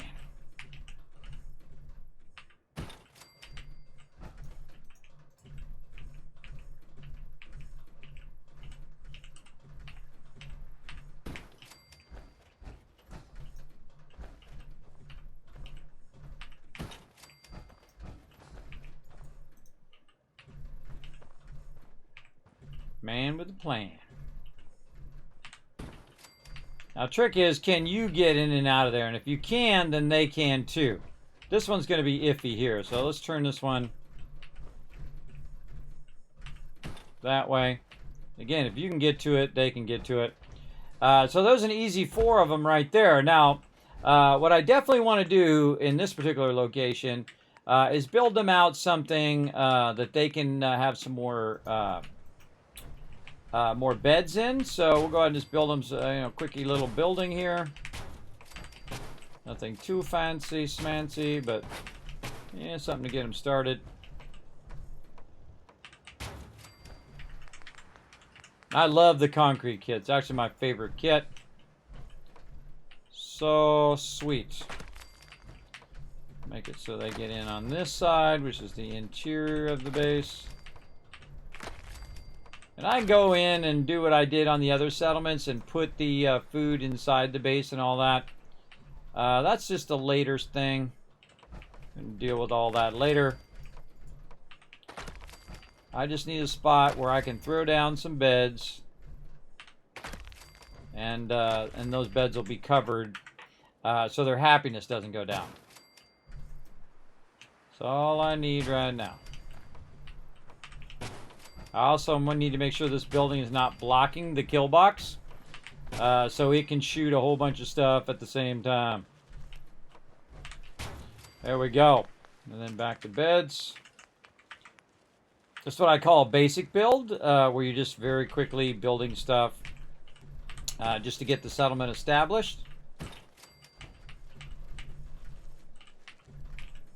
we'll get a radio beacon going here in just a moment.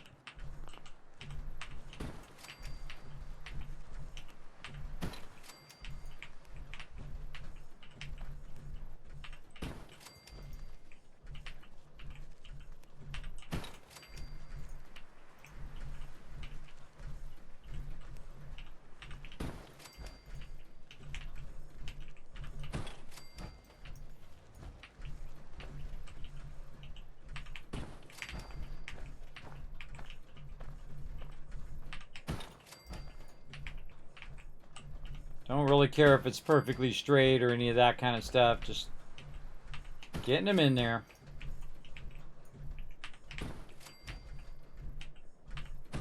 Back to back those ones. Another one there. All right, we fit about 19 in there. Can we get around in there? Yes.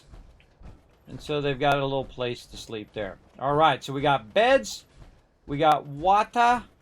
Don't think we can get through there. We got all the things that we need. Maybe a little stepping thing here, so they can get up there fairly easy.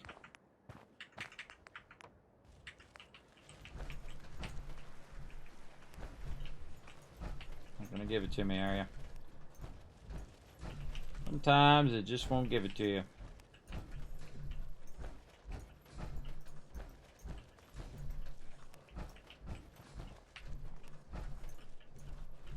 Nope. Oh well, good enough. Okay, so we did all of the stuff that we need to do for now. The happiness is going up. So again, this one is called trying to remember.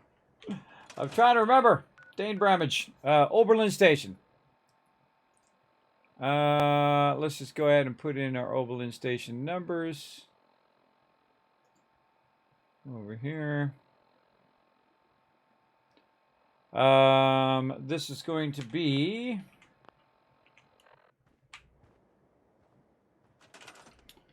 oh, there's another person came in too. Or no, that was, we already had 2 people for start. Oberlin Station, we've got 2, 6, 24, 0, 48, 19, 50. Okay, now the reason why I make a note of that is so that I can go through and basically compare how it was the last time I came through to how it is now. And again, I'm going to go ahead and put some items in that allow me to kind of gather all the people together out here. We're just going to go ahead and put in all the normal items, and then we'll go through and we'll check them off the list. We'll put in a chair, so let's say over this way, so we can hit the bell. Like that, and then sit in the chair and forward time. We'll also do our, and you're going to see me, you know, continuously accelerate this more and more and more. And let's put our vertibird landing back there as well. Put her in our radio beacon.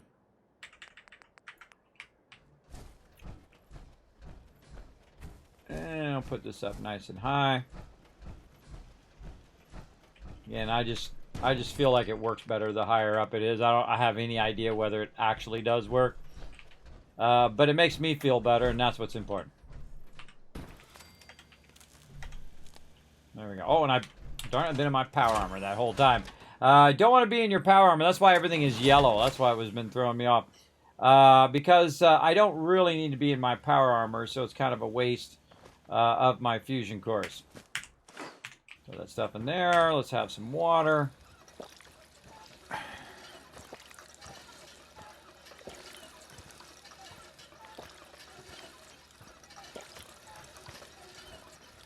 My guy is super thirsty. Okay. And we got a radio beacon going. What else do we need to do? We already got the kill box. We got the bell. Yes, quick shop. Now what we're going to do again is make a crafting shop that's really close between here and Grey Garden. I most likely will not go in the... I wouldn't go to Hangman's Alley from here. Usually I would probably come from Hangman's Alley this way. But even if I did do that, I would just make one ahead of time. But you know what? We'll just make one just for the heck of it. Just throw it over there. Cool thing is most of the time you can put it outside the base, so you still have the room inside the base to use it. Quick shop. We need troughs. We need sirens and all that other stuff. Not going to really do that for right now. But there are some things we can check off the list. So let's go ahead, again, go to Oberlin Station and say, okay, let's see. Oberlin Station, did we scrap and clear it? Yes. Is there supply line? Yes. Is there beacon? Yes. Quick travel? Yes. Quick shop? Yes. There's a bell. Did we scrap? Oh, do we have scrap things? No. Kill box? Yes. Siren? No. Number of people, 2, 6, 24, 48, 50. See, and I already wrote that. I wrote on my other screen just because it's easier because I can see the whole thing at the same time. And I kind of zoom in for you guys because some of you are on mobile. But again, you can see it yourself and you can copy and paste it into your own spreadsheet and use it over there as well. So there we go.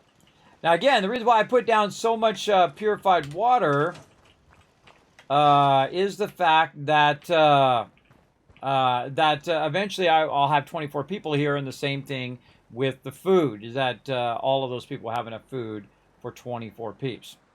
And that's what I want. And of course, we are connected some new stuff to our map here. So now Oberlin Station is connected through Sunshine Tidings, and Sunshine Tidings connected to Abernathy Farm, so it's getting all the resources that we put at the Starlight Drive-In through there. We got a level up as well. Let's go see what our level up is. And you're like, Kismet, what kind of perks you been picking? Well, actually, in the spreadsheet, same thing. I've used those tabs at the bottom here. You can see what perks I'm using and in what order that I chose them and what is the reasons why I chose them. I told you this is a mega playthrough. That's right. What did I choose them for and why I chose them in that specific order? Like right now, we just did 21, so we want to go ahead and do our locksmithing number 2. So we're going to go ahead and go to locksmithing, which I think we already did. Oh, we already did that. All right, cool. We'll go ahead and lock that in right over there. So we did this at 22, which is where we are. Wow, we're almost 23. So 22 is going to be strong back, which means overburden now uses action points, which is the thing I've been trying to get to all this time. So there it is. When over encumbered, you can use action points to run, and that really makes a difference. And now when we're going from quick time to quick shop, we can just drink a bunch of Nuka-Cola while we're running, and that will help us run while we're overburdened. And that really helps a lot in survival mode. It helps a ton. And we'll take a look at that here in a second. I feel like I could build one more thing, and then I'm going to level up. So if you see that you're that close, you might as well just build a bunch of stuff. I usually just, find something cheap like wood floors or walls or something. And there you go. And then just scrap them. And there we go. All right, so now our next level up for level 23... and we already did this one, so we can mark that one.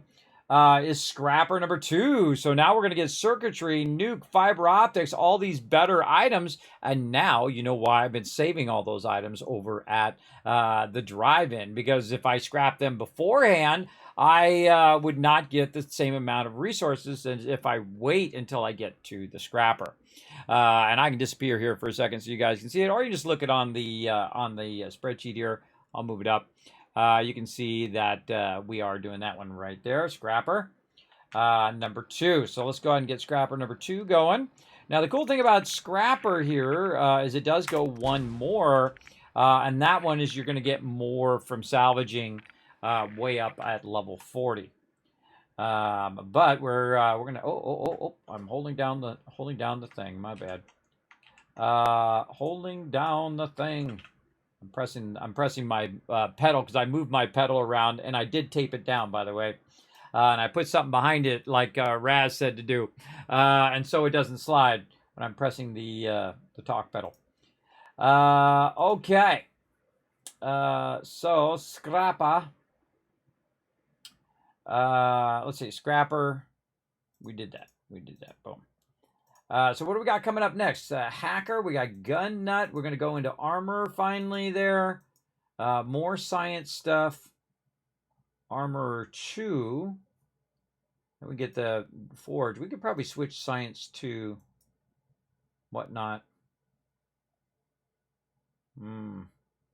That gun nut's going to be nice. You're going to have real high level mods for that.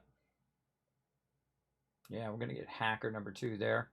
Expert terminals, and then eventually we're going to get our medic way over here at this. We could get that at level 30, but we're going to get strong back. And this is fast travel while overburdened, but it actually does something else in survival mode. And when we get to that, I'll tell you what it does. And it actually is not listed on here, by the way. It says when encumbered, running cost goes last things. If you notice that some of these are actually different. Based on right here, it says when over encumbered, you can fast travel at level 30, but it actually does something else in survival mode, which is pretty cool. Okay, we got a bunch of stuff done there. We are a bit fatigued, so we might want to just take a moment, pop on here, and then do a little resty rest. Let's see. Let's just go forward 7 hours. And that's going to put us into the morning time. And also 7 hours is going to get me well rested, so I'm getting more XP when I'm running along. So yeah, well rested right there. And then you see my fatigue's gone away. But now I am hungry. And I go over here and eat some of this mute fruit. Someone to this. Seems to be growing well. Grab me some mute fruit. Basically just keep it for myself. Eat that mute fruit. See, not only does it work for settlers, it also works for you. But now I'm a little radiated, and I might not want to be radiated. So here's what I'm going to do. Every time I come through here... Heard anything about your cousin? Nothing yet. He's been missing so long. I don't think there's much hope. Uh-oh. I'm really sorry. Uh-oh. They want my help. I can always tell when they talk out loud like that, enough for me to hear it. All right, we're going to put that right there, and then we'll go ahead and put some power up here. Actually, we just chain the power down from there, but we'll just put it there. And then there we go. Instant decontamination arch. So you can just eat that mute fruit, and you're good. Then I'm going to drink a little purified water if I had some. Well, I'm out. And then we'd be good. All right. I've also got a condition, which is what? What's my current... Oops. Now I got a bunch of other conditions because I just accidentally used a route away. Suppressed immunity and chance of getting sick. Require frequent sleep, so fatigue. So I can just go in here, boom, burn the antibiotics. And then show effects is what I was trying to do. Now I'm thirsty and hungry again. Let's drink some water.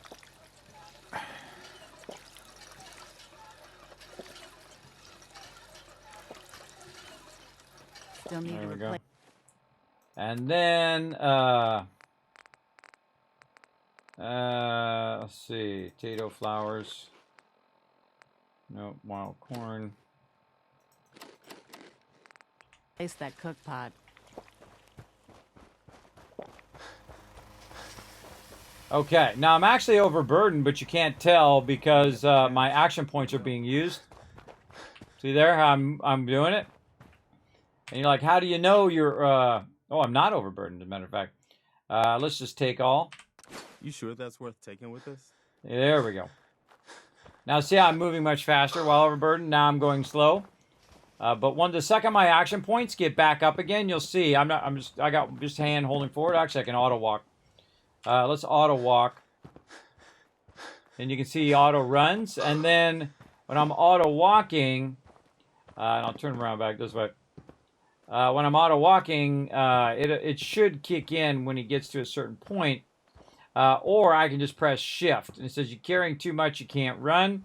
So if I just hit shift, he should auto run.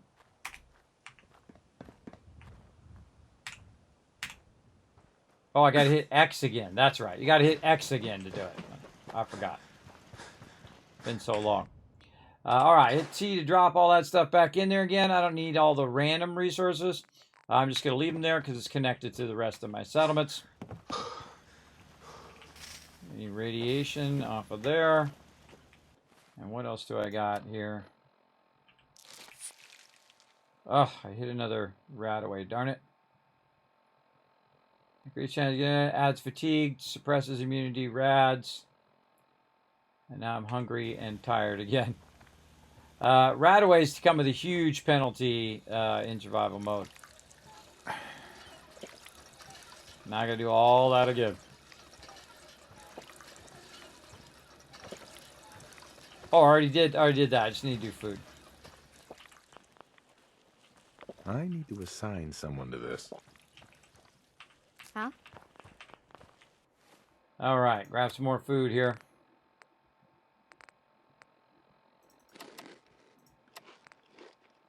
Not even gonna bother to cook it. Bunch of potatoes.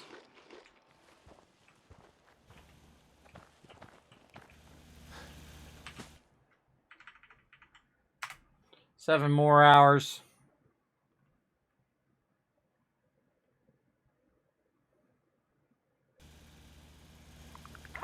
See, and now I got weakness.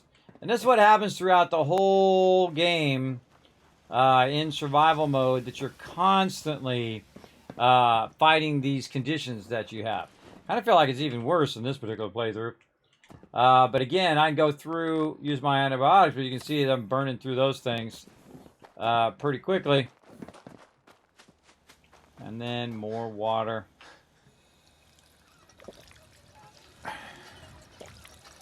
And this is why normally I'm carrying purified water with me, is so that when I get dehydrated like that, I'll be fine.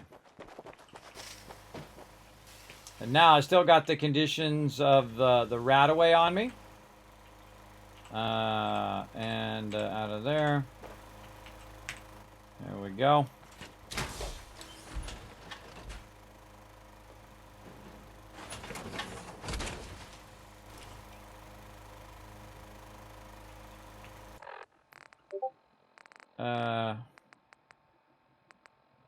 Yeah, still got purified water in there. Okay. So now we good. We're out of here finally. Man, that's a long road. And we'll go up and we'll walk along the edge here. That's around the back of Corvega. And then we'll cut across, see how it goes. By the time we get there, it might be daytime. We'll see. We'll see what happens. All right, let's keep on rocking. How we doing on time here? Holy moly. Time flying by so quickly. Keep on rocking it, Provisioner.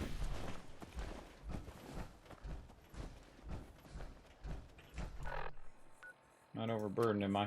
No.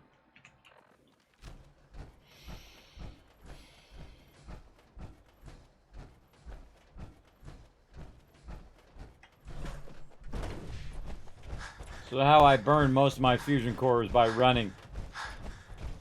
I hate walking slow. Stuff on fire over there.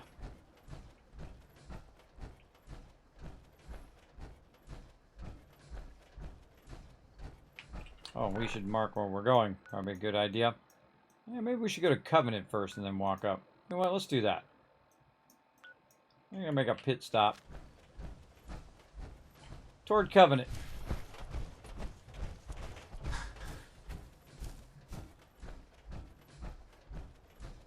What's up, home slices? Another great place to stop by for mute fruit, by the way. Grab a bunch of stuff there. Oh, I forgot about all the corn in here, too.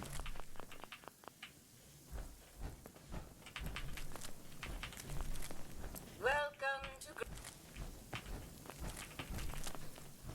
Yeah, we'll come back and get that eventually.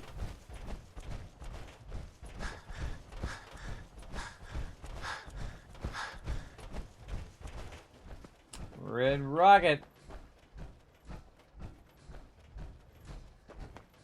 Now, there's a great little spot here behind Corvega. There's Corvega over there.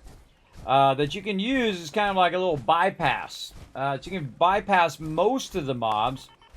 But there are some random encounters out here. Whoop! You've got this. Just keep your cool.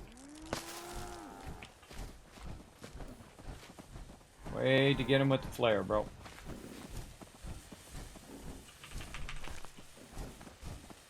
Preston just shooting off flares left and right. I gave him the flare gun. His job is to call the Minutemen, but it keeps saying that none are nearby, but eventually we'll have enough settlements to where we will be by there, and Minutemen can help out. Or some action up ahead.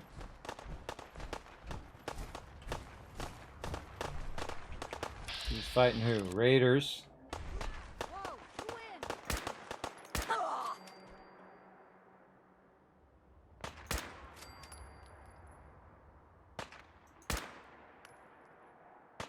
That's Commonwealth justice for you. Who are the other peeps? Who are they fighting against? Scavenger. Oh god, did I hit one of the scavengers? So that's it. Sorry, it's my bad. I didn't mean to hit the scavengers. I think one of those peeps that was shooting over there was a scavenger. I guess we'll find out. That's why you should, you know, check your targets before you shoot. No? Maybe this one. No. Anything I can help carry? This one. I don't think I shot that one, but I could have. I'll give you some stuff here in a second, Preston.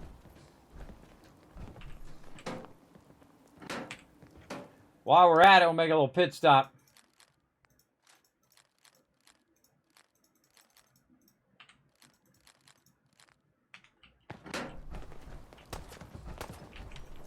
Here we go. Sorry. You shoot at me, I shoot back.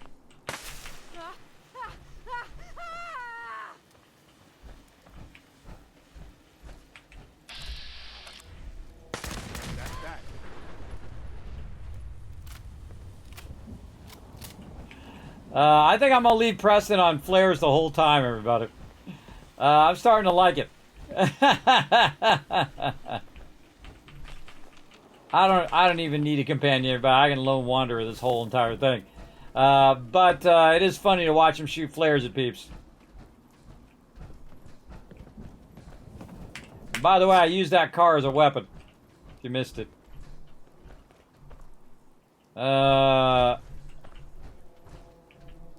Blew up the car, which killed the lady. Again, normally I don't kill the scavengers. I just let them do their thing, but, you know, they're going to shoot at me, and then I'm going to have to wipe them out. Gonna have to wipe them out. Alright, Preston, come over here. We got lots of stuff for you to carry. Hey. Okay. What am I doing? You want to swap supplies? No problem. All right. Now, the first thing I want to give him is the junk. And the reason why is the junk is easier to get off of him. And so I also want to sort by weight down there. There we go. Oh, boy. I do not want to give him a mini nuke, but he can't use it right now anyway. Hold all of this random heavy stuff.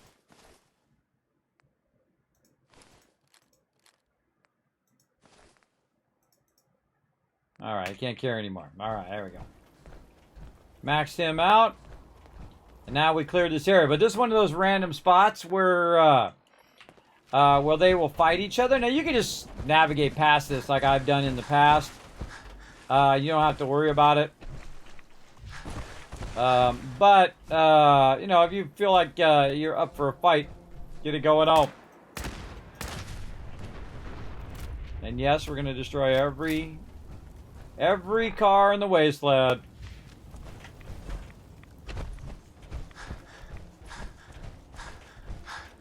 That's a double right there. That's a double boom. Can't get in that one. It's raining, it's dark, it's spooky.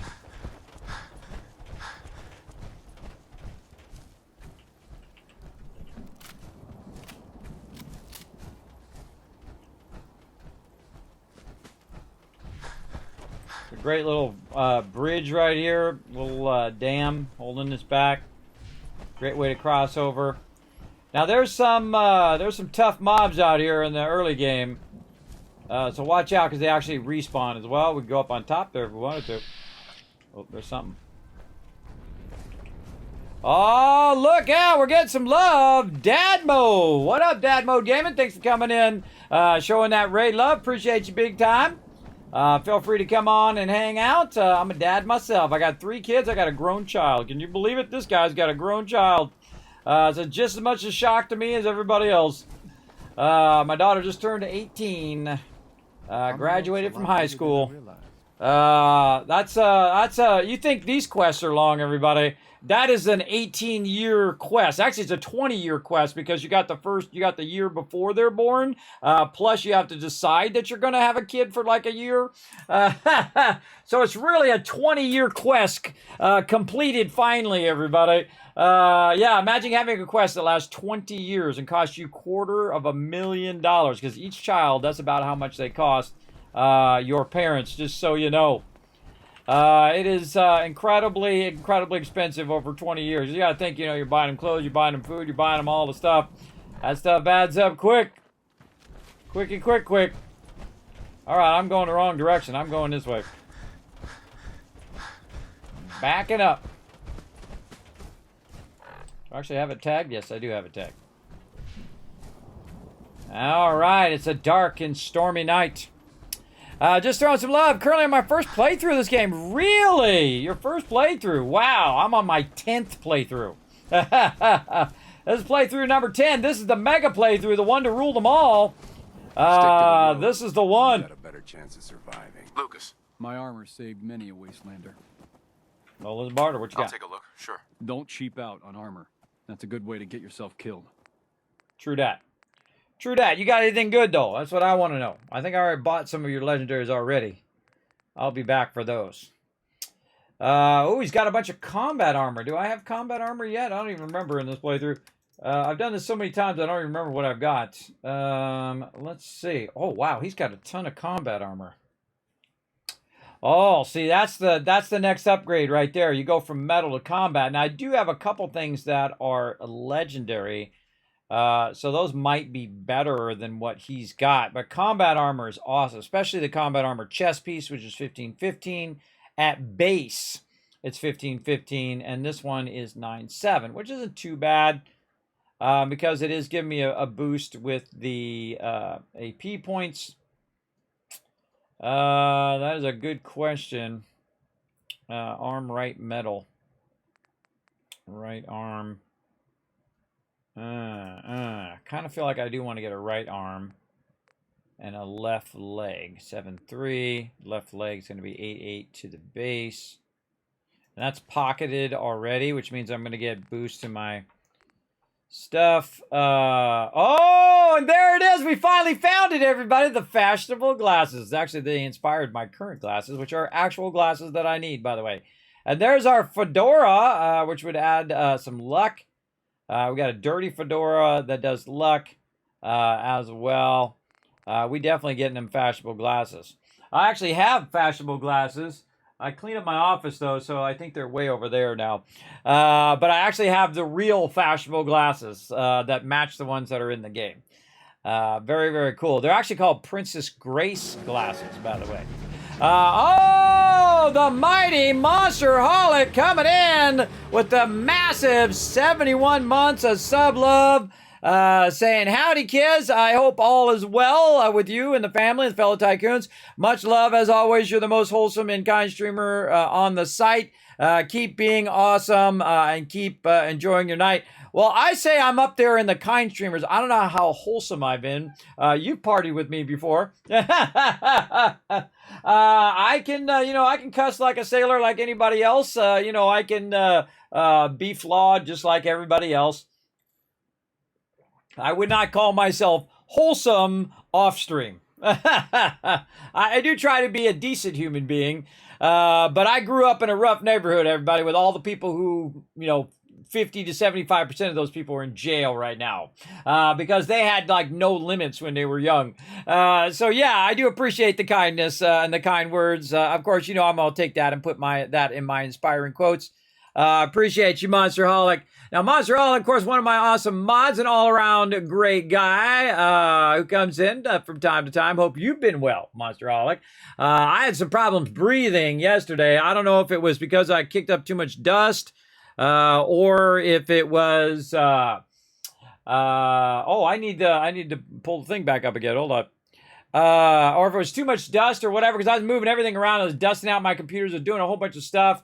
And I've redone my whole setup again, which means I disconnected all of my computers. And I have a really massive setup, everybody. I got like 3 computers and, you got to run cords. It's not the moving part that takes the longest. It's replugging in all the cords and making sure you got them in the right port that you had them before and make sure everything's correct. And then when you turn it on, you're just praying that it turns back on again. And then you're praying that your camera's working and that your microphone's working and that, all your stream decks. I have 3 of them. And your 3 keyboards and your 3 mouses and all of those things are all working properly.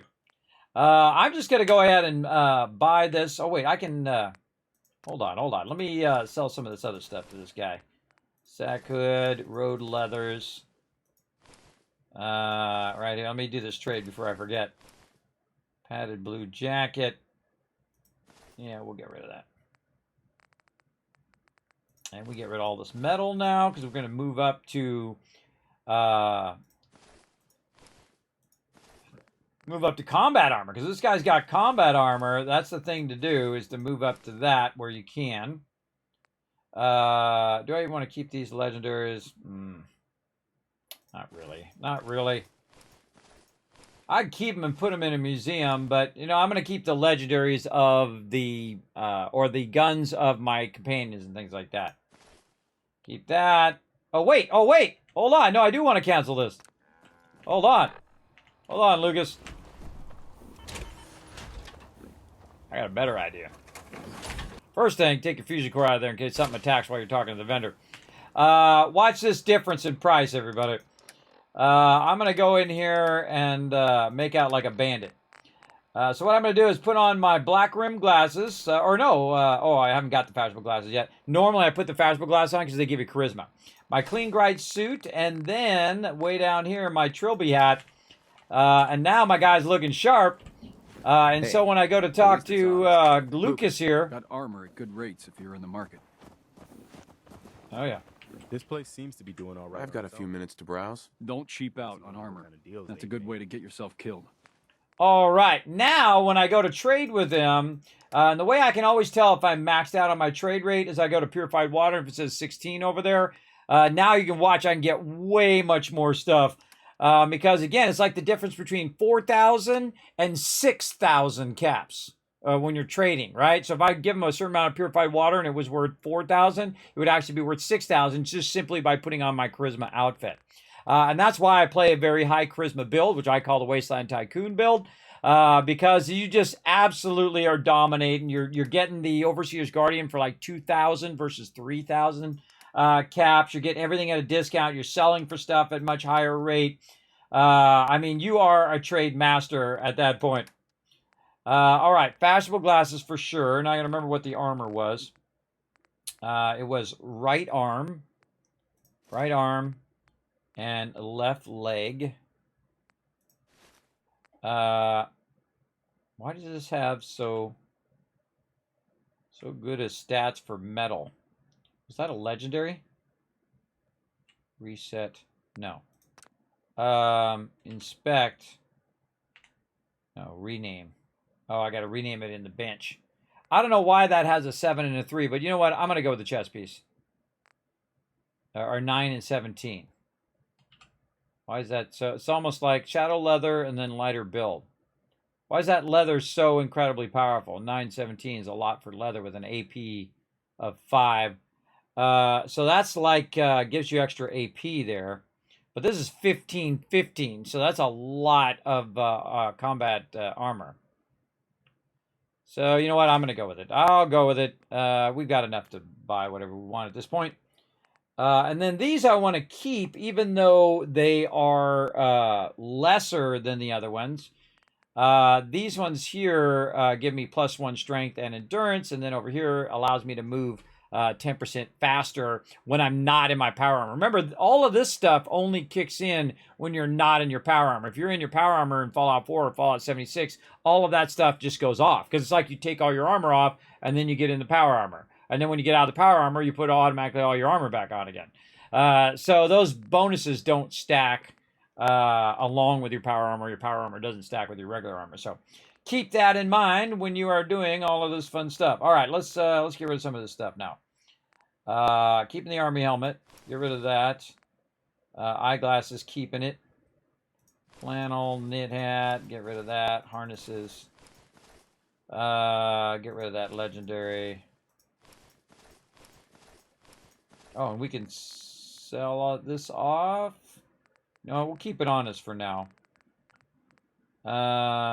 Metal, blue jacket, all this other stuff. We can just get rid of all of that. And then he owes me 146 caps. I made money on that, everybody. I made some money. Oh, look at all that ballistic fiber and stuff. Oof, if I only had the purified water. All right, that's what I needed. Thank you, Lucas. All right, let's go talk to the lady. What up, home slice? Now, all of this stuff is locked at nighttime, but I can go over here because there's an empty bed right here. And I can go ahead and forward time for about 3 hours. All right, there we go. And we got to go over here and turn that off. Oh, 1 more hour. No, this should be open already.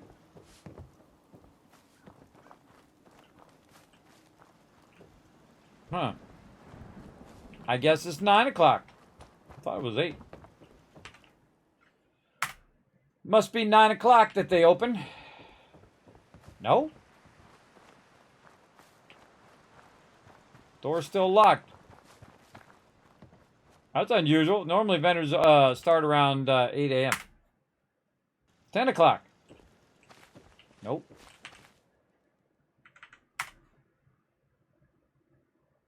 Something wrong there.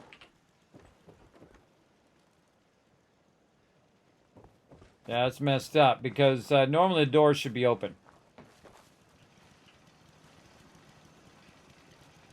The door should be open and I should be able to go in and talk to him. Now, if I unlock that, it's going to cause him to aggro. So I'm just going to, do the next logical thing, and that is to cause the time to go all the way forward by about 15 hours. Let's just go ahead and go to the next day because that day is glitched out. Or we can just go right there and say 10 hours from right there. And see if it's 7 o'clock in the morning, they'll show up. Again, sometimes the game gets funky. If it gets funky like that, and what you want to do is just forward time. by... uh-oh, Sanctuary Hills is under attack. And there we go. They're hiding something. I'm sure of it. Enjoy your stay. Okay, excuse me. Doc, where's the doc? There she is. Hey, Doc. If you're hurting, just tell the doctor. Hear me. Yeah. See what's wrong with me, doctor. Now go over your symptoms for me, one at a time. Cure my health. Took a few bad hits recently.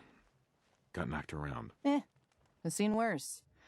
Better stitch you up before infection sets in, though.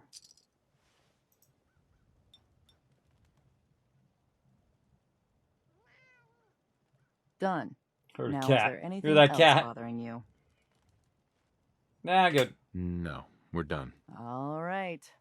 Hey, don't ruin my hard work by dying out there. I'll try not to. All right, now she removed that condition that I had down there, which is why it's great to stop by here, especially in the beginning of the game. But I got a mountain of work to do. I'm not talking to you, dude. You're sneaking up on me. Speaking of people to talk to, come here, Preston. Hey. What is it? Okay, this is what I've got. All right, Preston, let's get your stuff back here. Shotgun, tactical rifle. Now, one of the cool things about being in this mode is the fact that you're getting more legendaries than you normally would. Preston's running out of flares. Probably better unload some of that stuff. That's what I'm gonna do, bro. Enjoy your stay. Okay. Enjoy your stay. Oh, I can't talk to you. Enjoy your stay. She's not active yet. Okay. Great. Now I'm overburdened. Overburdened.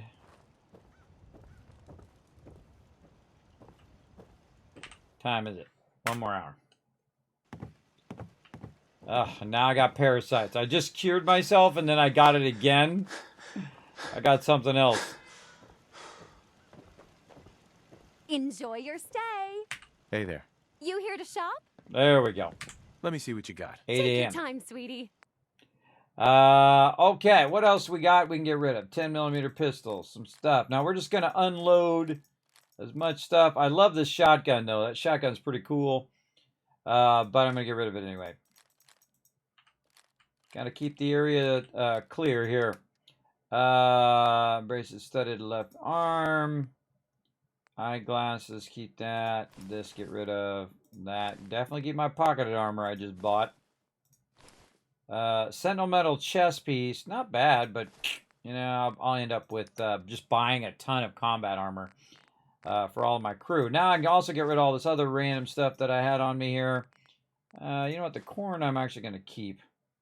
And carrots I'll keep that. You know, I should probably keep all of this stuff. I'm going to make something out of it later. Yeah, we'll just keep that stuff. Normally I sell all that stuff off. Wasteland Survival Guide. Not going to sell my junk. I could definitely sell this 38 ammo. 44, 556, flame refuel, fusion cells, and mini nuke. There we go. So 1,600 she owes me now. And I just sold her a bunch of other stuff too. Does she have really anything in here I'm looking for? Not really. Not really, but she does have a whole bunch of junk. Again, after a while, I don't even look at what it is. And you can be very specific. Just get the things with the little magnifying glasses next to it. But I just kind of clear it all out until I get down to a point like that where it's cutting into my caps. And then I can go here. You can also use value as well. You can sort it by value. And the thing that, you know, costs you the most is at the top, which in this case is this lead, I believe. Let's see, how much is that lead worth? 2. Maybe it's the other way around. Maybe the bottom part is the most expensive thing. No, it's just 1. You would think that the value of this would be at the top, right? The shipment would be at the top.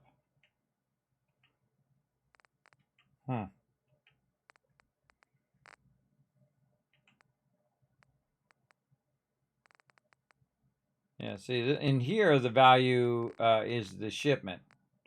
but it's not really using this stuff to do it. It's doing your stuff. The bag of cement is worth the most. Yeah, it's not sorting the stuff you're trading. You know what? I think I actually will give her 49 caps just so I can get all that stuff. Look at that. She's got screws. She's got copper. She got adhesive. That's really good as well. Now, I'll come back again. Just keep buying her out, buying her out, buying her out of tons of loot. Oh, and Preston. Hey, just point me to. Oh, actually, I don't need you, Preston. I can just use my power armor. Speaking of power armor, what did I do with it? Oh, I parked it outside. Actually, all right, Preston. You ain't got nothing to do anyway. Hey, I'm listening. Now, one of the things I suggest you do with your companions is that you give them, again, the heaviest stuff, the heaviest junk. Because then you can just look at your junk category and his junk category, or just look at his junk category and just grab that off of him. Because what often happens is you just grab all of his stuff, and then you end up, like, giving a bunch of stuff, getting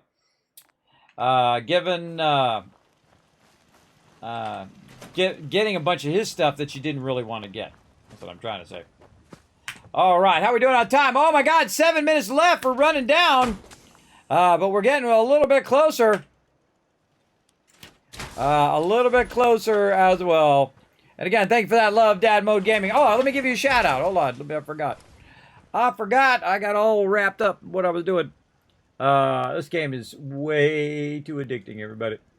Way too addicting, that is for sure. Oh, I just realized what I was going to do, too. I was going to put this. Another thing I forgot. I put that in my inspiring quotes.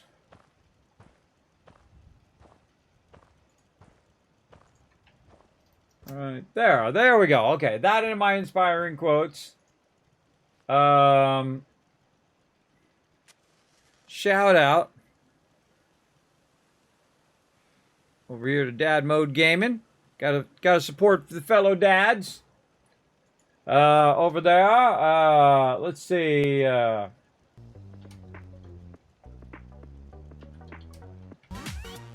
think that's the command. That's the command. Whoa, Wombat just extended it on with 25 bucks. Getting us so much closer. That just crossed over into 880.50. So what is it? $19.50. $19.50. Closing in on it. Let's show them lots of love in the chat, everybody. Thank you so much. Wombat says, keep on keeping on, my friend. We're getting there little by little. We're climbing that mountain. And again, we do unlock that 900. That'll be another giveaway that we're going to do of a 5-pack of Steam gift codes as well. Let's see. What was I doing? I've already forgotten. Yes, I was sending out to Dad Mode Gaming. Yeah, so don't forget to go show him some love. Click on the link. Go over there and show him some love, everybody. Appreciate it. Okay, now we got one more mission here, which I think we can get done in 15 minutes here. We've got to get up here to the Green Top Nursery. Oh, Finch Farm over there as well. We got to get to the green. Oh, I almost forgot. We got to save first. Let's go in here and put our power armor way closer. Another fun thing to do, by the way, is to drag mobs to Sanctuary, or to the Covenant here, and just let the turrets and let them fight. Let them do all the work. Also very fun. All right, let's save. There we go. Back in the power armor.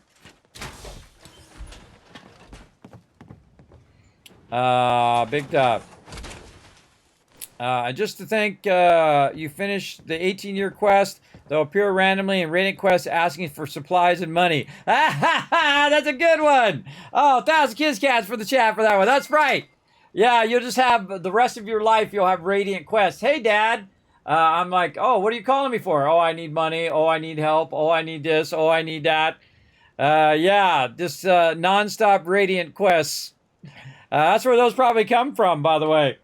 They come from kids constantly asking you for more money. There you go. Okay, so we're going to go ahead and save, and we are now going to the Green Top Nursery. This away. Oh, I should have went and got healed again, but I'll just get a condition 5 seconds later again. As well. See, this is one of my favorite parts of Fallout 4 is just start walking. You just get on the road and start walking, or even off-road. I do a lot of off-roading because I like to have all those extra adventures along the way. If you stay along the roads, once you clear that road, you won't get that much action. You know, some of the respawn points you will, but most of the time you're just going to be not getting that much action walking along the roads, unless you like to blow up cars. And I do. There's some action right there. Now again, I always look at these things and see... must be with the Minutemen. Wow, I really appreciate everything you guys do. Thanks. It's good to know. Remember to support your local Minutemen. Keep up the good work. Here, take this. I hope you can find a use for it. Giving him stim packs. He's just walking around. All right. Meanwhile, Kismet getting shot at over here. Ah. Lost me a bobby pin. Not like I'm not going to have like 200 of them. Oh, it's freaky, isn't it?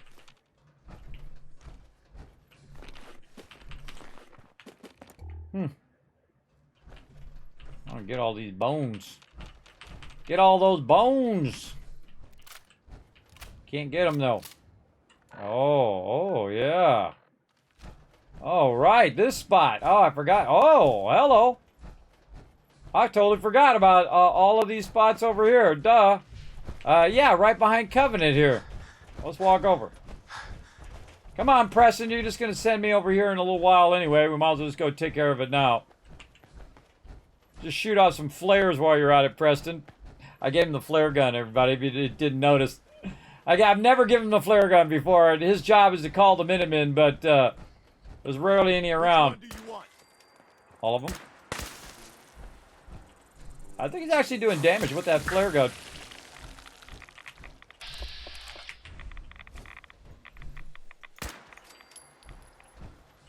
That flare gun actually does damage to him.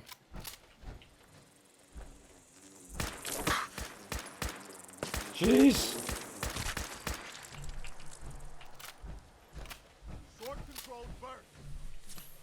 You think? Go get him, Preston. Oh, there's a frag mine right there. Watch this. You want me to risk it? Watch this. I'll find him. If you're fast enough, you can pick it up. I almost stepped on it, too.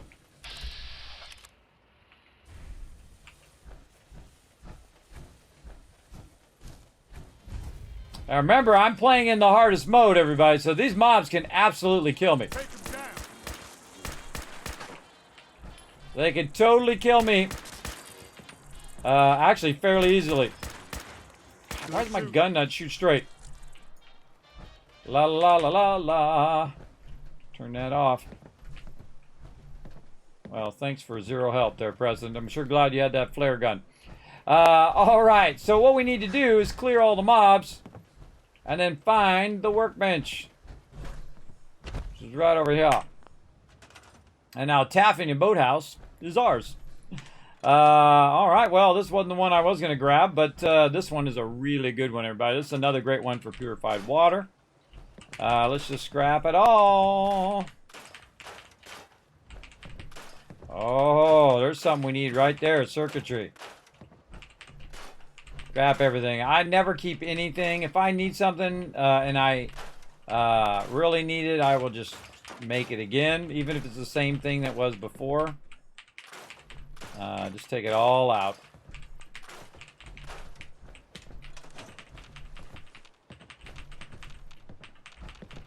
And I just kind of pick up the small stuff. Sometimes if you can scrap that small stuff, I might utilize that as well, but most of the time, no. Again, another thing I would love to do in these things is like fix the roofs and things like that. And remember, there's mods for all of that, everybody. If you can think of it, most likely one of the awesome modders out there thought of it also and created a mod for it. There's a lot of incredible mods. I have played a modded playthrough before in the past, which is very, very fun. You notice I don't bother to get the stuff out of there because it'll just drop it in the workbench anyway. There we go.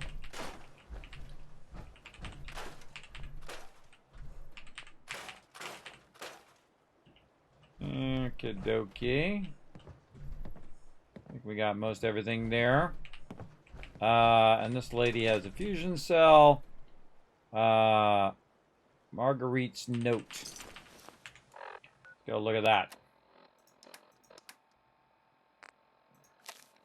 It says, Mom, Russell has been gone over a day now, and I'm getting worried. We were going to wait to tell you, but we found an old holotape from before the war in the boat shed. It sounded like someone had stashed some chems in the drainage at the end of the canal. Russell thought we might be able to sell them to one of the traders, maybe use the caps to buy another Brahmin. I'm sorry we didn't tell you. We just wanted to be a surprise, but the second one of those bugs, that's the second one of those bugs we've seen today, and I think something went wrong, so I'm going to have a look for him. Don't worry, I'm just going to peek, I'm going to take a quick peek and be back soon. Marjorie. Yeah, we see how that turned out. She's right there.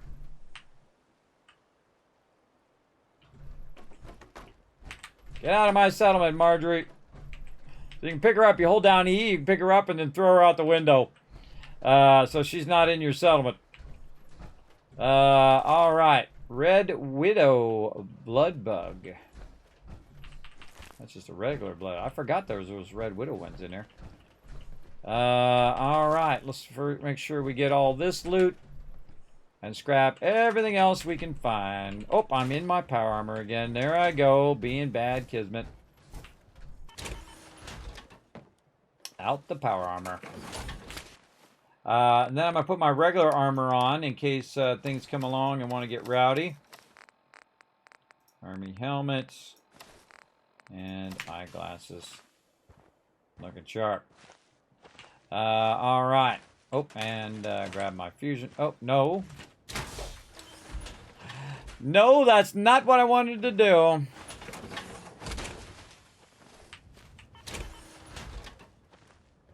feel like you get in and out of your power armor faster in Fallout 4 as well. Just naturally faster. All right, store all that stuff in the workbench. No gourds. Okay, time to scrap. Let's go. I love doing this every single time. This is my 10th time doing it, everybody. Scrapping this location. And I love it every time.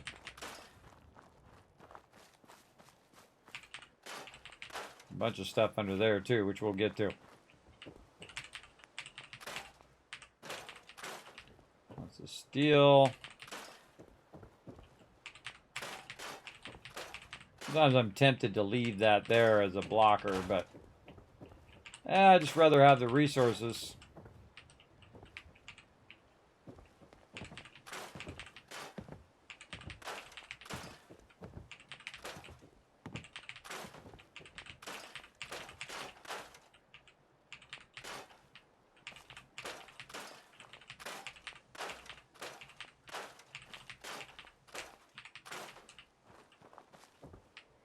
Yeah, she went down and had a look. She ran back over here and probably all the bugs came and killed her, so it wasn't really worth it. Wasn't worth getting killed over.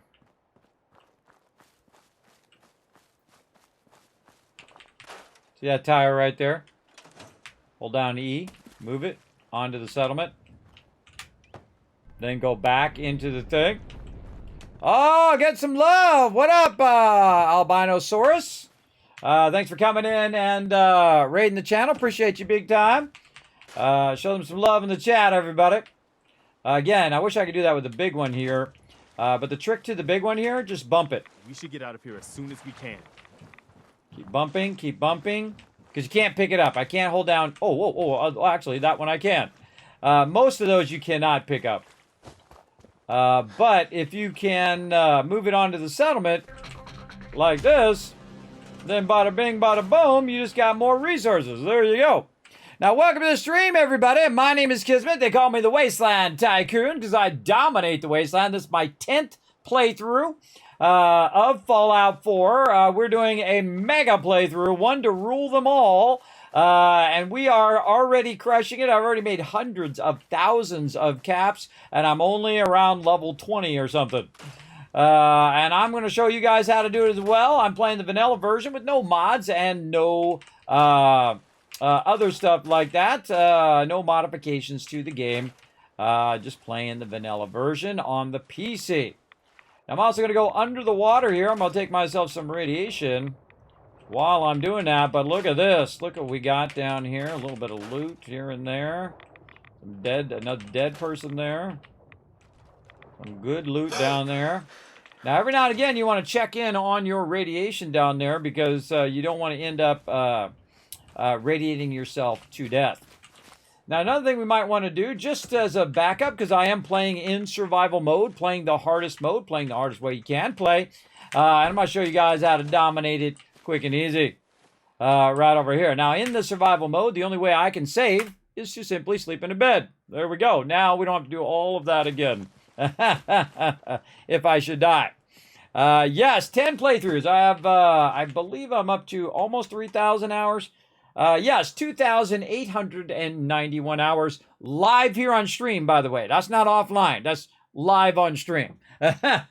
Yes, I played it since it came out. I've actually played all of the Fallouts. You might have seen me on Bethesda's channel as well. They have, I've been on there several times. They are actually one of my sponsors, and I do give away thousands of dollars worth of free stuff here in the stream from Bethesda, Bethesda Gear, and a whole bunch of other epic level sponsors. Even though I'm just a small little streamer, I am a Twitch partner and a YouTube partner at the same time. I know, crazy, right? Crazy, because Kismet works hard. Very, very hard. I've been at it for 8 years now, actually going on 9 years now.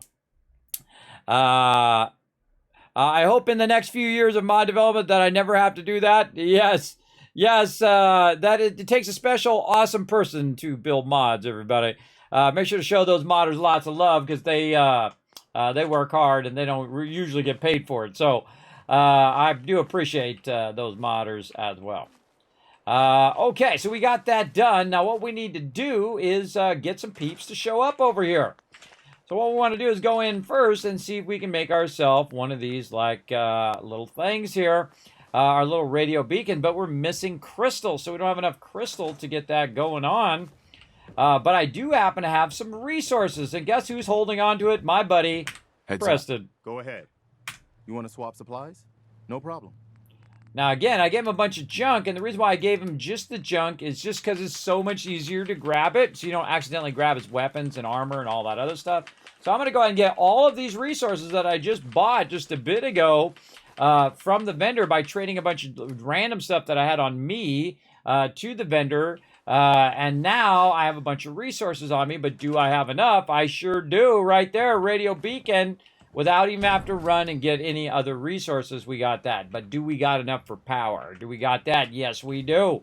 We got enough for power as well, so that was pretty smart. And then right over here, I was actually going to use this when I went over to the other settlement, but I will use it here. Now, what that did is that now is calling people from the wasteland, and they usually show up pretty quickly after you put that up.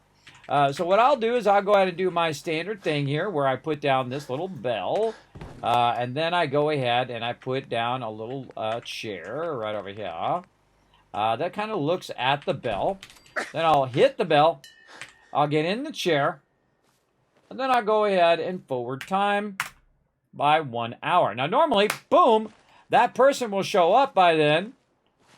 Pretty quickly, and we'll see. Let's go look up there. Boom, there we go. We've actually got 2 people that showed up, but we can't quite see them yet. And that's because they are still walking here, or they're hiding somewhere behind the wall, somewhere over there. I'm also overburdened, and in survival mode, you actually take damage while overburdened. You have to worry about your water, you got to worry about your food, and all of that stuff. And actually, a lot of the things that you that I'm talking about here in Fallout 4 also carries over to Fallout 76, which I also play. as well. All right, we'll hit the bell one more time, and now that we got new settlers, they're wandering around somewhere. We'll go ahead and forward time again by 1 hour, and boom, there they are, right there. Now, I'm going to go ahead, they look like twins. I'm going to go ahead and pick one of these people. Let's pick this lady, because she's looking right at me. And she's going to be my provisioner, but I need to kind of figure out where I want her to go to connect to. So I'm going to connect her to the Starlight Drive-In, though sometimes I might connect it through Covenant. I don't know. I might leave Covenant in this playthrough. We'll see. Basically, I want to connect Tavern and Boathouse to the Starlight Drive-In, and then I can also connect this way and connect that way. And you can see I'm just kind of extending my overall distance. But you also notice that I didn't have to run back, get resources, didn't have to go back there and send a provisioner this way. It just saves you a lot of time. And your time savings is very important when you're in survival mode, because again, you cannot quick travel. So you have to walk everywhere, especially in the beginning. Later on, you got some friends that back you up, but most of the time, you're just doing nothing but walking from place to place, and you're trying to carry resources, and you're trying to bring stuff from here to there. Very important. All right, so she's going to walk from here to the Starlight Drive-In. Now, the second I do that, boom, I have access to all of my resources. So I can just very quickly go ahead and put down a bunch of plants out here. We're going to put it right over here, right here. 1, 2, 3, 4, 5, and 6. You're like, Kismet, how do you have so much mute fruit? Well, way back at Abernathy Farm, all of this time, they have been collecting mute fruit for me. In fact, they have so much food that I don't even need to worry about. That felt like 7. 1, 2, 3, 4, 5, 6. Nope. And so I don't have to worry about my expansion anymore, because the more mute fruit I put down, the more mute fruit they're collecting. It definitely feels like 7. 1, 2, 3, 4. All right, I think I miscalculated. It's getting dark. We can't see what we're doing. Now, why am I worried about whether I have 4 or 6 or 7 or whatever?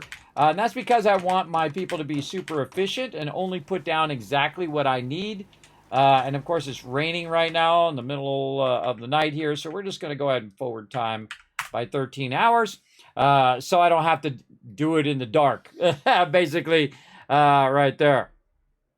That's an important thing. Now, if you do have a comment or question for me, feel free to go ahead and say hi in the chat. Thank you again to Albanosaurus for that follow. Appreciate you big time.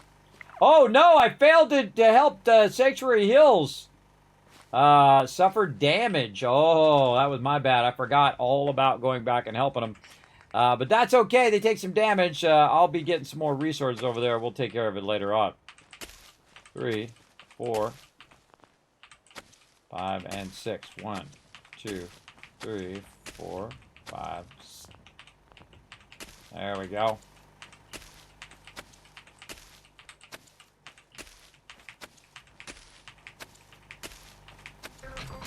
And that'll be enough for the whole entire settlement. Because eventually I'll have 24 people here, because I'll also be boosting my charisma at some points. And then while I'm boosting that charisma, I'll actually end up with tons and tons of people.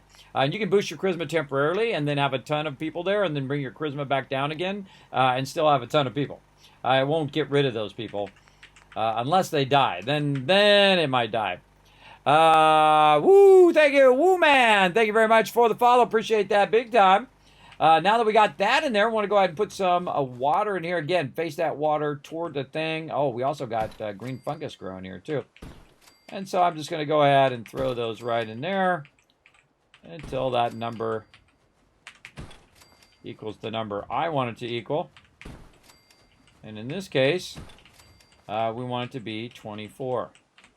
There we go. 24 food, 24 water, right off the bat.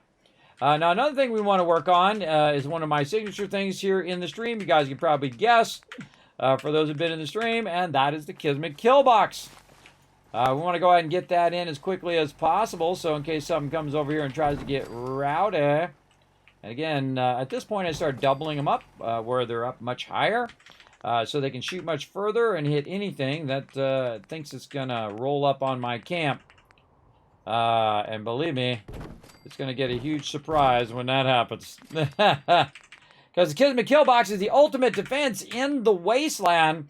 And that's where you simply go ahead and put down a couple stairs there, and we'll just, RP that we, bound them to the ground there. We drilled some holes, we did some things, and that's what's holding that stairwell up. Later on, we'll make some more advanced ones. But right now, we're going to go put that down. Remember that they also have a number on the side. These are Mark III. And the Mark III ones are going to have actually better bullets. They're going to have 100 rounds or 1,000 rounds of 10 millimeter right over there. So these are actually higher level turrets than the normal turrets you put down. And this one spot right here, by the way, will cover the whole entire thing unless they're on the far side. And most of the time they attack from that way. Like I can go ahead and try to pull some of those mobs.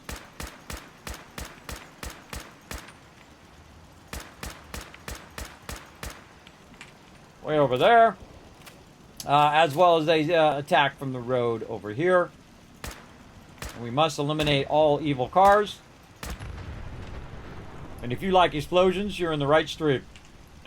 Alright, so what I can try to do is aggro. I guess I didn't get any aggro there. But if anything comes running along here, tries to attack this, the Kismet kill box is going to get it. Going to get it big time. Now, we need to go ahead and find our other person who's wandering around here somewhere. And God, what the heck is with this rain today? Every 2 seconds, I just get nothing but rain. Where'd that other person go? They wandered off somewhere. Now, this particular location is pretty cool. Oh, I forgot about the little laser pistol thing up there. It's pretty cool because it actually does have a roof in the lower level. So, what we can do, again, use these really skinny beds. And just basically go in and put in a bunch of beds.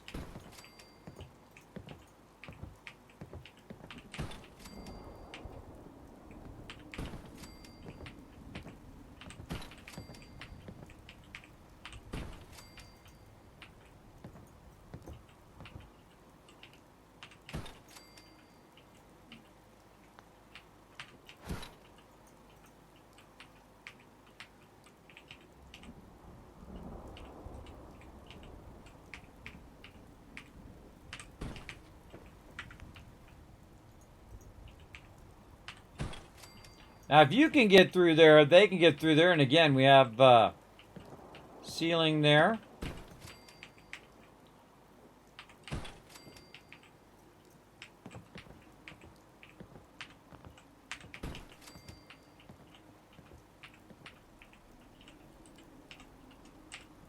Using W, A, S, and D to try to squeeze that in there. There we go, good enough.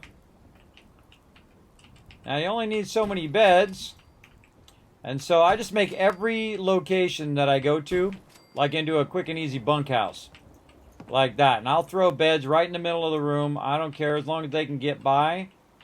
That's what's important. Sometimes it can get really crowded though.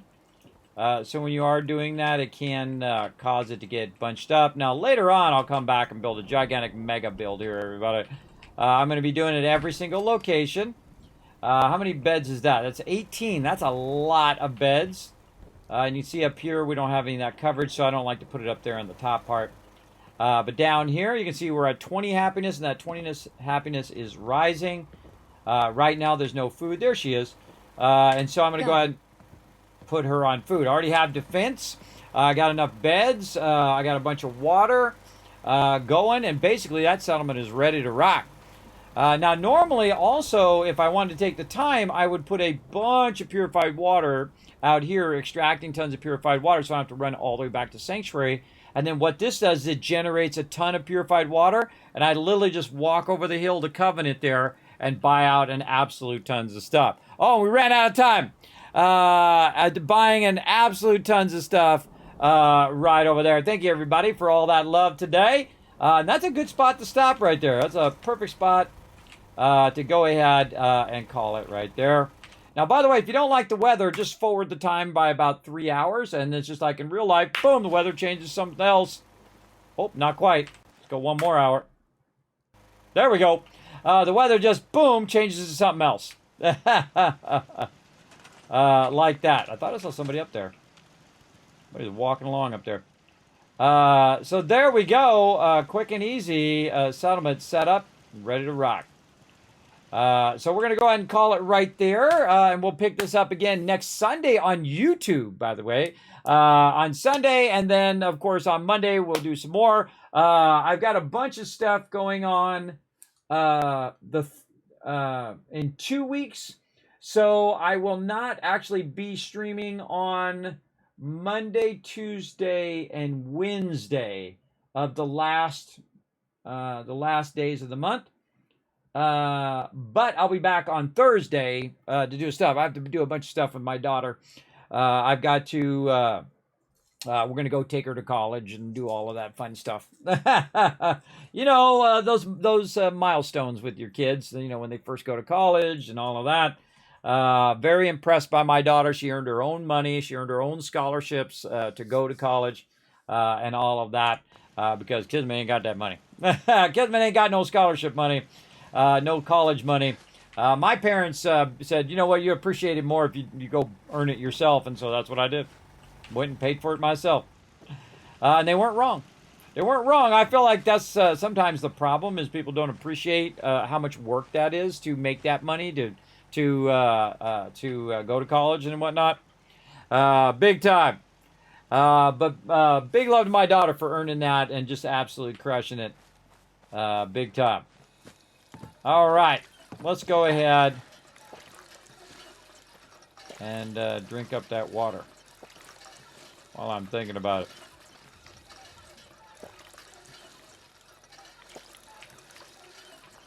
Okay, now again, another thing I suggest as you're going along, putting down your doctor at each location as you go along as well. So that anywhere you are, you can always remove your conditions if you want to.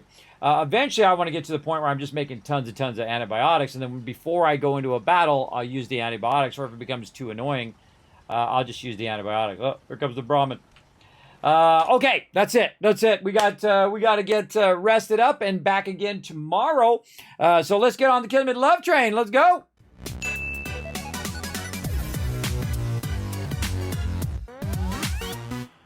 All right, welcome to Kismet Love Train, everybody. Thanks to all those awesome people right down there, all my patrons. That is the best way to support the stream, is to go to patreon.com/Kismet. I know I got that one too. Not only do I have Kismet here on Twitch, but I also have it on Patreon. So if you do want to help, you can go ahead and go right there. You're going to find those links in the chat. Go to patreon.com/Kismet, or even easier, click that link. Now remember, all levels of my Patreon gets ad-free viewing of guides and highlights. You get early access to all the stuff I'm doing here in stream. It supports both the stream and also the YouTube channel where I'm doing guides, I'm doing highlights. I just queued a bunch more shorts and everything for you guys as well. I roll 2 to 3 videos out every single day over on YouTube because I work hard. So lots of that stuff, of course, rolling out. Thanks everybody for all of that sub love today and donations and whatnot. Getting one step closer. We're so close now, everybody. So close to unlocking that last milestone. So I appreciate that big time. Again, thanks to everybody here getting on the Kismet Love Train today. So feel free to check that out. Of course, another great way to help for free is to jump over to YouTube. Jump over to youtube.com/KismetBP, like B like Bravo, P like Papa. You can see all my social media is the same down there.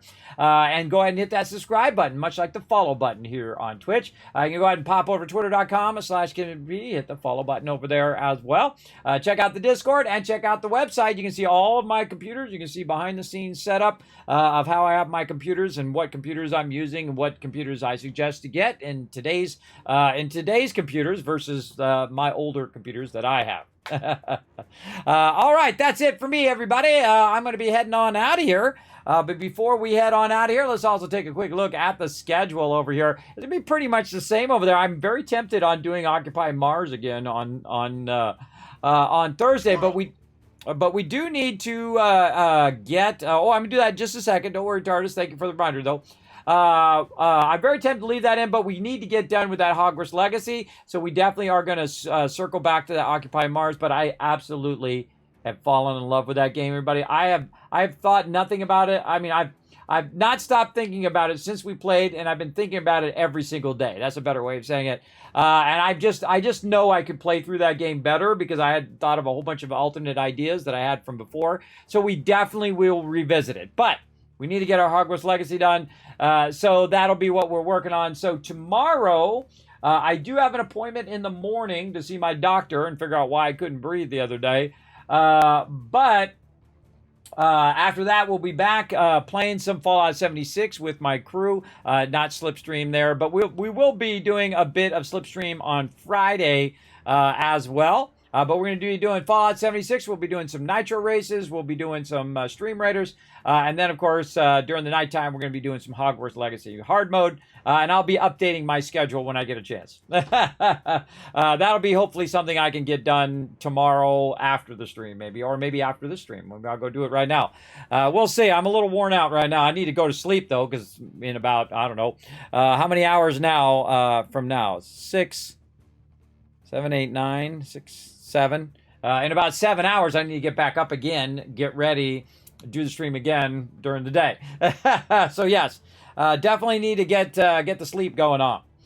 So I will update that, of course, as soon as I can for all of you guys as well. So you guys know what's going on, but that's generally what I'm going to be doing the rest of the week. Pretty much the same schedule throughout the week, and I've got a bunch of other stuff going on. So I'll let you know all of that stuff via my social media, Twitter and Discord and all of that. All right, so that's it for me, everybody. I am heading on out of here. I appreciate each and every one of you, and we'll see you all next time tomorrow, 1 p.m. or Tuesday. Tuesday, 1 p.m. Eastern Standard Time. We'll see you all then. Bye, everybody.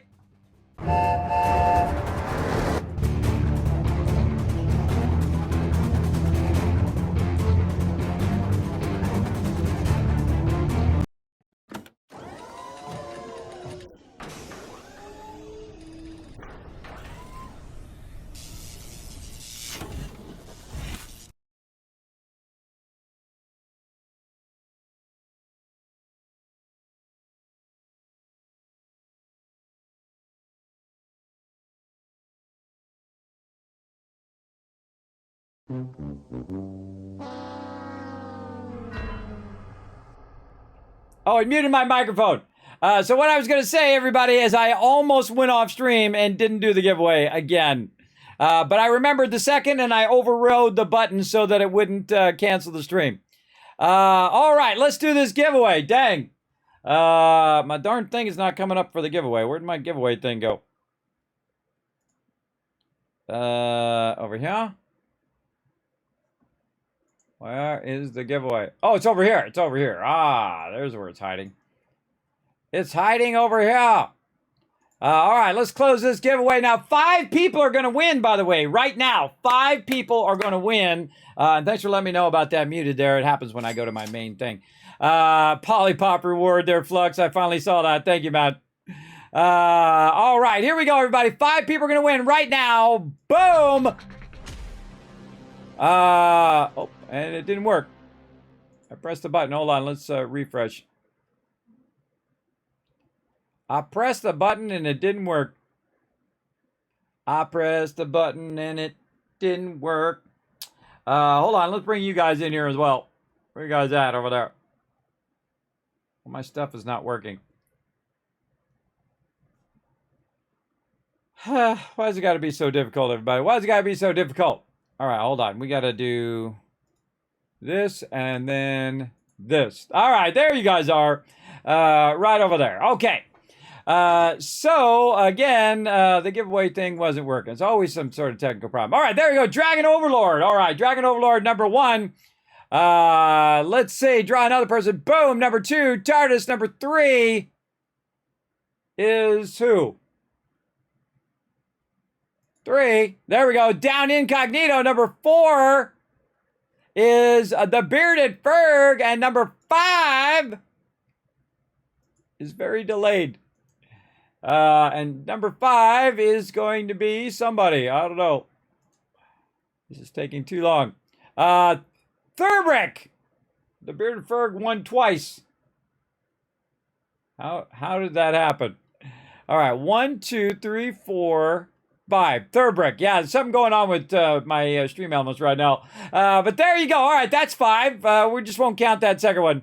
There we go. Mark that giveaway as complete. Now, normally what I do, and I'm going to tell you guys to do it right now, is that you guys say something in the chat. But here's what I'm going to do is I'm going to go ahead and say, hey, whisper me here if you want your giveaway.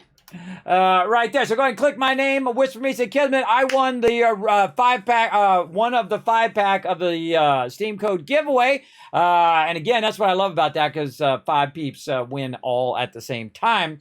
Now, here's the cool thing, everybody. Since you guys were such a good sport, here's what I'm going to do is give you a bunch of caps for the next giveaway. Here we go. 1,000, 2,000, 3,000, 4,000, 5,000. 6,000, 7,000, 8,000, 9,000, 10,000 caps right over there, and I think it missed one, so I'm going to give you an extra one to grow on. How we doing those retweets? I'll give you an extra couple. All right, yeah, there's something going on with the bot. I don't know. I may have just given you like 15,000 caps. So there you go. Tons and tons of caps, everybody. Congrats to all of our winners. Now, again, I will be following up you guys in a day, 2 days, 5 days, whenever I get a chance. So just go ahead and whisper me and then wait patiently. Because I'm a busy guy. I'm a very busy guy. All right, so there we go. We got that done. Now we're ready to roll out of here. So let's go back to the Kismet Love Train, and then we'll roll out.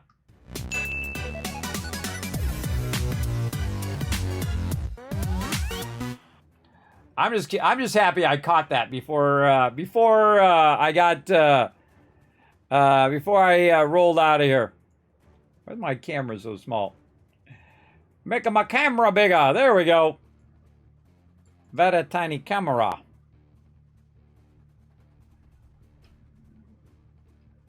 There we go. I'm always tinkering, everybody. Always trying to make it better. All right, there we go.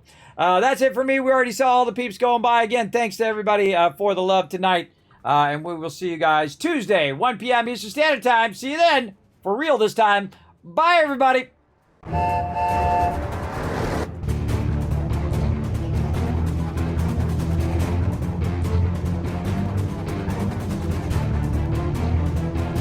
Hi, this is Norbert. Thanks for watching. Hit the subscribe button. We'll see you all next time. Bye. Thanks for watching this video. Keep the Kismet Love Train a-going. Drop by my Patreon and show your support. Big thanks going out to Resident Spike, Rotisserie G, JC Hunter, AMZ, Carlo, Notorious TDK, Scriptlin, Ems, Brando, and Blaring Fire. Click to watch more videos, and I'll see you next time.